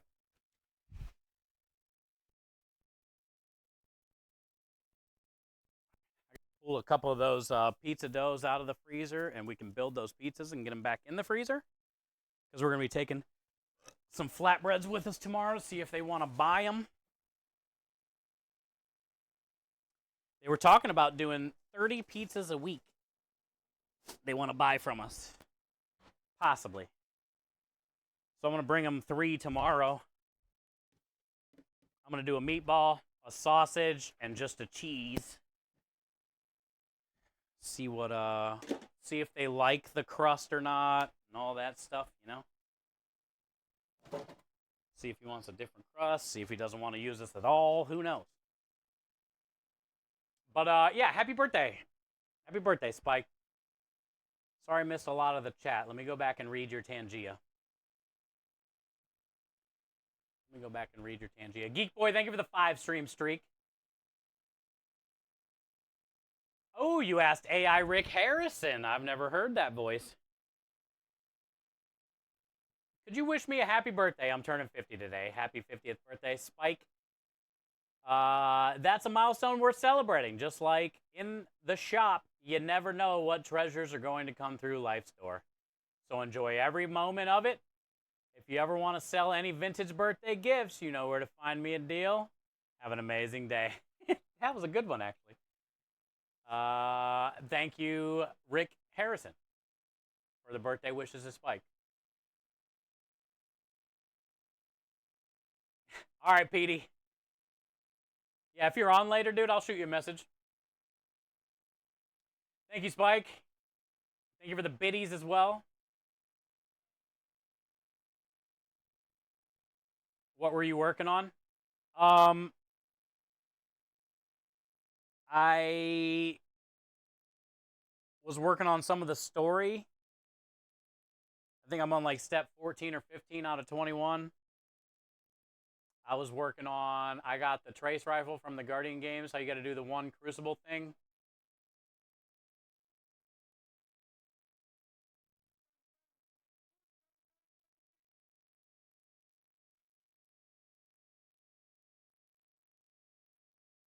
Spike loves Tangia, like, loves it.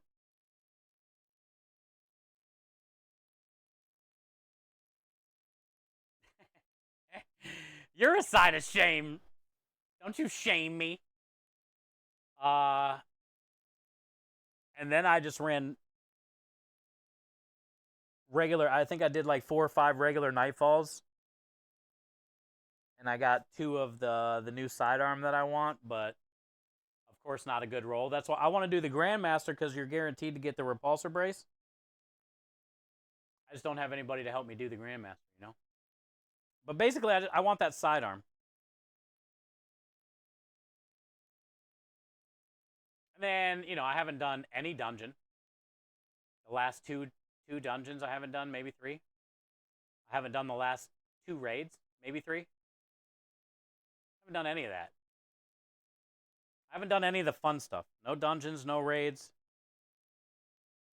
No Grandmasters. I think I've only done 1 Grandmaster.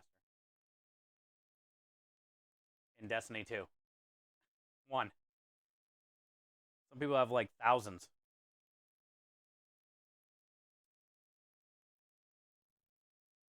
But yeah, that's where I'm at, bud. New strikes. I haven't played any of those yet. I just, like I said, I've just been doing Nightfall trying to get that gun.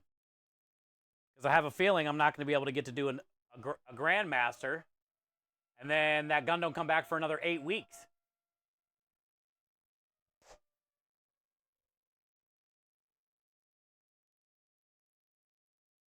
What horrible timing.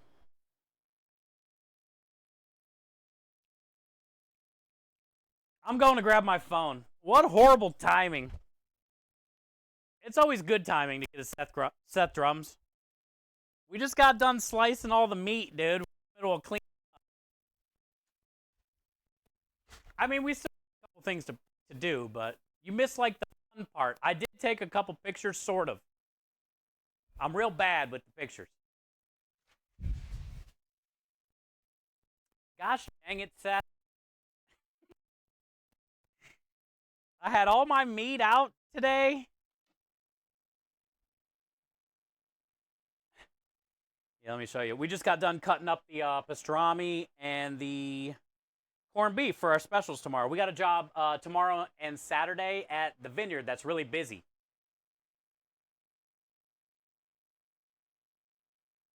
We started on the 1st. We started the corned beef on the 1st. We made some badass sauerkraut.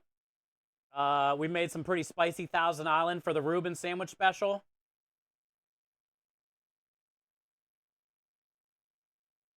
So the one with all the dark, smoky peppercorn, whole mustard, yellow mustard seed, coriander. This is the pastrami. And then this one's the corned beef. We just did one brisket of each. We did one pastrami, one pastrami, one corned beef. And I ended up, I'll show you, I ended up getting,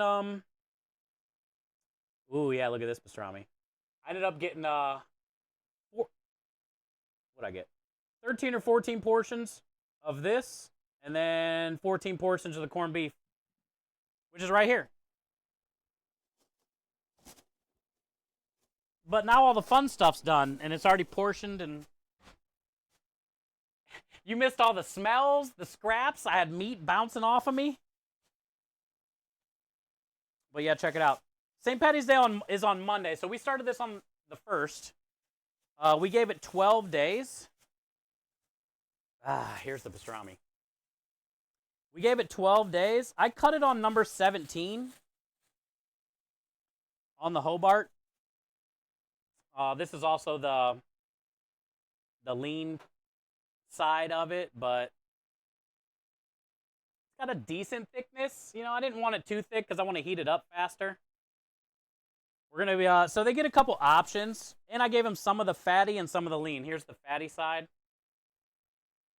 The point and the cap is what they call it. This is the point where it's more lean. This is the cap. So I mix and matched. Like I gave them a little fatty, a little lean in each portion. And then, so that's the pastrami, and then I'll show you the corned beef. Same. They turned out really good. The curing took, you know, sometimes when you cure corned beef or pastrami, if you don't leave it in long enough, it'll get like a little gray stripe down the middle of it where some of the cure didn't go all the way through. But basically 12 days was enough. So this is the corned beef. Same portion size. I'm doing 7-ounce portions. And then they get a couple, it smells so good though. They get a couple different options. So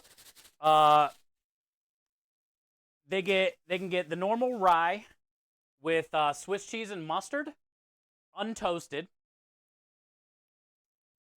Okay, so you can get either corned beef or pastrami sandwich with Swiss cheese, mustard, untoasted, or they can make it a Reuben with the homemade coleslaw, spicy Thousand Island, and the toasted bread. So that's their options. And then we did an Irish themed dessert. I'll show you that too for tomorrow.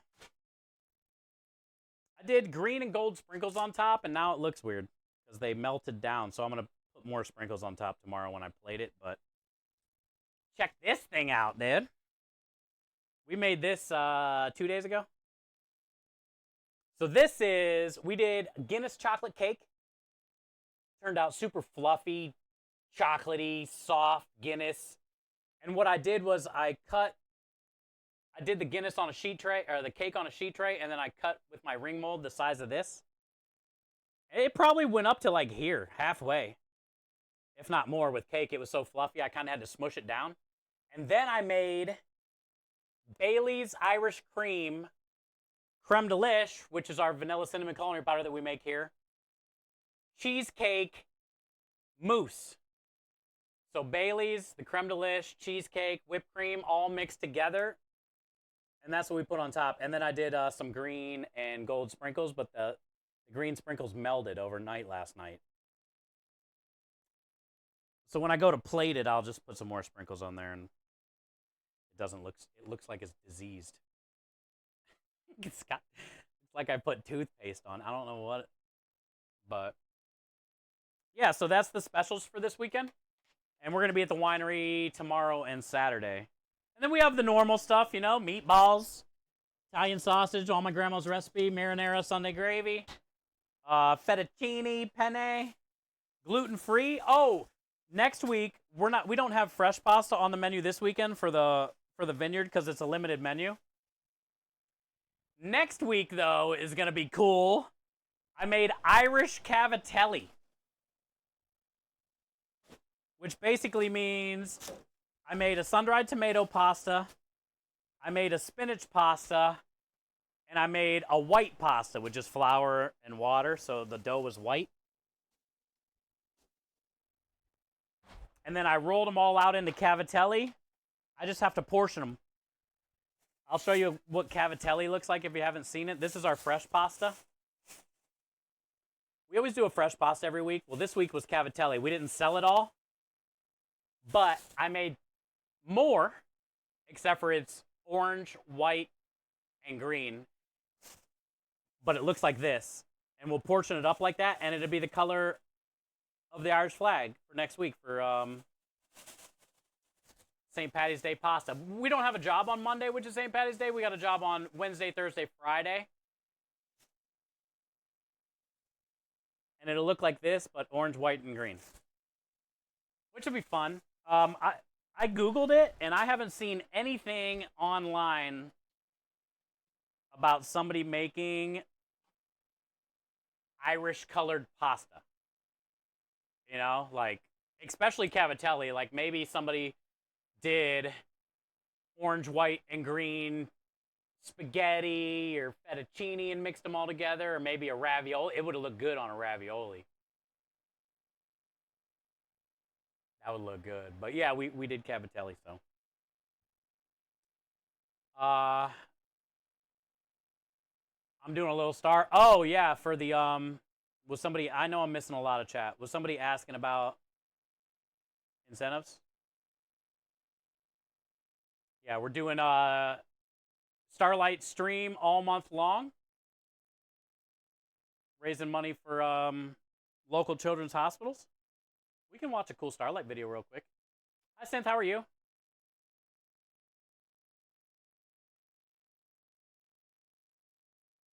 Hi, Bill. Hi, Mary. Sorry, I'm missing chat. Where are the crayons? They're right here. They're right here. Starlight crayon plaque.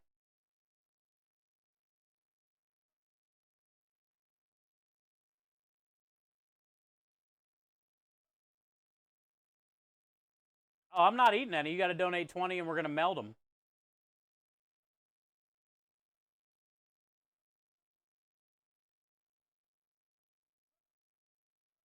Yeah, I'm going to meld them. We're going to meld them down. Just don't look at the bee hole. See, it's a bee hole. It's a built-in sharpener. But that's TOS. You can look at the front. Just take it easy on the back. Take it easy on the back there. All right, let's go clean up all the meat shrapnel. And then we can build those flatbreads. I'll pull them out of the freezer. We got a little meatballs we can put on there. I got a sausage I can slice to put on there, and we're going to do a cheese. 1 meatball, 1 sausage, 1 cheese. But we need to clean it first. Appreciate a Seth's raid, though. Seth's got the best community, man. Very kind, very loyal. Thank you, guys.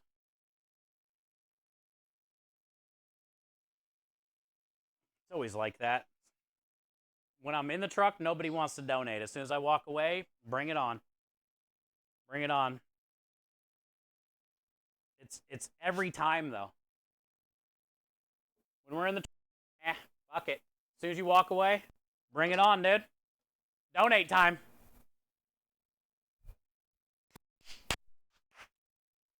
Let's see what we got.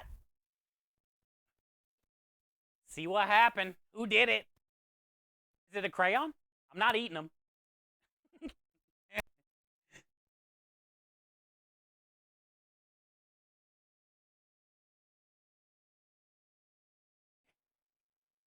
The best contrary. P to the Patrick.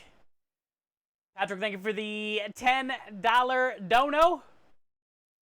Fish and Eddie had a $75 dono today to start the day off. Patrick says, who's next, chat? Patrick, thank you for the 10. Also, that's a bean, my friend. The first bean of the day. Bean me. Where'd I put them? Oh, they're right here. Patrick, thank you for the $10. It won't surprise me if it's a Carolina Reaper. The $10 holla. All right, here we go. You ready? Thanks, bud. 2 test spins, then the real deal. Habanero. Habanero. See, that's why you do 2 test spins. Sometimes this cheap thing just like will either always land on the same one or won't spin all the way around. All right, 2 test spins. There we go. Okay, 2 different ones. We did a Reaper and a jalapeno. Patrick, thank you for the $10 donation. The message says, who's next? Also, what's that put us up to? We're almost at the 1,600, dude. We're at 1,293. That's huge. If we get to the 1,600, that is a double Nintendo Switch. Nintendo's going to match one. So we'll give away one in chat for you guys to choose what hospital it goes to and what name you want on it. And then Nintendo is going to match the other one.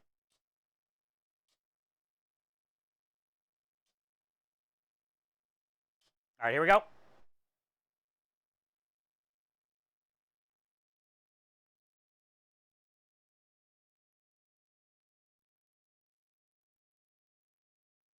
Habanero.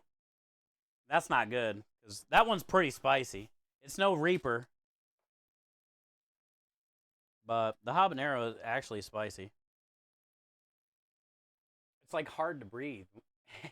Because like when you start chewing, all your saliva gets this crazy spice, imitation spice they put in here. So then when you go to swallow, like it barely goes down, and it feels like somebody with long fingernails is scraping all the way down your throat. Also, I'm not a fan of habanero as far as like flavor-wise. I've never really liked them. That's so bad. It's hottish.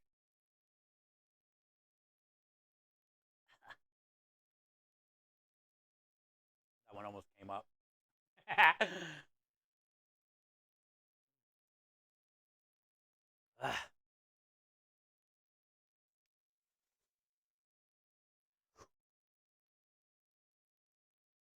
No hiccups.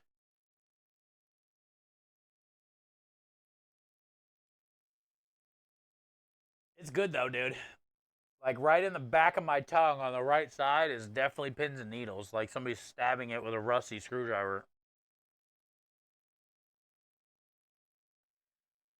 I made sure it didn't touch like all of my mouth, but now my eyes are just like watering uncontrollable.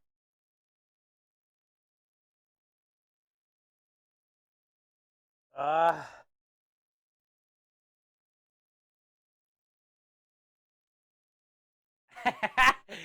ah,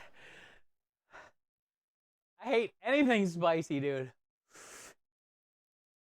Dude, you remember when Seth Drums was if there's still some people in here from Seth's community? Remember during one of the GCX streams we were doing a couple years back, Seth had to eat an onion like an apple? That was hilarious. Ah.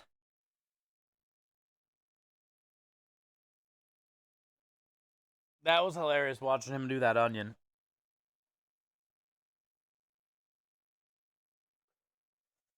Whole onions are spicy too, and you gotta bite into them like that. You heard about that, Synth? It's so funny.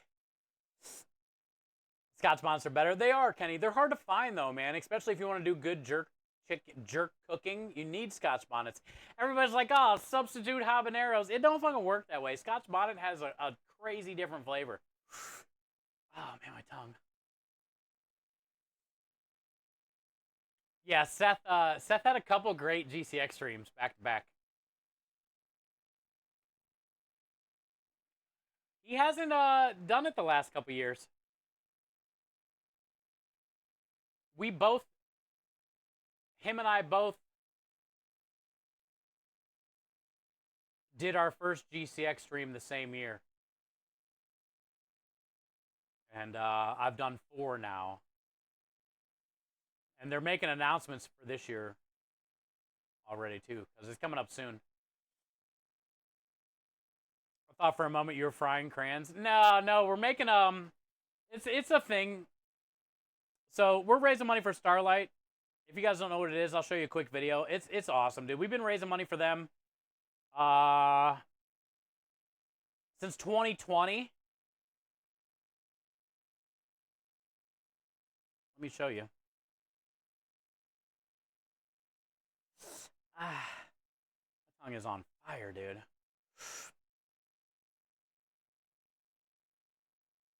We've raised 170,000 since 2020 here in this tiny little channel, this amazing little community that could. But we started a charity team, Good Cause Crusaders, in 2021. And our team total since 2021 is 429,633. So we're pushing a 500,000. We're going to try by the end of the year to get to a 500,000. And we are actively seeking anybody that wants to join our charity stream team, because I bring this up all the time. We're not a very big community. We have 122 members, and probably 70% don't currently actively, whatever the word is you want to use, raise money for the team. There's probably 30% out of these 122 that actually raise money. And we're at 429,000. So imagine if we had a true, actual 100 people that wanted to help raise money. Even if you don't stream, you can help raise money. We have a thing called Amplify. And you can actually amplify whatever campaign we're raising money for. It's called Amplify Your Campaign, just like this. And this will tell you all the people that are amplifying this campaign and how much they have raised. Only one person is helping us through social media. So there's a lot of people that can't afford to donate, right? Especially a lot of people that can't afford to donate every day. Like the Mayas and the Patricks and the Bartleby's, you know? The Minjas. You know, we have so many people that donate so often here. But if you can't afford to donate, you can amplify. And you'll get your own link. And then you can share it on social media. And the money you raise will show up here. And it helps with our overall goal. You know? It helps with our overall goal. So there's a lot of ways for us to grow our team and for us to raise money, not just by donating. And that's what I'm trying to actively do every year. Is just really grow our team more than anything. It's one thing to raise $1, but if you got 100 people helping you raise $1, you got $100. And the fact that we're at $430,000 since 2021 with like 30 people helping raise money at most says a lot about, you know, who we are. Says a lot about who we are, you know. Exactly, Scrub. Thank you, bud. Thanks for all the links and stuff. And thank you again, Seth, for all that you do, and everybody in Seth's community for supporting such an amazing human. And you guys do a lot of great charity stuff, too. You guys do a lot of great charity stuff, too. Patrick, thank you for that bean break, my friend. My tongue finally feels a little better. Thanks for the bean break. Now watch, we'll get back in the warehouse and somebody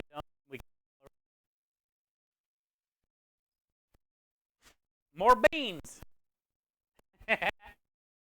Give me all the beans.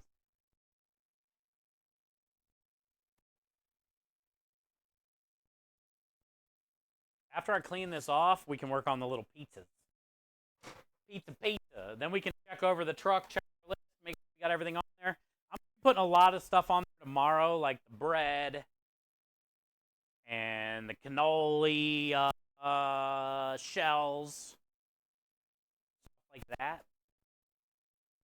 I think we're mostly loaded. I got all the sauerkraut out there for the sandwich, the Thousand Island. I pre-portioned 21-ounce portion cups with the Thousand Island, so that has saved some time. Got the Swiss. Got all the provolone out there for the meatball subs.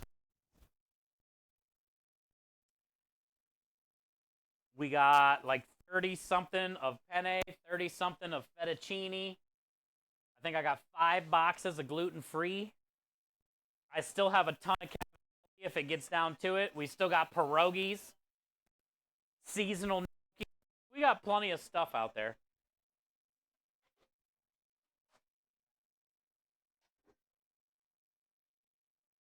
Love to eat.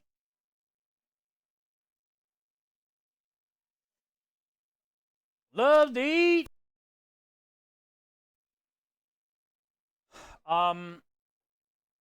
Okay, so I got, what did I get for portion-wise? 14 of each. And I had enough for 20 sandwiches. I had enough bread for 20 sandwiches.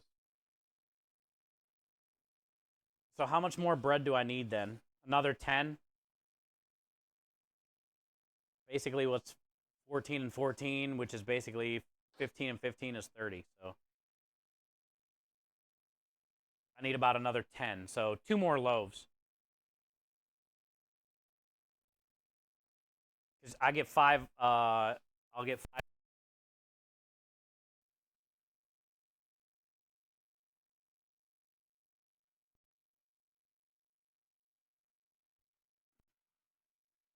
So I'm going to run to the store after this before I do the dishes and grab that bread before it gets too late. I mean, really, I think what I do is make these pizzas, get them in the freezer, clean all this real quick, but then I can run to the store, get that done.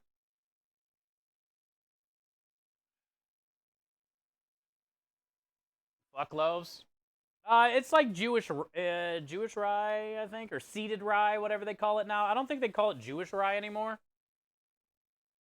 because of how crazy the world is, and everybody gets butthurt about weird shit.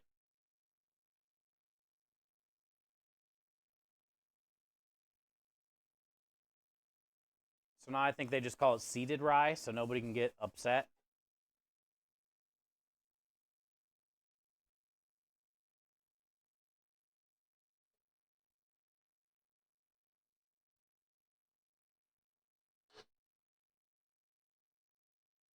You've been lurking most of the day? Oh, nice. Well, thank you, Rich. Yeah, the meat turned out really good. And thank you for the lurk most of the day. Pretty happy with it. Like I said, I just wish it had a little bit more salt. But the people that are going to order it are going to love it no matter what. But for me, I wish I would have had a little more salt in there. In the brine. And I'm glad it's over, dude. Not gonna lie. We started that 12 days ago, and I've just been nothing crazy, but you know, anxiety over it. Hoping it turns out, you know, all that kind of shit. So I'm glad it's done, dude. And now I know. It turned out great. Other than the salt.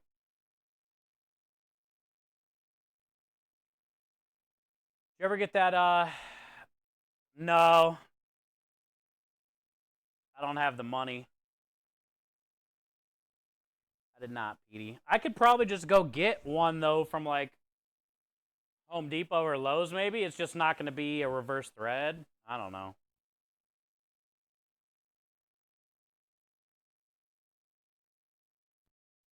I just deal with it.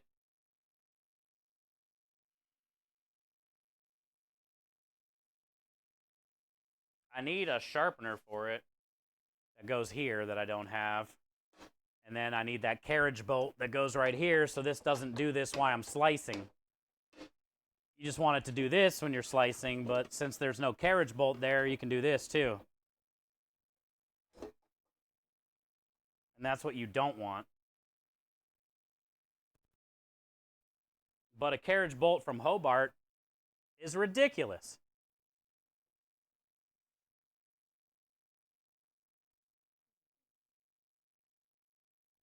And a sharpener from Hobart is ridiculous.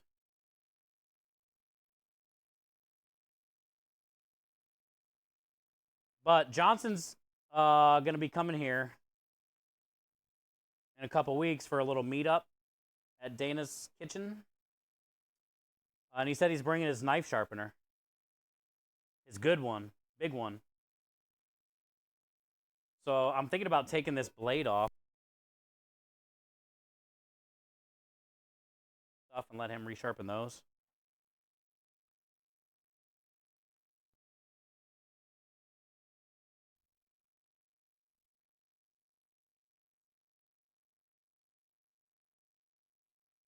But I'm bringing this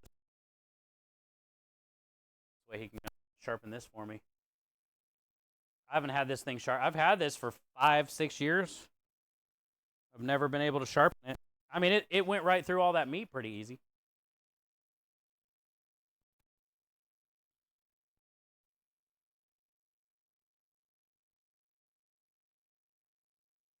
What model?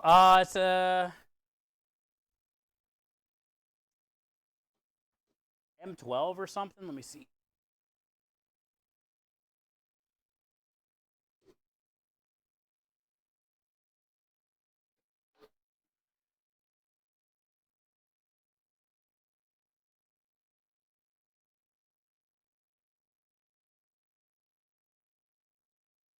I don't know, dude. It's all wore out. 2812 model 2812. I knew it was a 12 something. Model 2812.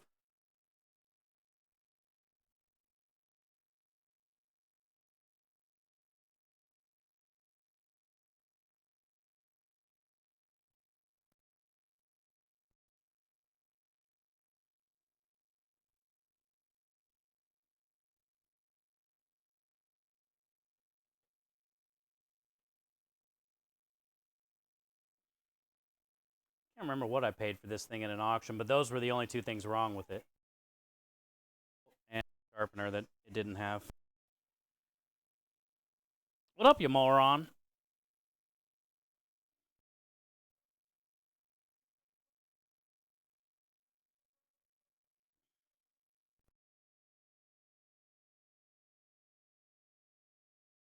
You moron. I still haven't taken a drink, and my throat is raw as shit from that damn bean.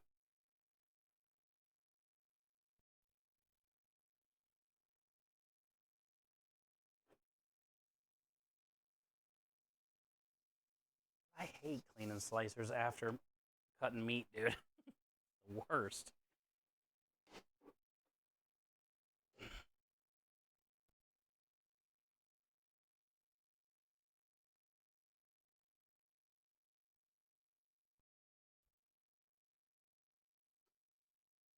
Usually I only cut cheese on these things.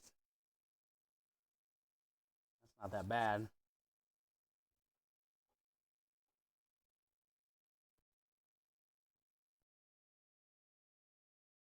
Pastrami guts in like every crevice.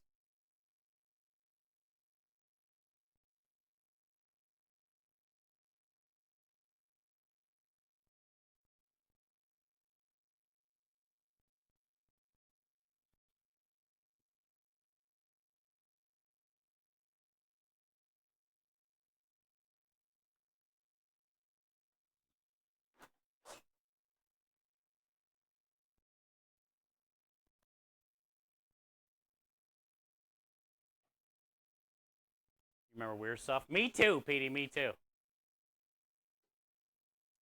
It's not weird. It's a very important bolt.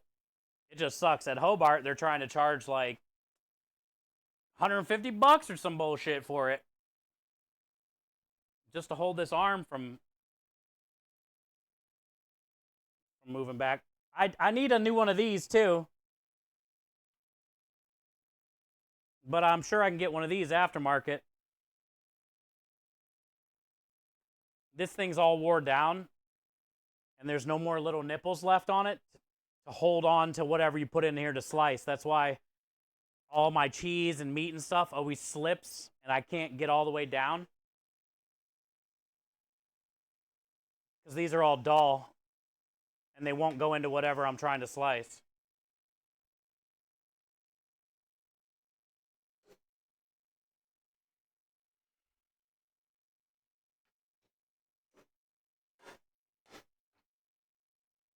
Dull.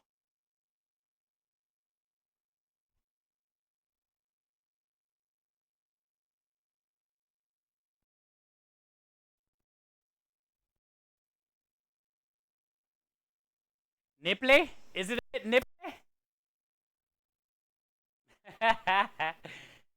Is it a bit nipply?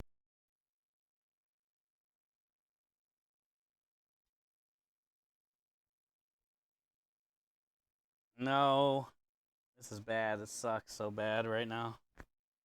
I hate this. I hate every second of this.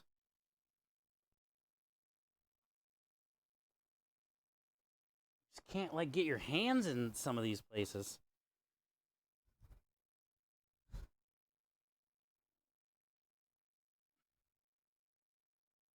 When you got like fat hands.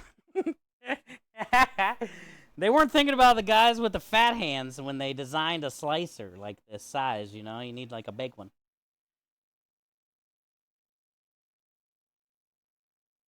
Or they need to make like a self-cleaning one. Like a dome comes over it and then just like sprays everything off and steam, heats it up, disinfects all the meat, guts.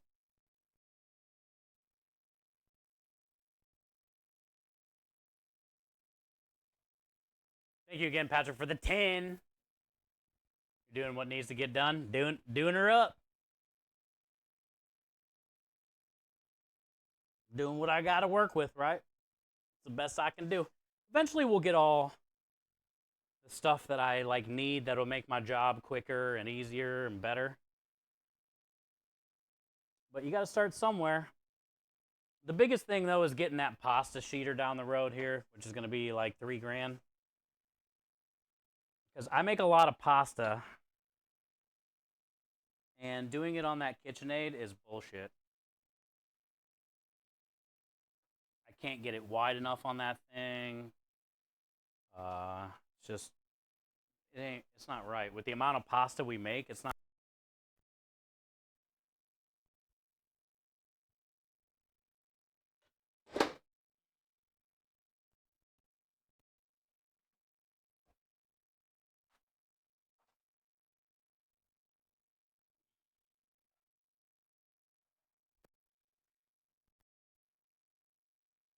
I knew it was going to be a messy disaster after this, but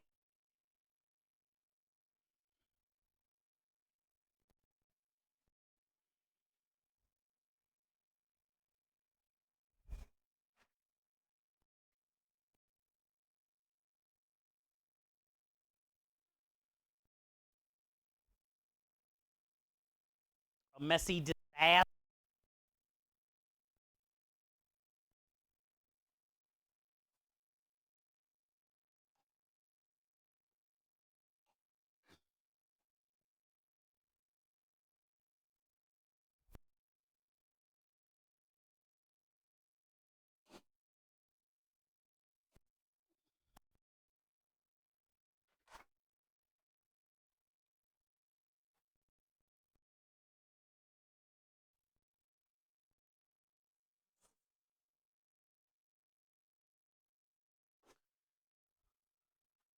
Busted out the shop vac the other night when I was doing dishes and Got a lot of the spider webs that were in the windows and this crack here.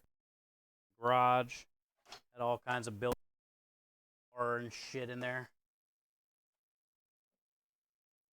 Oh, there's that. I've been looking for this.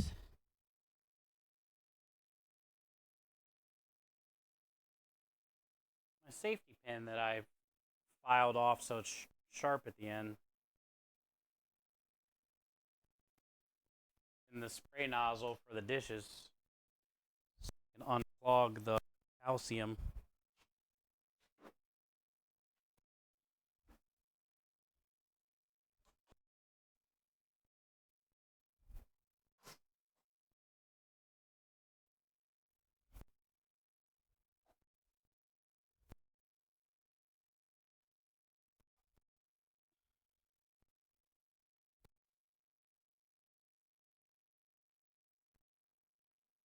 Not bad. Well, I did do a pre-sweep. Go. Honestly, I thought it was going to be way worse. Pastrami has all the peppercorns and stuff and all the shrapnel. Really wasn't that bad at all.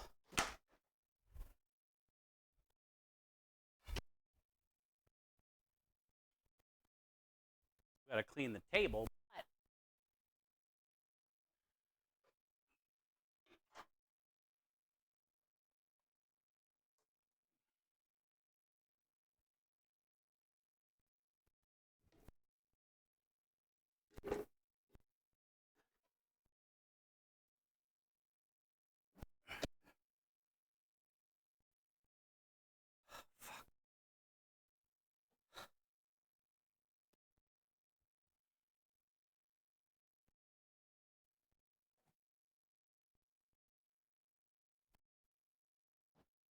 tired.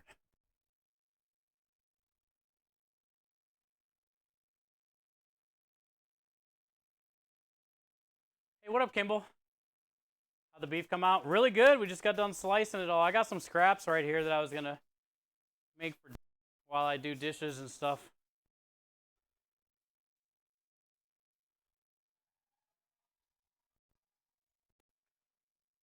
I already got it out in the truck. I'll show you here in a minute. Turned out really good, though. I think I could have did a little bit better with salt. Patrick coming and gifting that sub to Kimball. Patrick, thank you for the gifted sub and the $10 donation, dude. Thank you, man. Happy Thursday, bud. Kimball, enjoy the gifted sub, courtesy of P to the Patrick. Very nice, man. Kimball has been around a long damn time. Thanks for hooking him up.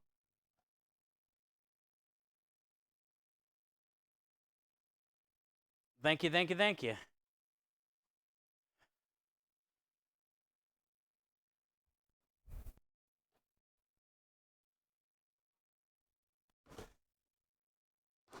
I can kind of breathe now. My head can breathe a little bit.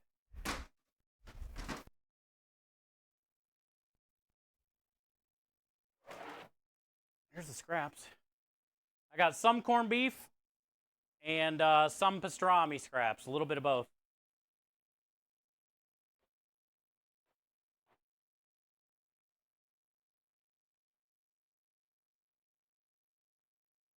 The bark turned out pretty good for the pastrami and then the corned beef.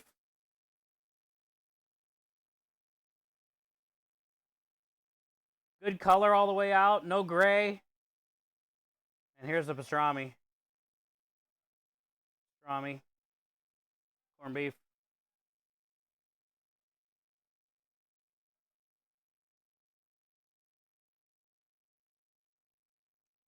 I definitely like the pastrami better.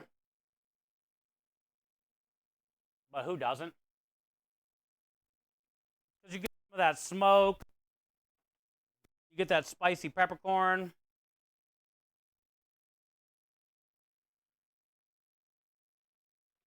I just, it cured for 12 days. It just needs a little bit more salt and it would have been so on point. Hi, Sarah. Patrick, thank you again, dude. That's very kind, man. Always, dude. Giving, giving, giving, man. GCX is getting closer every day. Yeah, same. Can't wait to see Simon and Deb. I'm sure Leaf will be there again this year.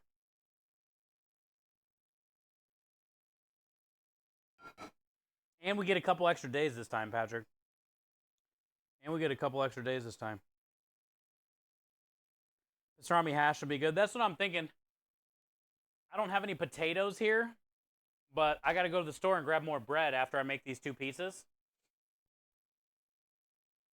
So I think I'm just going to grab 1 potato at the store, bring it back, cut up some onion, slice up all this, scraps. You know, cut up the potato, cook it all down, add some scrambled egg in at the end. Maybe Sunday side. I only got 1 egg. Maybe I'll get some more eggs too. That's what I'm thinking, Kenny, I'm going to do with all this. Because it's all like the end trim pieces, fatty section. Some meat here, but it's mostly like the tough, chewy outside parts. But $20 is $20, bro. You making pizza? Kinda. Flatbread. So, sad jobs this week.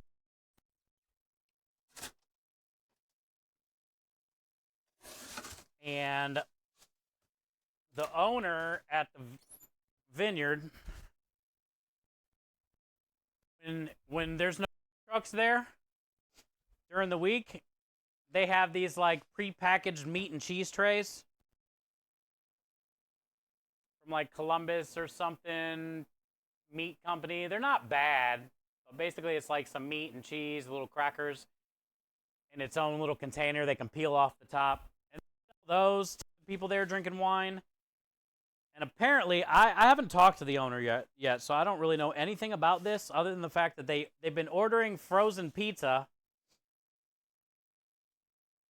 somewhere online, and he said flatbread, frozen flatbreads. They do flatbreads, is what he said. Everybody's version of flatbread is way fucking different than each other's.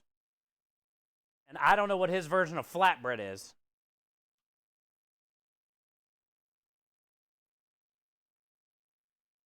But Krem did talk to him and said the owner told him it was like a 12 by 12 frozen pizza that they order. So I ordered some flatbreads, and we're going to make a few. But I don't know if he was talking about like non-bread pizza, so it's like a little bit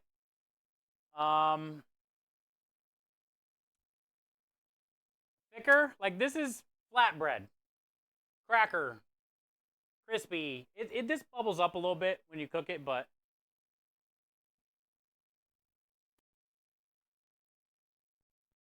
we'll find out. Oh, I could make a corned beef pizza. Nah. Doing hash, dude, with egg. Like that. Some of that Thousand Island though, with some of the sauerkraut and Swiss cheese melted on. Be a badass pizza, I bet.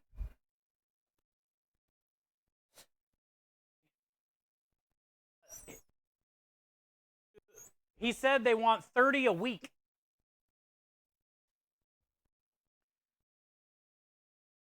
Already go there every.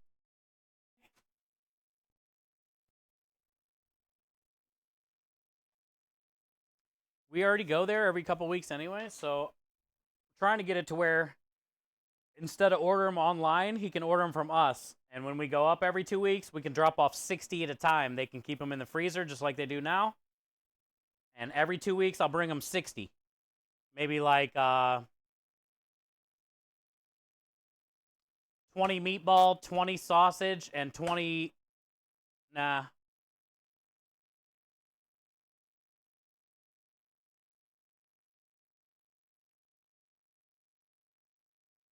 Either 15 or 20 of the meatball and sausage, and then 15 or 20 of the veggie and the cheese. 4 different types.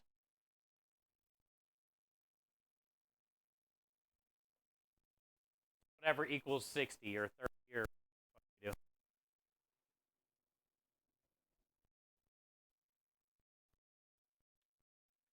What I'm bringing. Oh.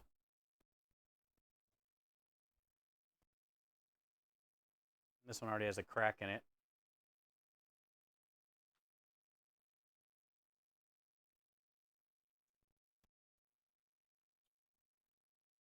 So tomorrow I'm just going to bring a meatball, a sausage, and a cheese. You can try them, see what they think, see how they cook. Is this what he was thinking? Does he want something thicker? I don't know, man. But if we get $9 to $10 per 30 a week, that's a good amount of money per. You know, that's an extra, probably $1,000. You know, like 30 pieces a week.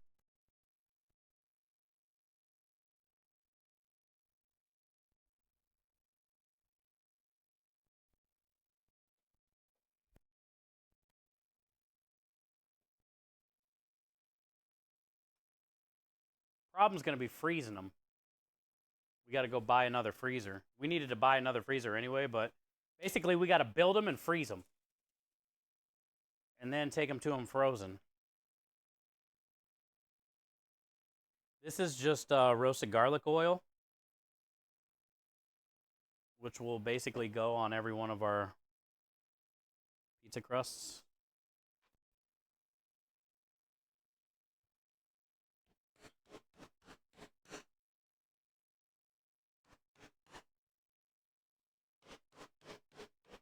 That way you get that kind of garlic, hidden garlic flavor.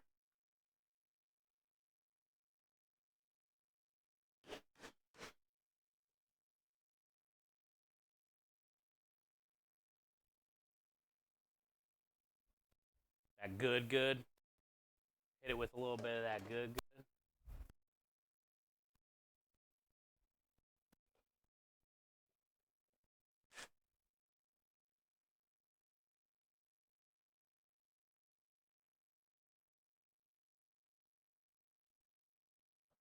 That garlic flavor. Hi, Gianna. How are you? Hobart Meat Grip Assembly 140. Yeah, see? Hell no. Don't even have a amount of money to spend on that. I don't use it enough to care. Like, I don't care if the cheese barely catches. I just put my thumb there.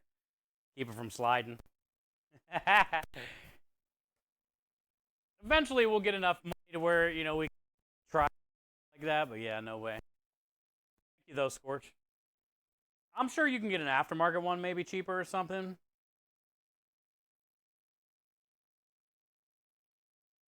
That's just crazy expensive. Think I might make salmon with the butt rub. Oh, yeah, yeah. Salmon's my favorite thing to do with the butt rub. Well, smoked salmon, but regular salmon's just as good.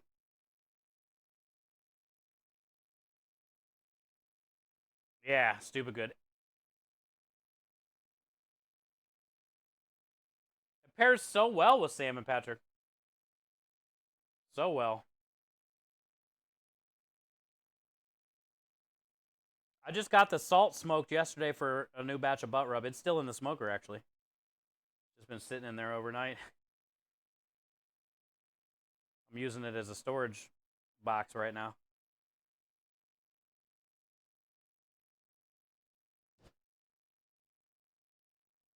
Maybe the asparagus. What's that? For the veggie? I'm missing a lot of chat. Hi, Gianna. How are you? Hi, Sarah Bobera. Banana Fana.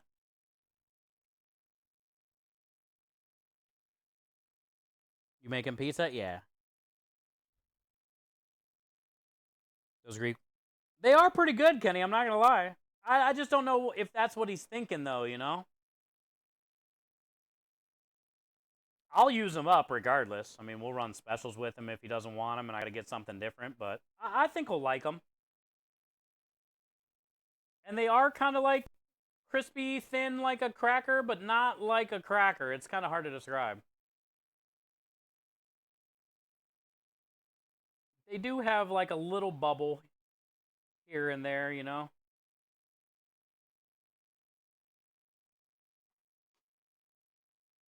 There's definitely, you know, some smush going on.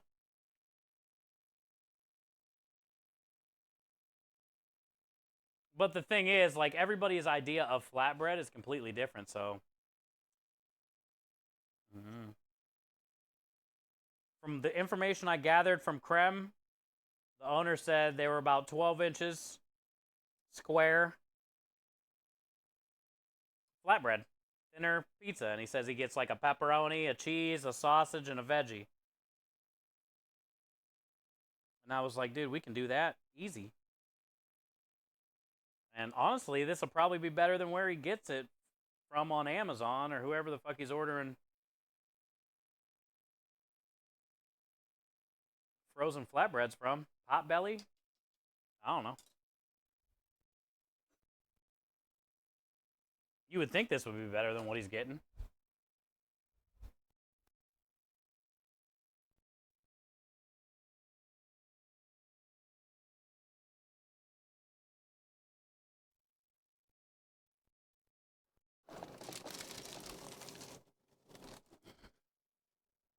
And we don't have to buy anything to be cool. If he's okay with having pepperoni, we can do these every once in a while, special ones here and there every once in a while.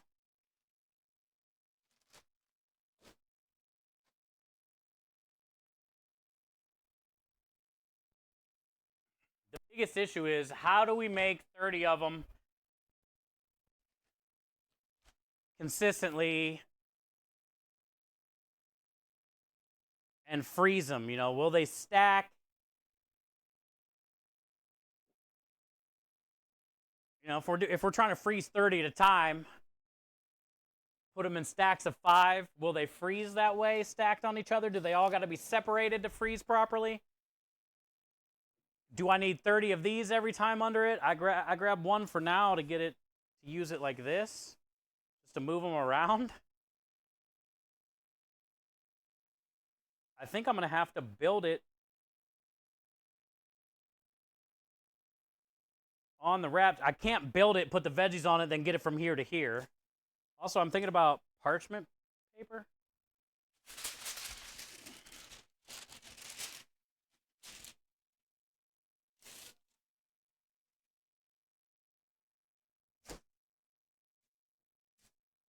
All right, Patrick, have a good night, man. Thank you for the gifted subs. Thank you for the $10. Thank you for taking time to be here always. Have a good rest of your night, man.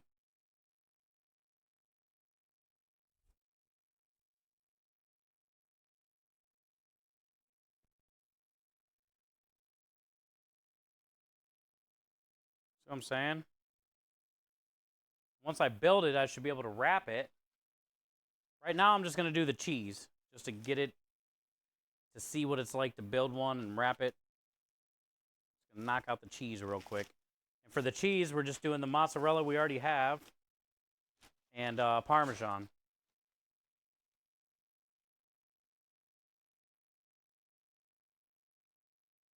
You gonna make more than just 4? I'm just doing 3. A meatball, a sausage, and a cheese. And we'll see what he says about them. Does he like the crust? Does he like the flavor? Does he want something different?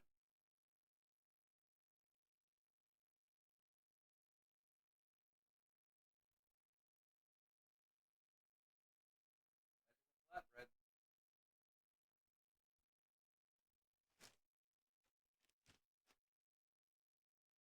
Cheese.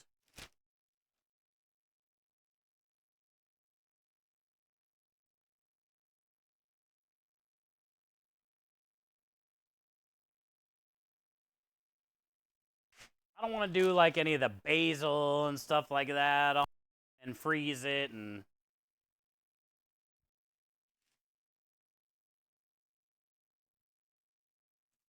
I think I'm just going to keep them simple. The biggest issue is, though, moving them around until they get frozen. Or do they need to be on this when I stack them?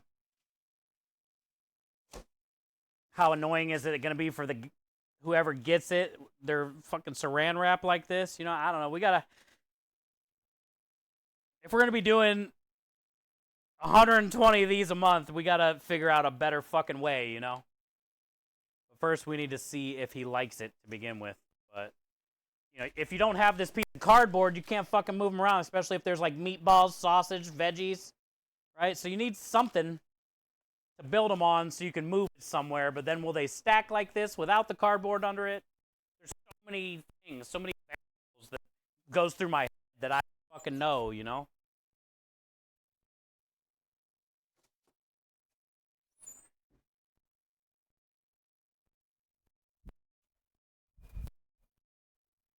Some people are probably, cool, yeah, 120 pizzas a month, that's no problem. Me, I'm like, cool, no problem. But then I think of the 77 extra questions. Then stress out over them.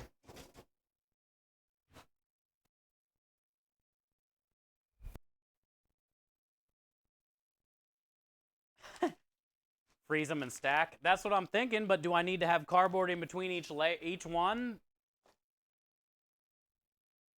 We definitely need something better than saran wrap, so it's easier for them, maybe.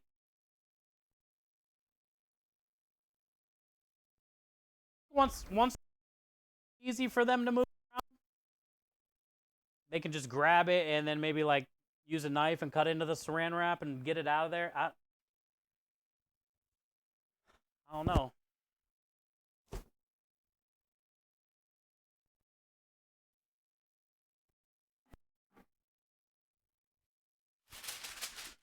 I do think the parchment is needed. Something like this is needed. And it's either parchment and cardboard, then parchment, and then pizza.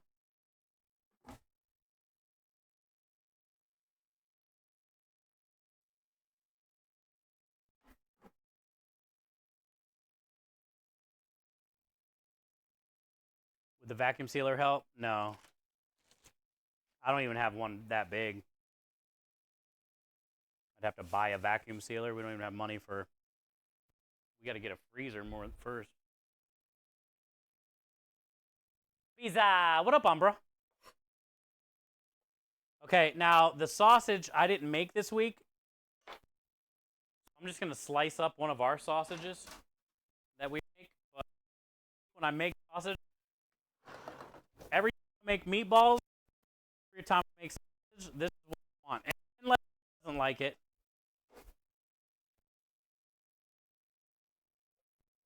these are our meatballs.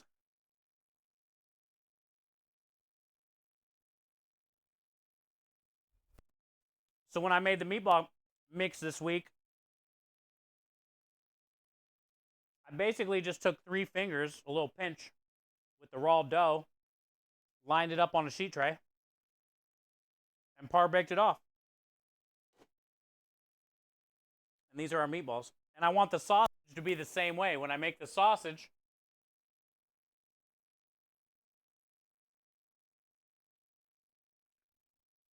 how I want our meat pizza to be, our meatball and our sausage to look like this. Krem was thinking ground. I'm like, no way, bro. Nobody wants ground sausage.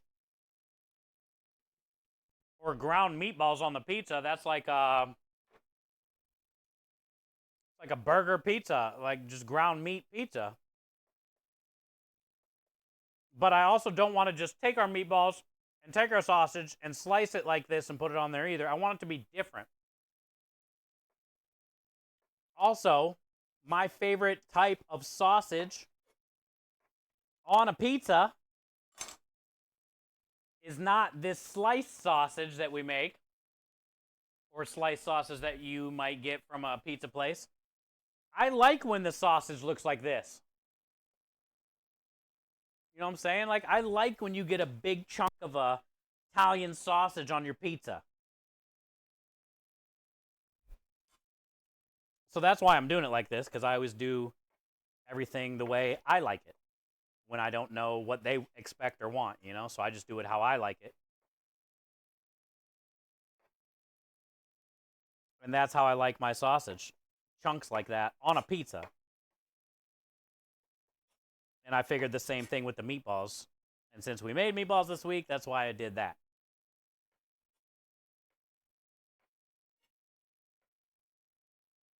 I just don't like the way sliced sausage looks. Also, I want to put the meat on top.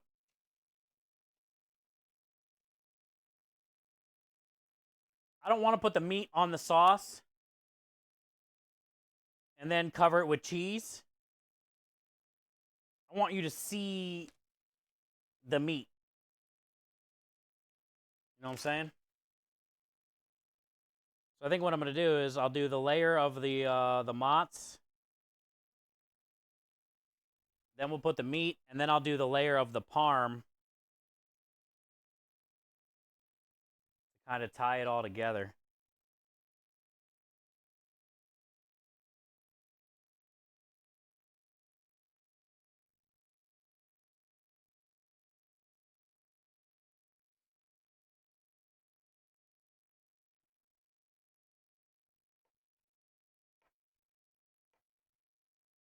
Also, by doing the sausage and the meatballs this way, I won't have to break into my sausage and meatballs like I'm doing now. Because, like, say we do 30 of these a week, and 15 of them are sausage or something, 10 of them are sausage, 10 of them are something, whatever. That's 10 sausage links every week I'm going to need.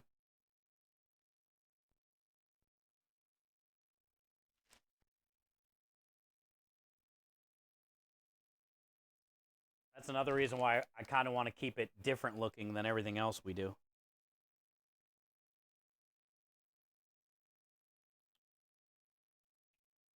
Well, and the fact that when I get a pizza, this is what I like my sausage to look like. This is what I like, even though those are meatballs.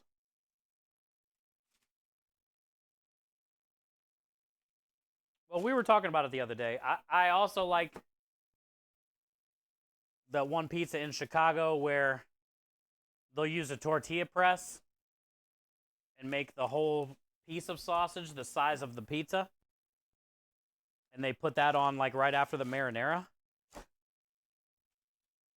So then every slice has a literal triangle of sausage the same size as the slice. So when it's thawed, you can't even move it unless you have like a pizza peel. But I feel like once they're frozen and stacked, they'll be able to grab it from the freezer frozen, unwrap it, put it on their pizza peel, and put it in the oven. For science, though, I'm stacking these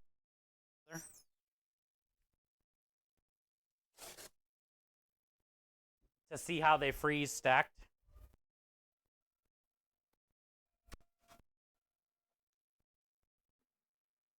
Avo with the raid. Welcome in, Raiders. I would like to break your balls one day. I wish you would, dude. I wouldn't mind ground meat on a pizza. It'd be nice coverage. You'd have meat in every bite. Yeah, I just don't like the way it looks. I think it's a cop-out. But that's why everybody has, you know, different likes and different opinions.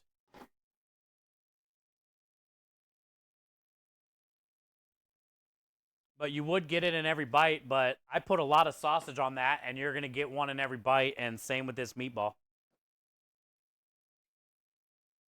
These are just how I like it. This is the kind of stuff I grew up eating on my pizza. How was your stream, Avo? Good to see you. Hello, fellow flour hater. Yeah, I'm anti-flour. I'm all about the semolina. Sick of that all-purpose. Give me that double O and give me that semolina. Give me that buckwheat flour. It's more sturdy. Got them strong necks. How you doing?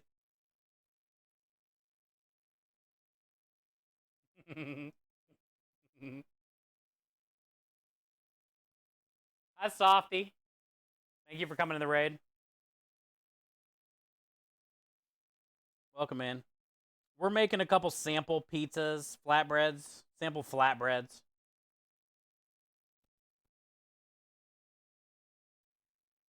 We got a job tomorrow and Saturday.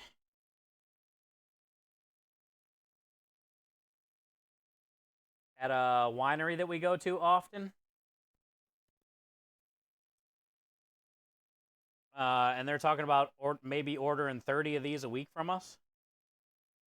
Going into the summer, because when there's no food truck there, they're still open and people want to eat while they're drinking wine. So they've been frozen flatbreads online. And he talked to my business partner last time we was there and said, would we consider maybe doing something like that? And I said, absolutely. We can try. We just got to figure out like what his vision is. So we're starting out with this. He did say flatbread, but some people say flatbread and they're thinking like naan bread. They might want it. He might want it like a little more puffy than this. This is going to be more of like thin cracker consistency after it bakes.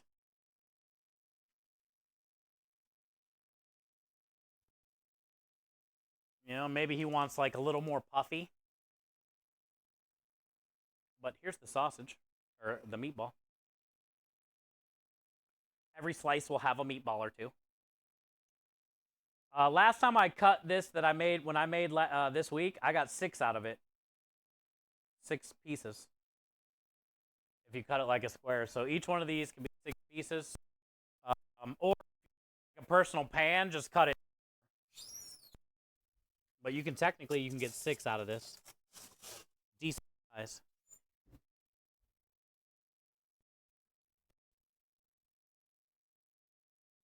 We'll see what he says. I hope he says yeah, because, like I said, it would be a great thing for extra money for us a month. It would basically be like a catering job. A consistent catering job. And that's what we're looking for. We got to keep finding those and building those up, and then eventually we won't have to do apartments and stuff, not knowing how service here, how much we're going to sell.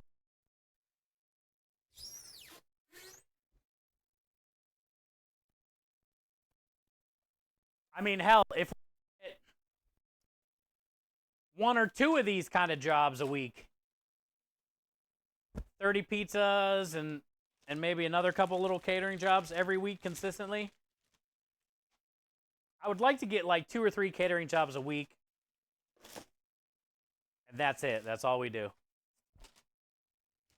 75 to 150 people each job at most. And we just do 3 catering jobs a week.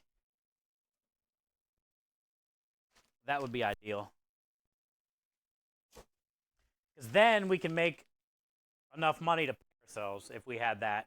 3 consistent catering jobs every week for 70.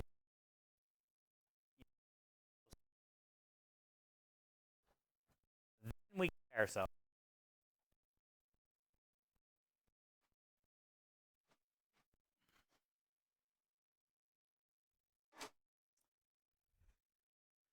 And that's the ultimate goal here. I mean, it is fun to do this and be creative and all that, but also there's no point to do it if we're never going to be able to pay ourselves. So that's the one thing you got to try to. I love our marinara. So good.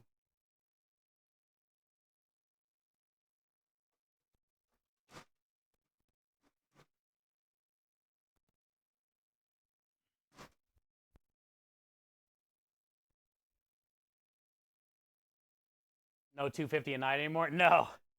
Well, we've upped it, Scorch. So when we first started 2 years ago, shit, we were booking a job anywhere. You remember that? Well, hell, remember the first 6 months we sat in this parking lot down the road because we didn't have any clients yet, apartments and shit like that. So the first month or two, we were just in the parking lot right at the end of the road at the Rap Stars. And we would do like 2 tickets in 4 hours. Sometimes 3 on a good day. And we did that for like 2 or 3 months. And then Krem started finding apartments. And we were taking any apartment that would have us. So then what you end up doing is like, eventually you get enough apartments that you can fill up a whole month of jobs, 3 or 4 a week times 4 weeks a month. Let's just say eventually you get 12 apartments that all say, yeah, you can come here. So then we were, keeping track of sales. It would be like 200, 150, 200, 250 on a good night. And then eventually Krem started cutting off the 250s and only booking the 3 to 350s average. So then you can start weeding out the bad ones, and then you're going to the ones that usually the average is 300 or better. Now going into this year, we're going to the ones that are average like 4 to 450 range. And we're weeding out all the 3 to 350 range. And eventually we'll be going to the ones that are in the 5. We'll get enough jobs to where we'll be in the 5 to 550 average. And we'll start getting rid of all the 400 averages. Yeah, So it's kind of cool. From where we started to like building, getting enough clientele so you can drop some of the bad ones. Not that the good ones are good every time, but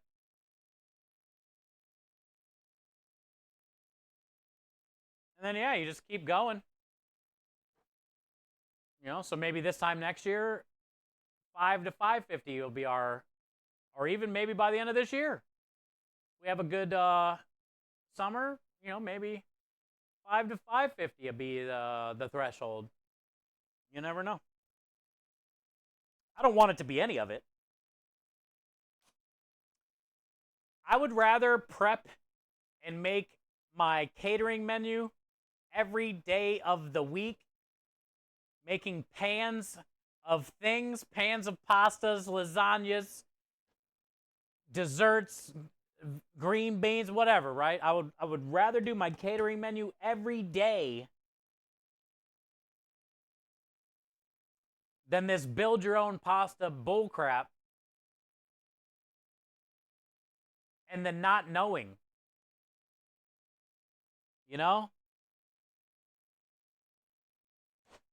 I'll prep 30 penne this week, 30 spaghetti or fettuccine. I'm trying to have 20 to 25 fresh pasta. Make sure I got at least 4 to 6 gluten-free. How many meatballs should I make this week? I don't know. Like how busy we're going to be. I don't know.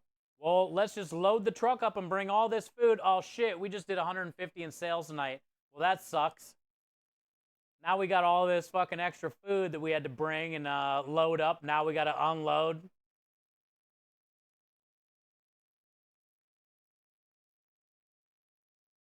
I got 4 burners to cook on. You get a big long line. Everybody wants something different in their pasta. It's a cool concept if we had the right thing. My pasta pot doesn't boil half the time because the wind going through the window. All the burners burn crooked. I only got 4. When you got, 15, 20 pastas hanging at a time, I can only make 4 at once. Like, it's not set up for that. It's set up to do my catering menu. 2 ovens to heat things up in. Enough burners to make a couple things of sauces and shit I need for the catering stuff. Cook off noodles. That's what that truck's set up for. And so far in 2 years,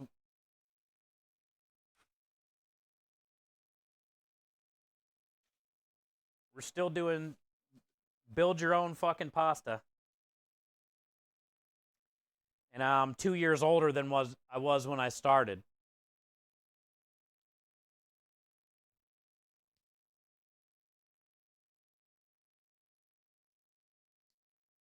And, you know, I've been cooking since I was 20 years old on a line. And I'm going to be 45. I love cooking and I love food, but, like, eventually I'm just going to have enough of cooking on the line, you know? It's one thing if I'm sitting here doing all the catering stuff. That's what I want to do. I don't want to stand on there for 3 hours every night and get my ass kicked on, you know, spinach, artichoke, this one fucking roasted red pepper.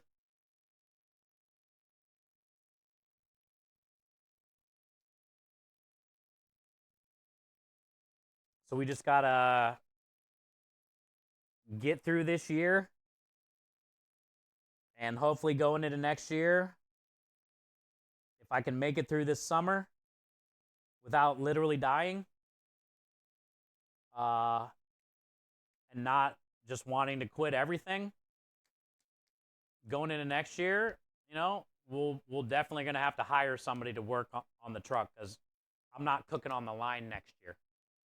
You know what I'm saying? This is my last year. It's either my last year in cooking in general and I go find a different fucking job, or we hire somebody else to work on the line, you know? Like, I can't keep working on the line anymore, man.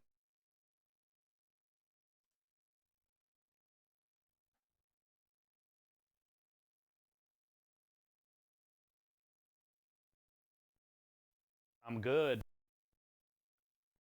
I'm good.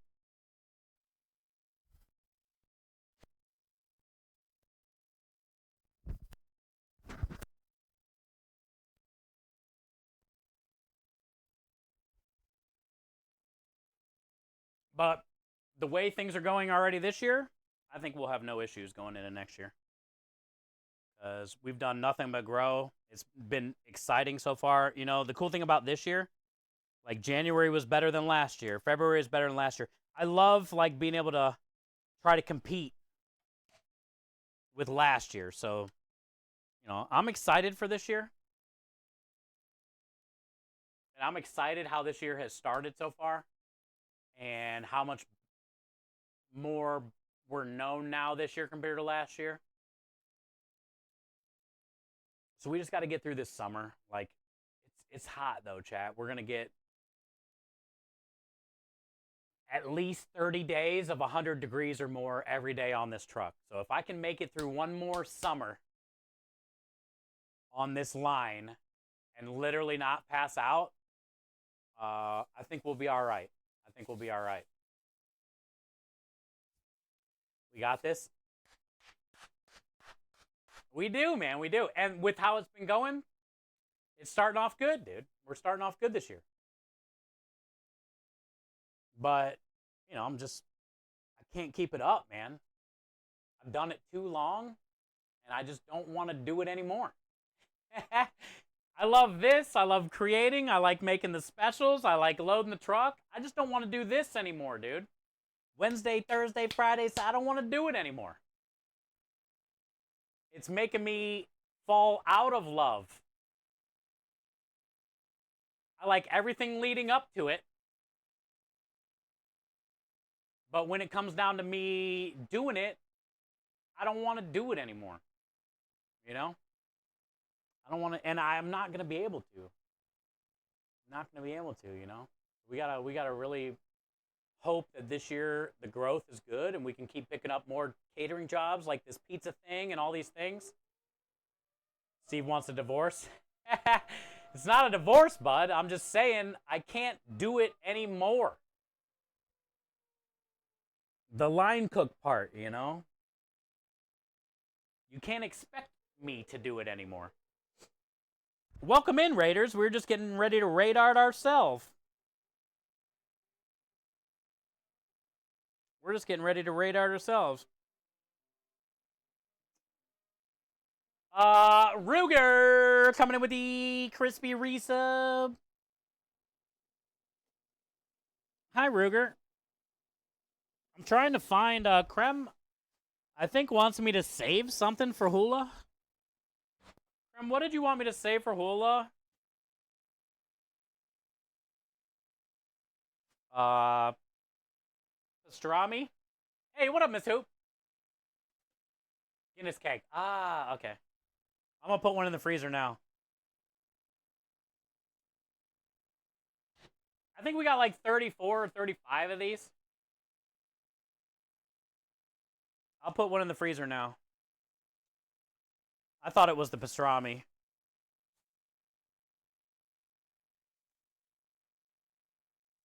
He's turning everything off. That's okay. I'll show you. I like you better anyway. You have boobs.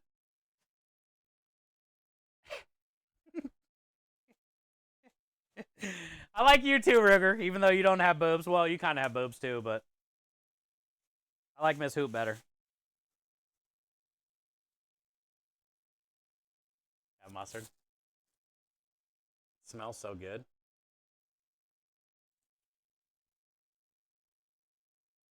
All right, Sonia, I'll see you tomorrow. If you're offering your meat, yeah, we made some pastrami this week for the special for St. Patty's Day, and we made some corned beef. But Krem wanted me to save something, and I thought he said the pastrami, but he said the Guinness cake, so. Yeah, we got corned beef, and we got pastrami. Yeah, St. Patty's Day is Monday. We started it on the 1st. I got my phone right here. We started it on the 1st. Sonia, thank you for the gifted sub to Shano Vision. Sonia, Shano, sorry I missed you. I'm sure you've been here for a little bit. Welcome back, courtesy of Sonia. Enjoy all the wieners, the Wiggle Spam, Lord, Central Valley, go to cover.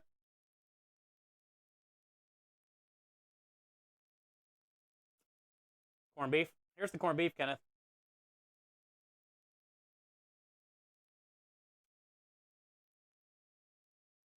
This one's the pastrami because it has the I did peppercorn, yellow mustard, toasted, and coriander, and then smoked it. And this one's the corned beef. So this one gets boiled with the pickling liquid. And then I cooled them on the rack. That's a cooling rack. Mark. But the pastrami has a nice crust on it. Looks horrible. We'll take 4. Yes. Here's the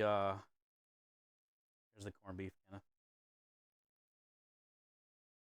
I left a little bit of the fat on top.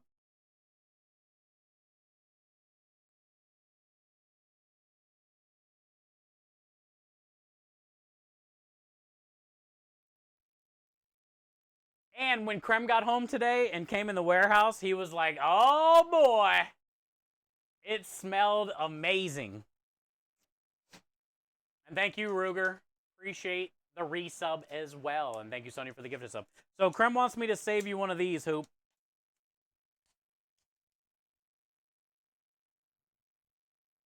So this is our dessert special for this weekend, for the St. Patrick's theme. I did Guinness chocolate cake, and it was a fluffy, thick Guinness cake. It's like halfway full. I still got a whole sheet tray of chocolate cake, Guinness cake, that I rolled up because it was like pliable. I rolled it up and put it in the freezer, and I'm going to use it for bread pudding. But, so Guinness chocolate cake, I didn't put any creme de lish in that. But I did put creme de lish in with the Bailey's Irish Cream Cheesecake Mousse. So I put some creme de lish in with the cream cheese, and I put some creme de lish in with the heavy cream. And to make a cheesecake mousse, you got to make the cheesecake with the Bailey's Irish Cream. and the whipped cream with the Bailey's Irish cream, and then you fold them together, and it's moussey. Very moussey, right? So this is going to go in the freezer for you. Thanks to Creme for requesting it before I sold them all.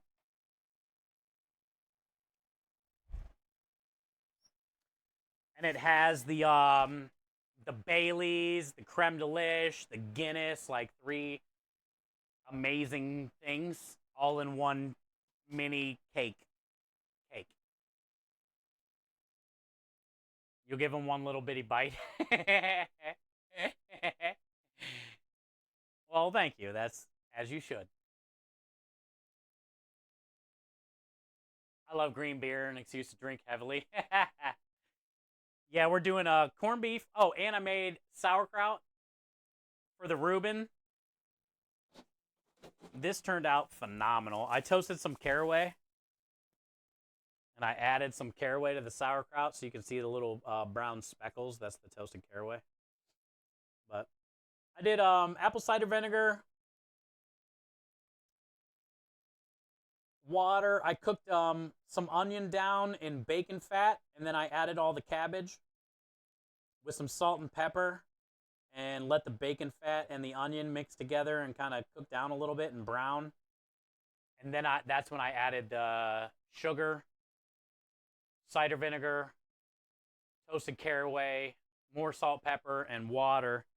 Covered it, let it cook for an hour, 45 minutes to an hour. Covered, and then turned off the heat and let it come to room temperature after a few hours. It's perfect. If you love sauerkraut. It's sweet. It's sour. The toasted caraway is a good touch. It's not overpowering. You can actually taste the bacon fat, the onion. I can eat all this.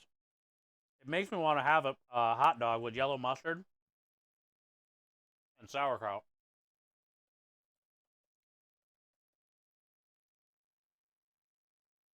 I don't think we're going to sell all of it, so I am kind of looking forward to eating the rest of that, even though it'll probably make me gassy.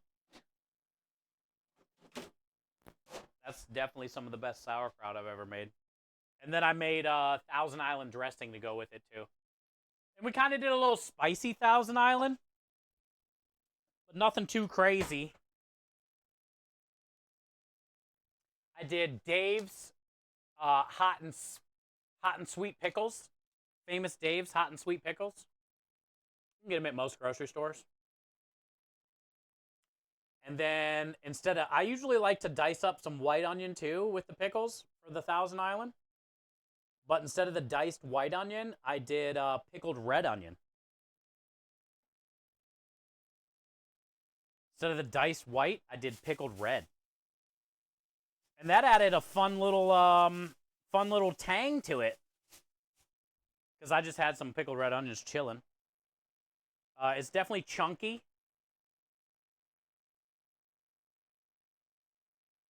Paprika. I did chili sauce instead of ketchup because chili sauce is a little spicy too.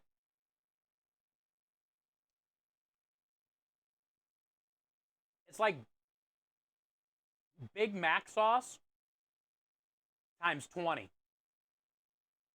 It's so good. I'm dunking the other end of this fork in there. It's that good. It's so good. It's like tangy, spicy.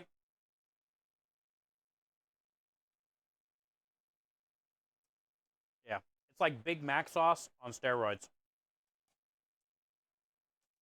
And that'll pair well with the corned beef or the pastrami, the sauerkraut. Like, it all go really good together. Pretty exciting.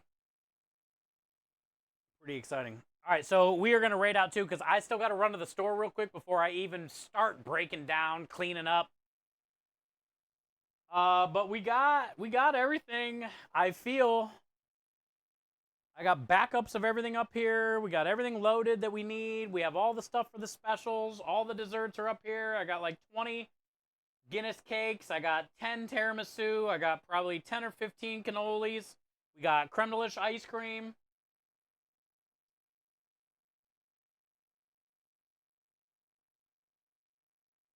I think we're good. It was a fun week together. We got a lot of stuff accomplished. We got the pizzas made that we're going to take there. I'm just taking 3 just to sample, you know. He'll be able to tell us if that's what he's thinking or a different crust or not.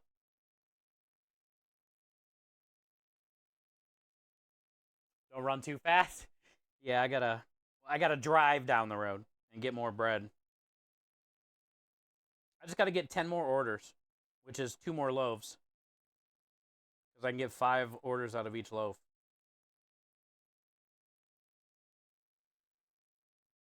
And then when I get back, I can start filling up the sinks and doing dishes and cleaning. I got a mop in there because there's so much meat chunks. Meat chunks. Good night, Annie. Who should we share the love with?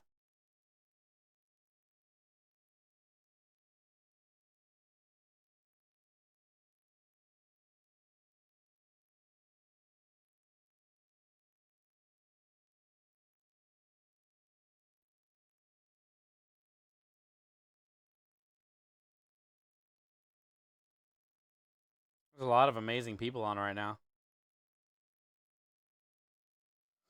I got a ton of people on right now.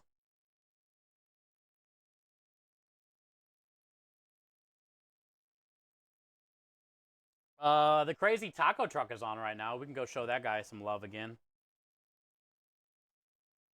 It should be getting busy there in another hour or 2. It's very rustic, but you got to start somewhere. I told him. He whispered me after last raid.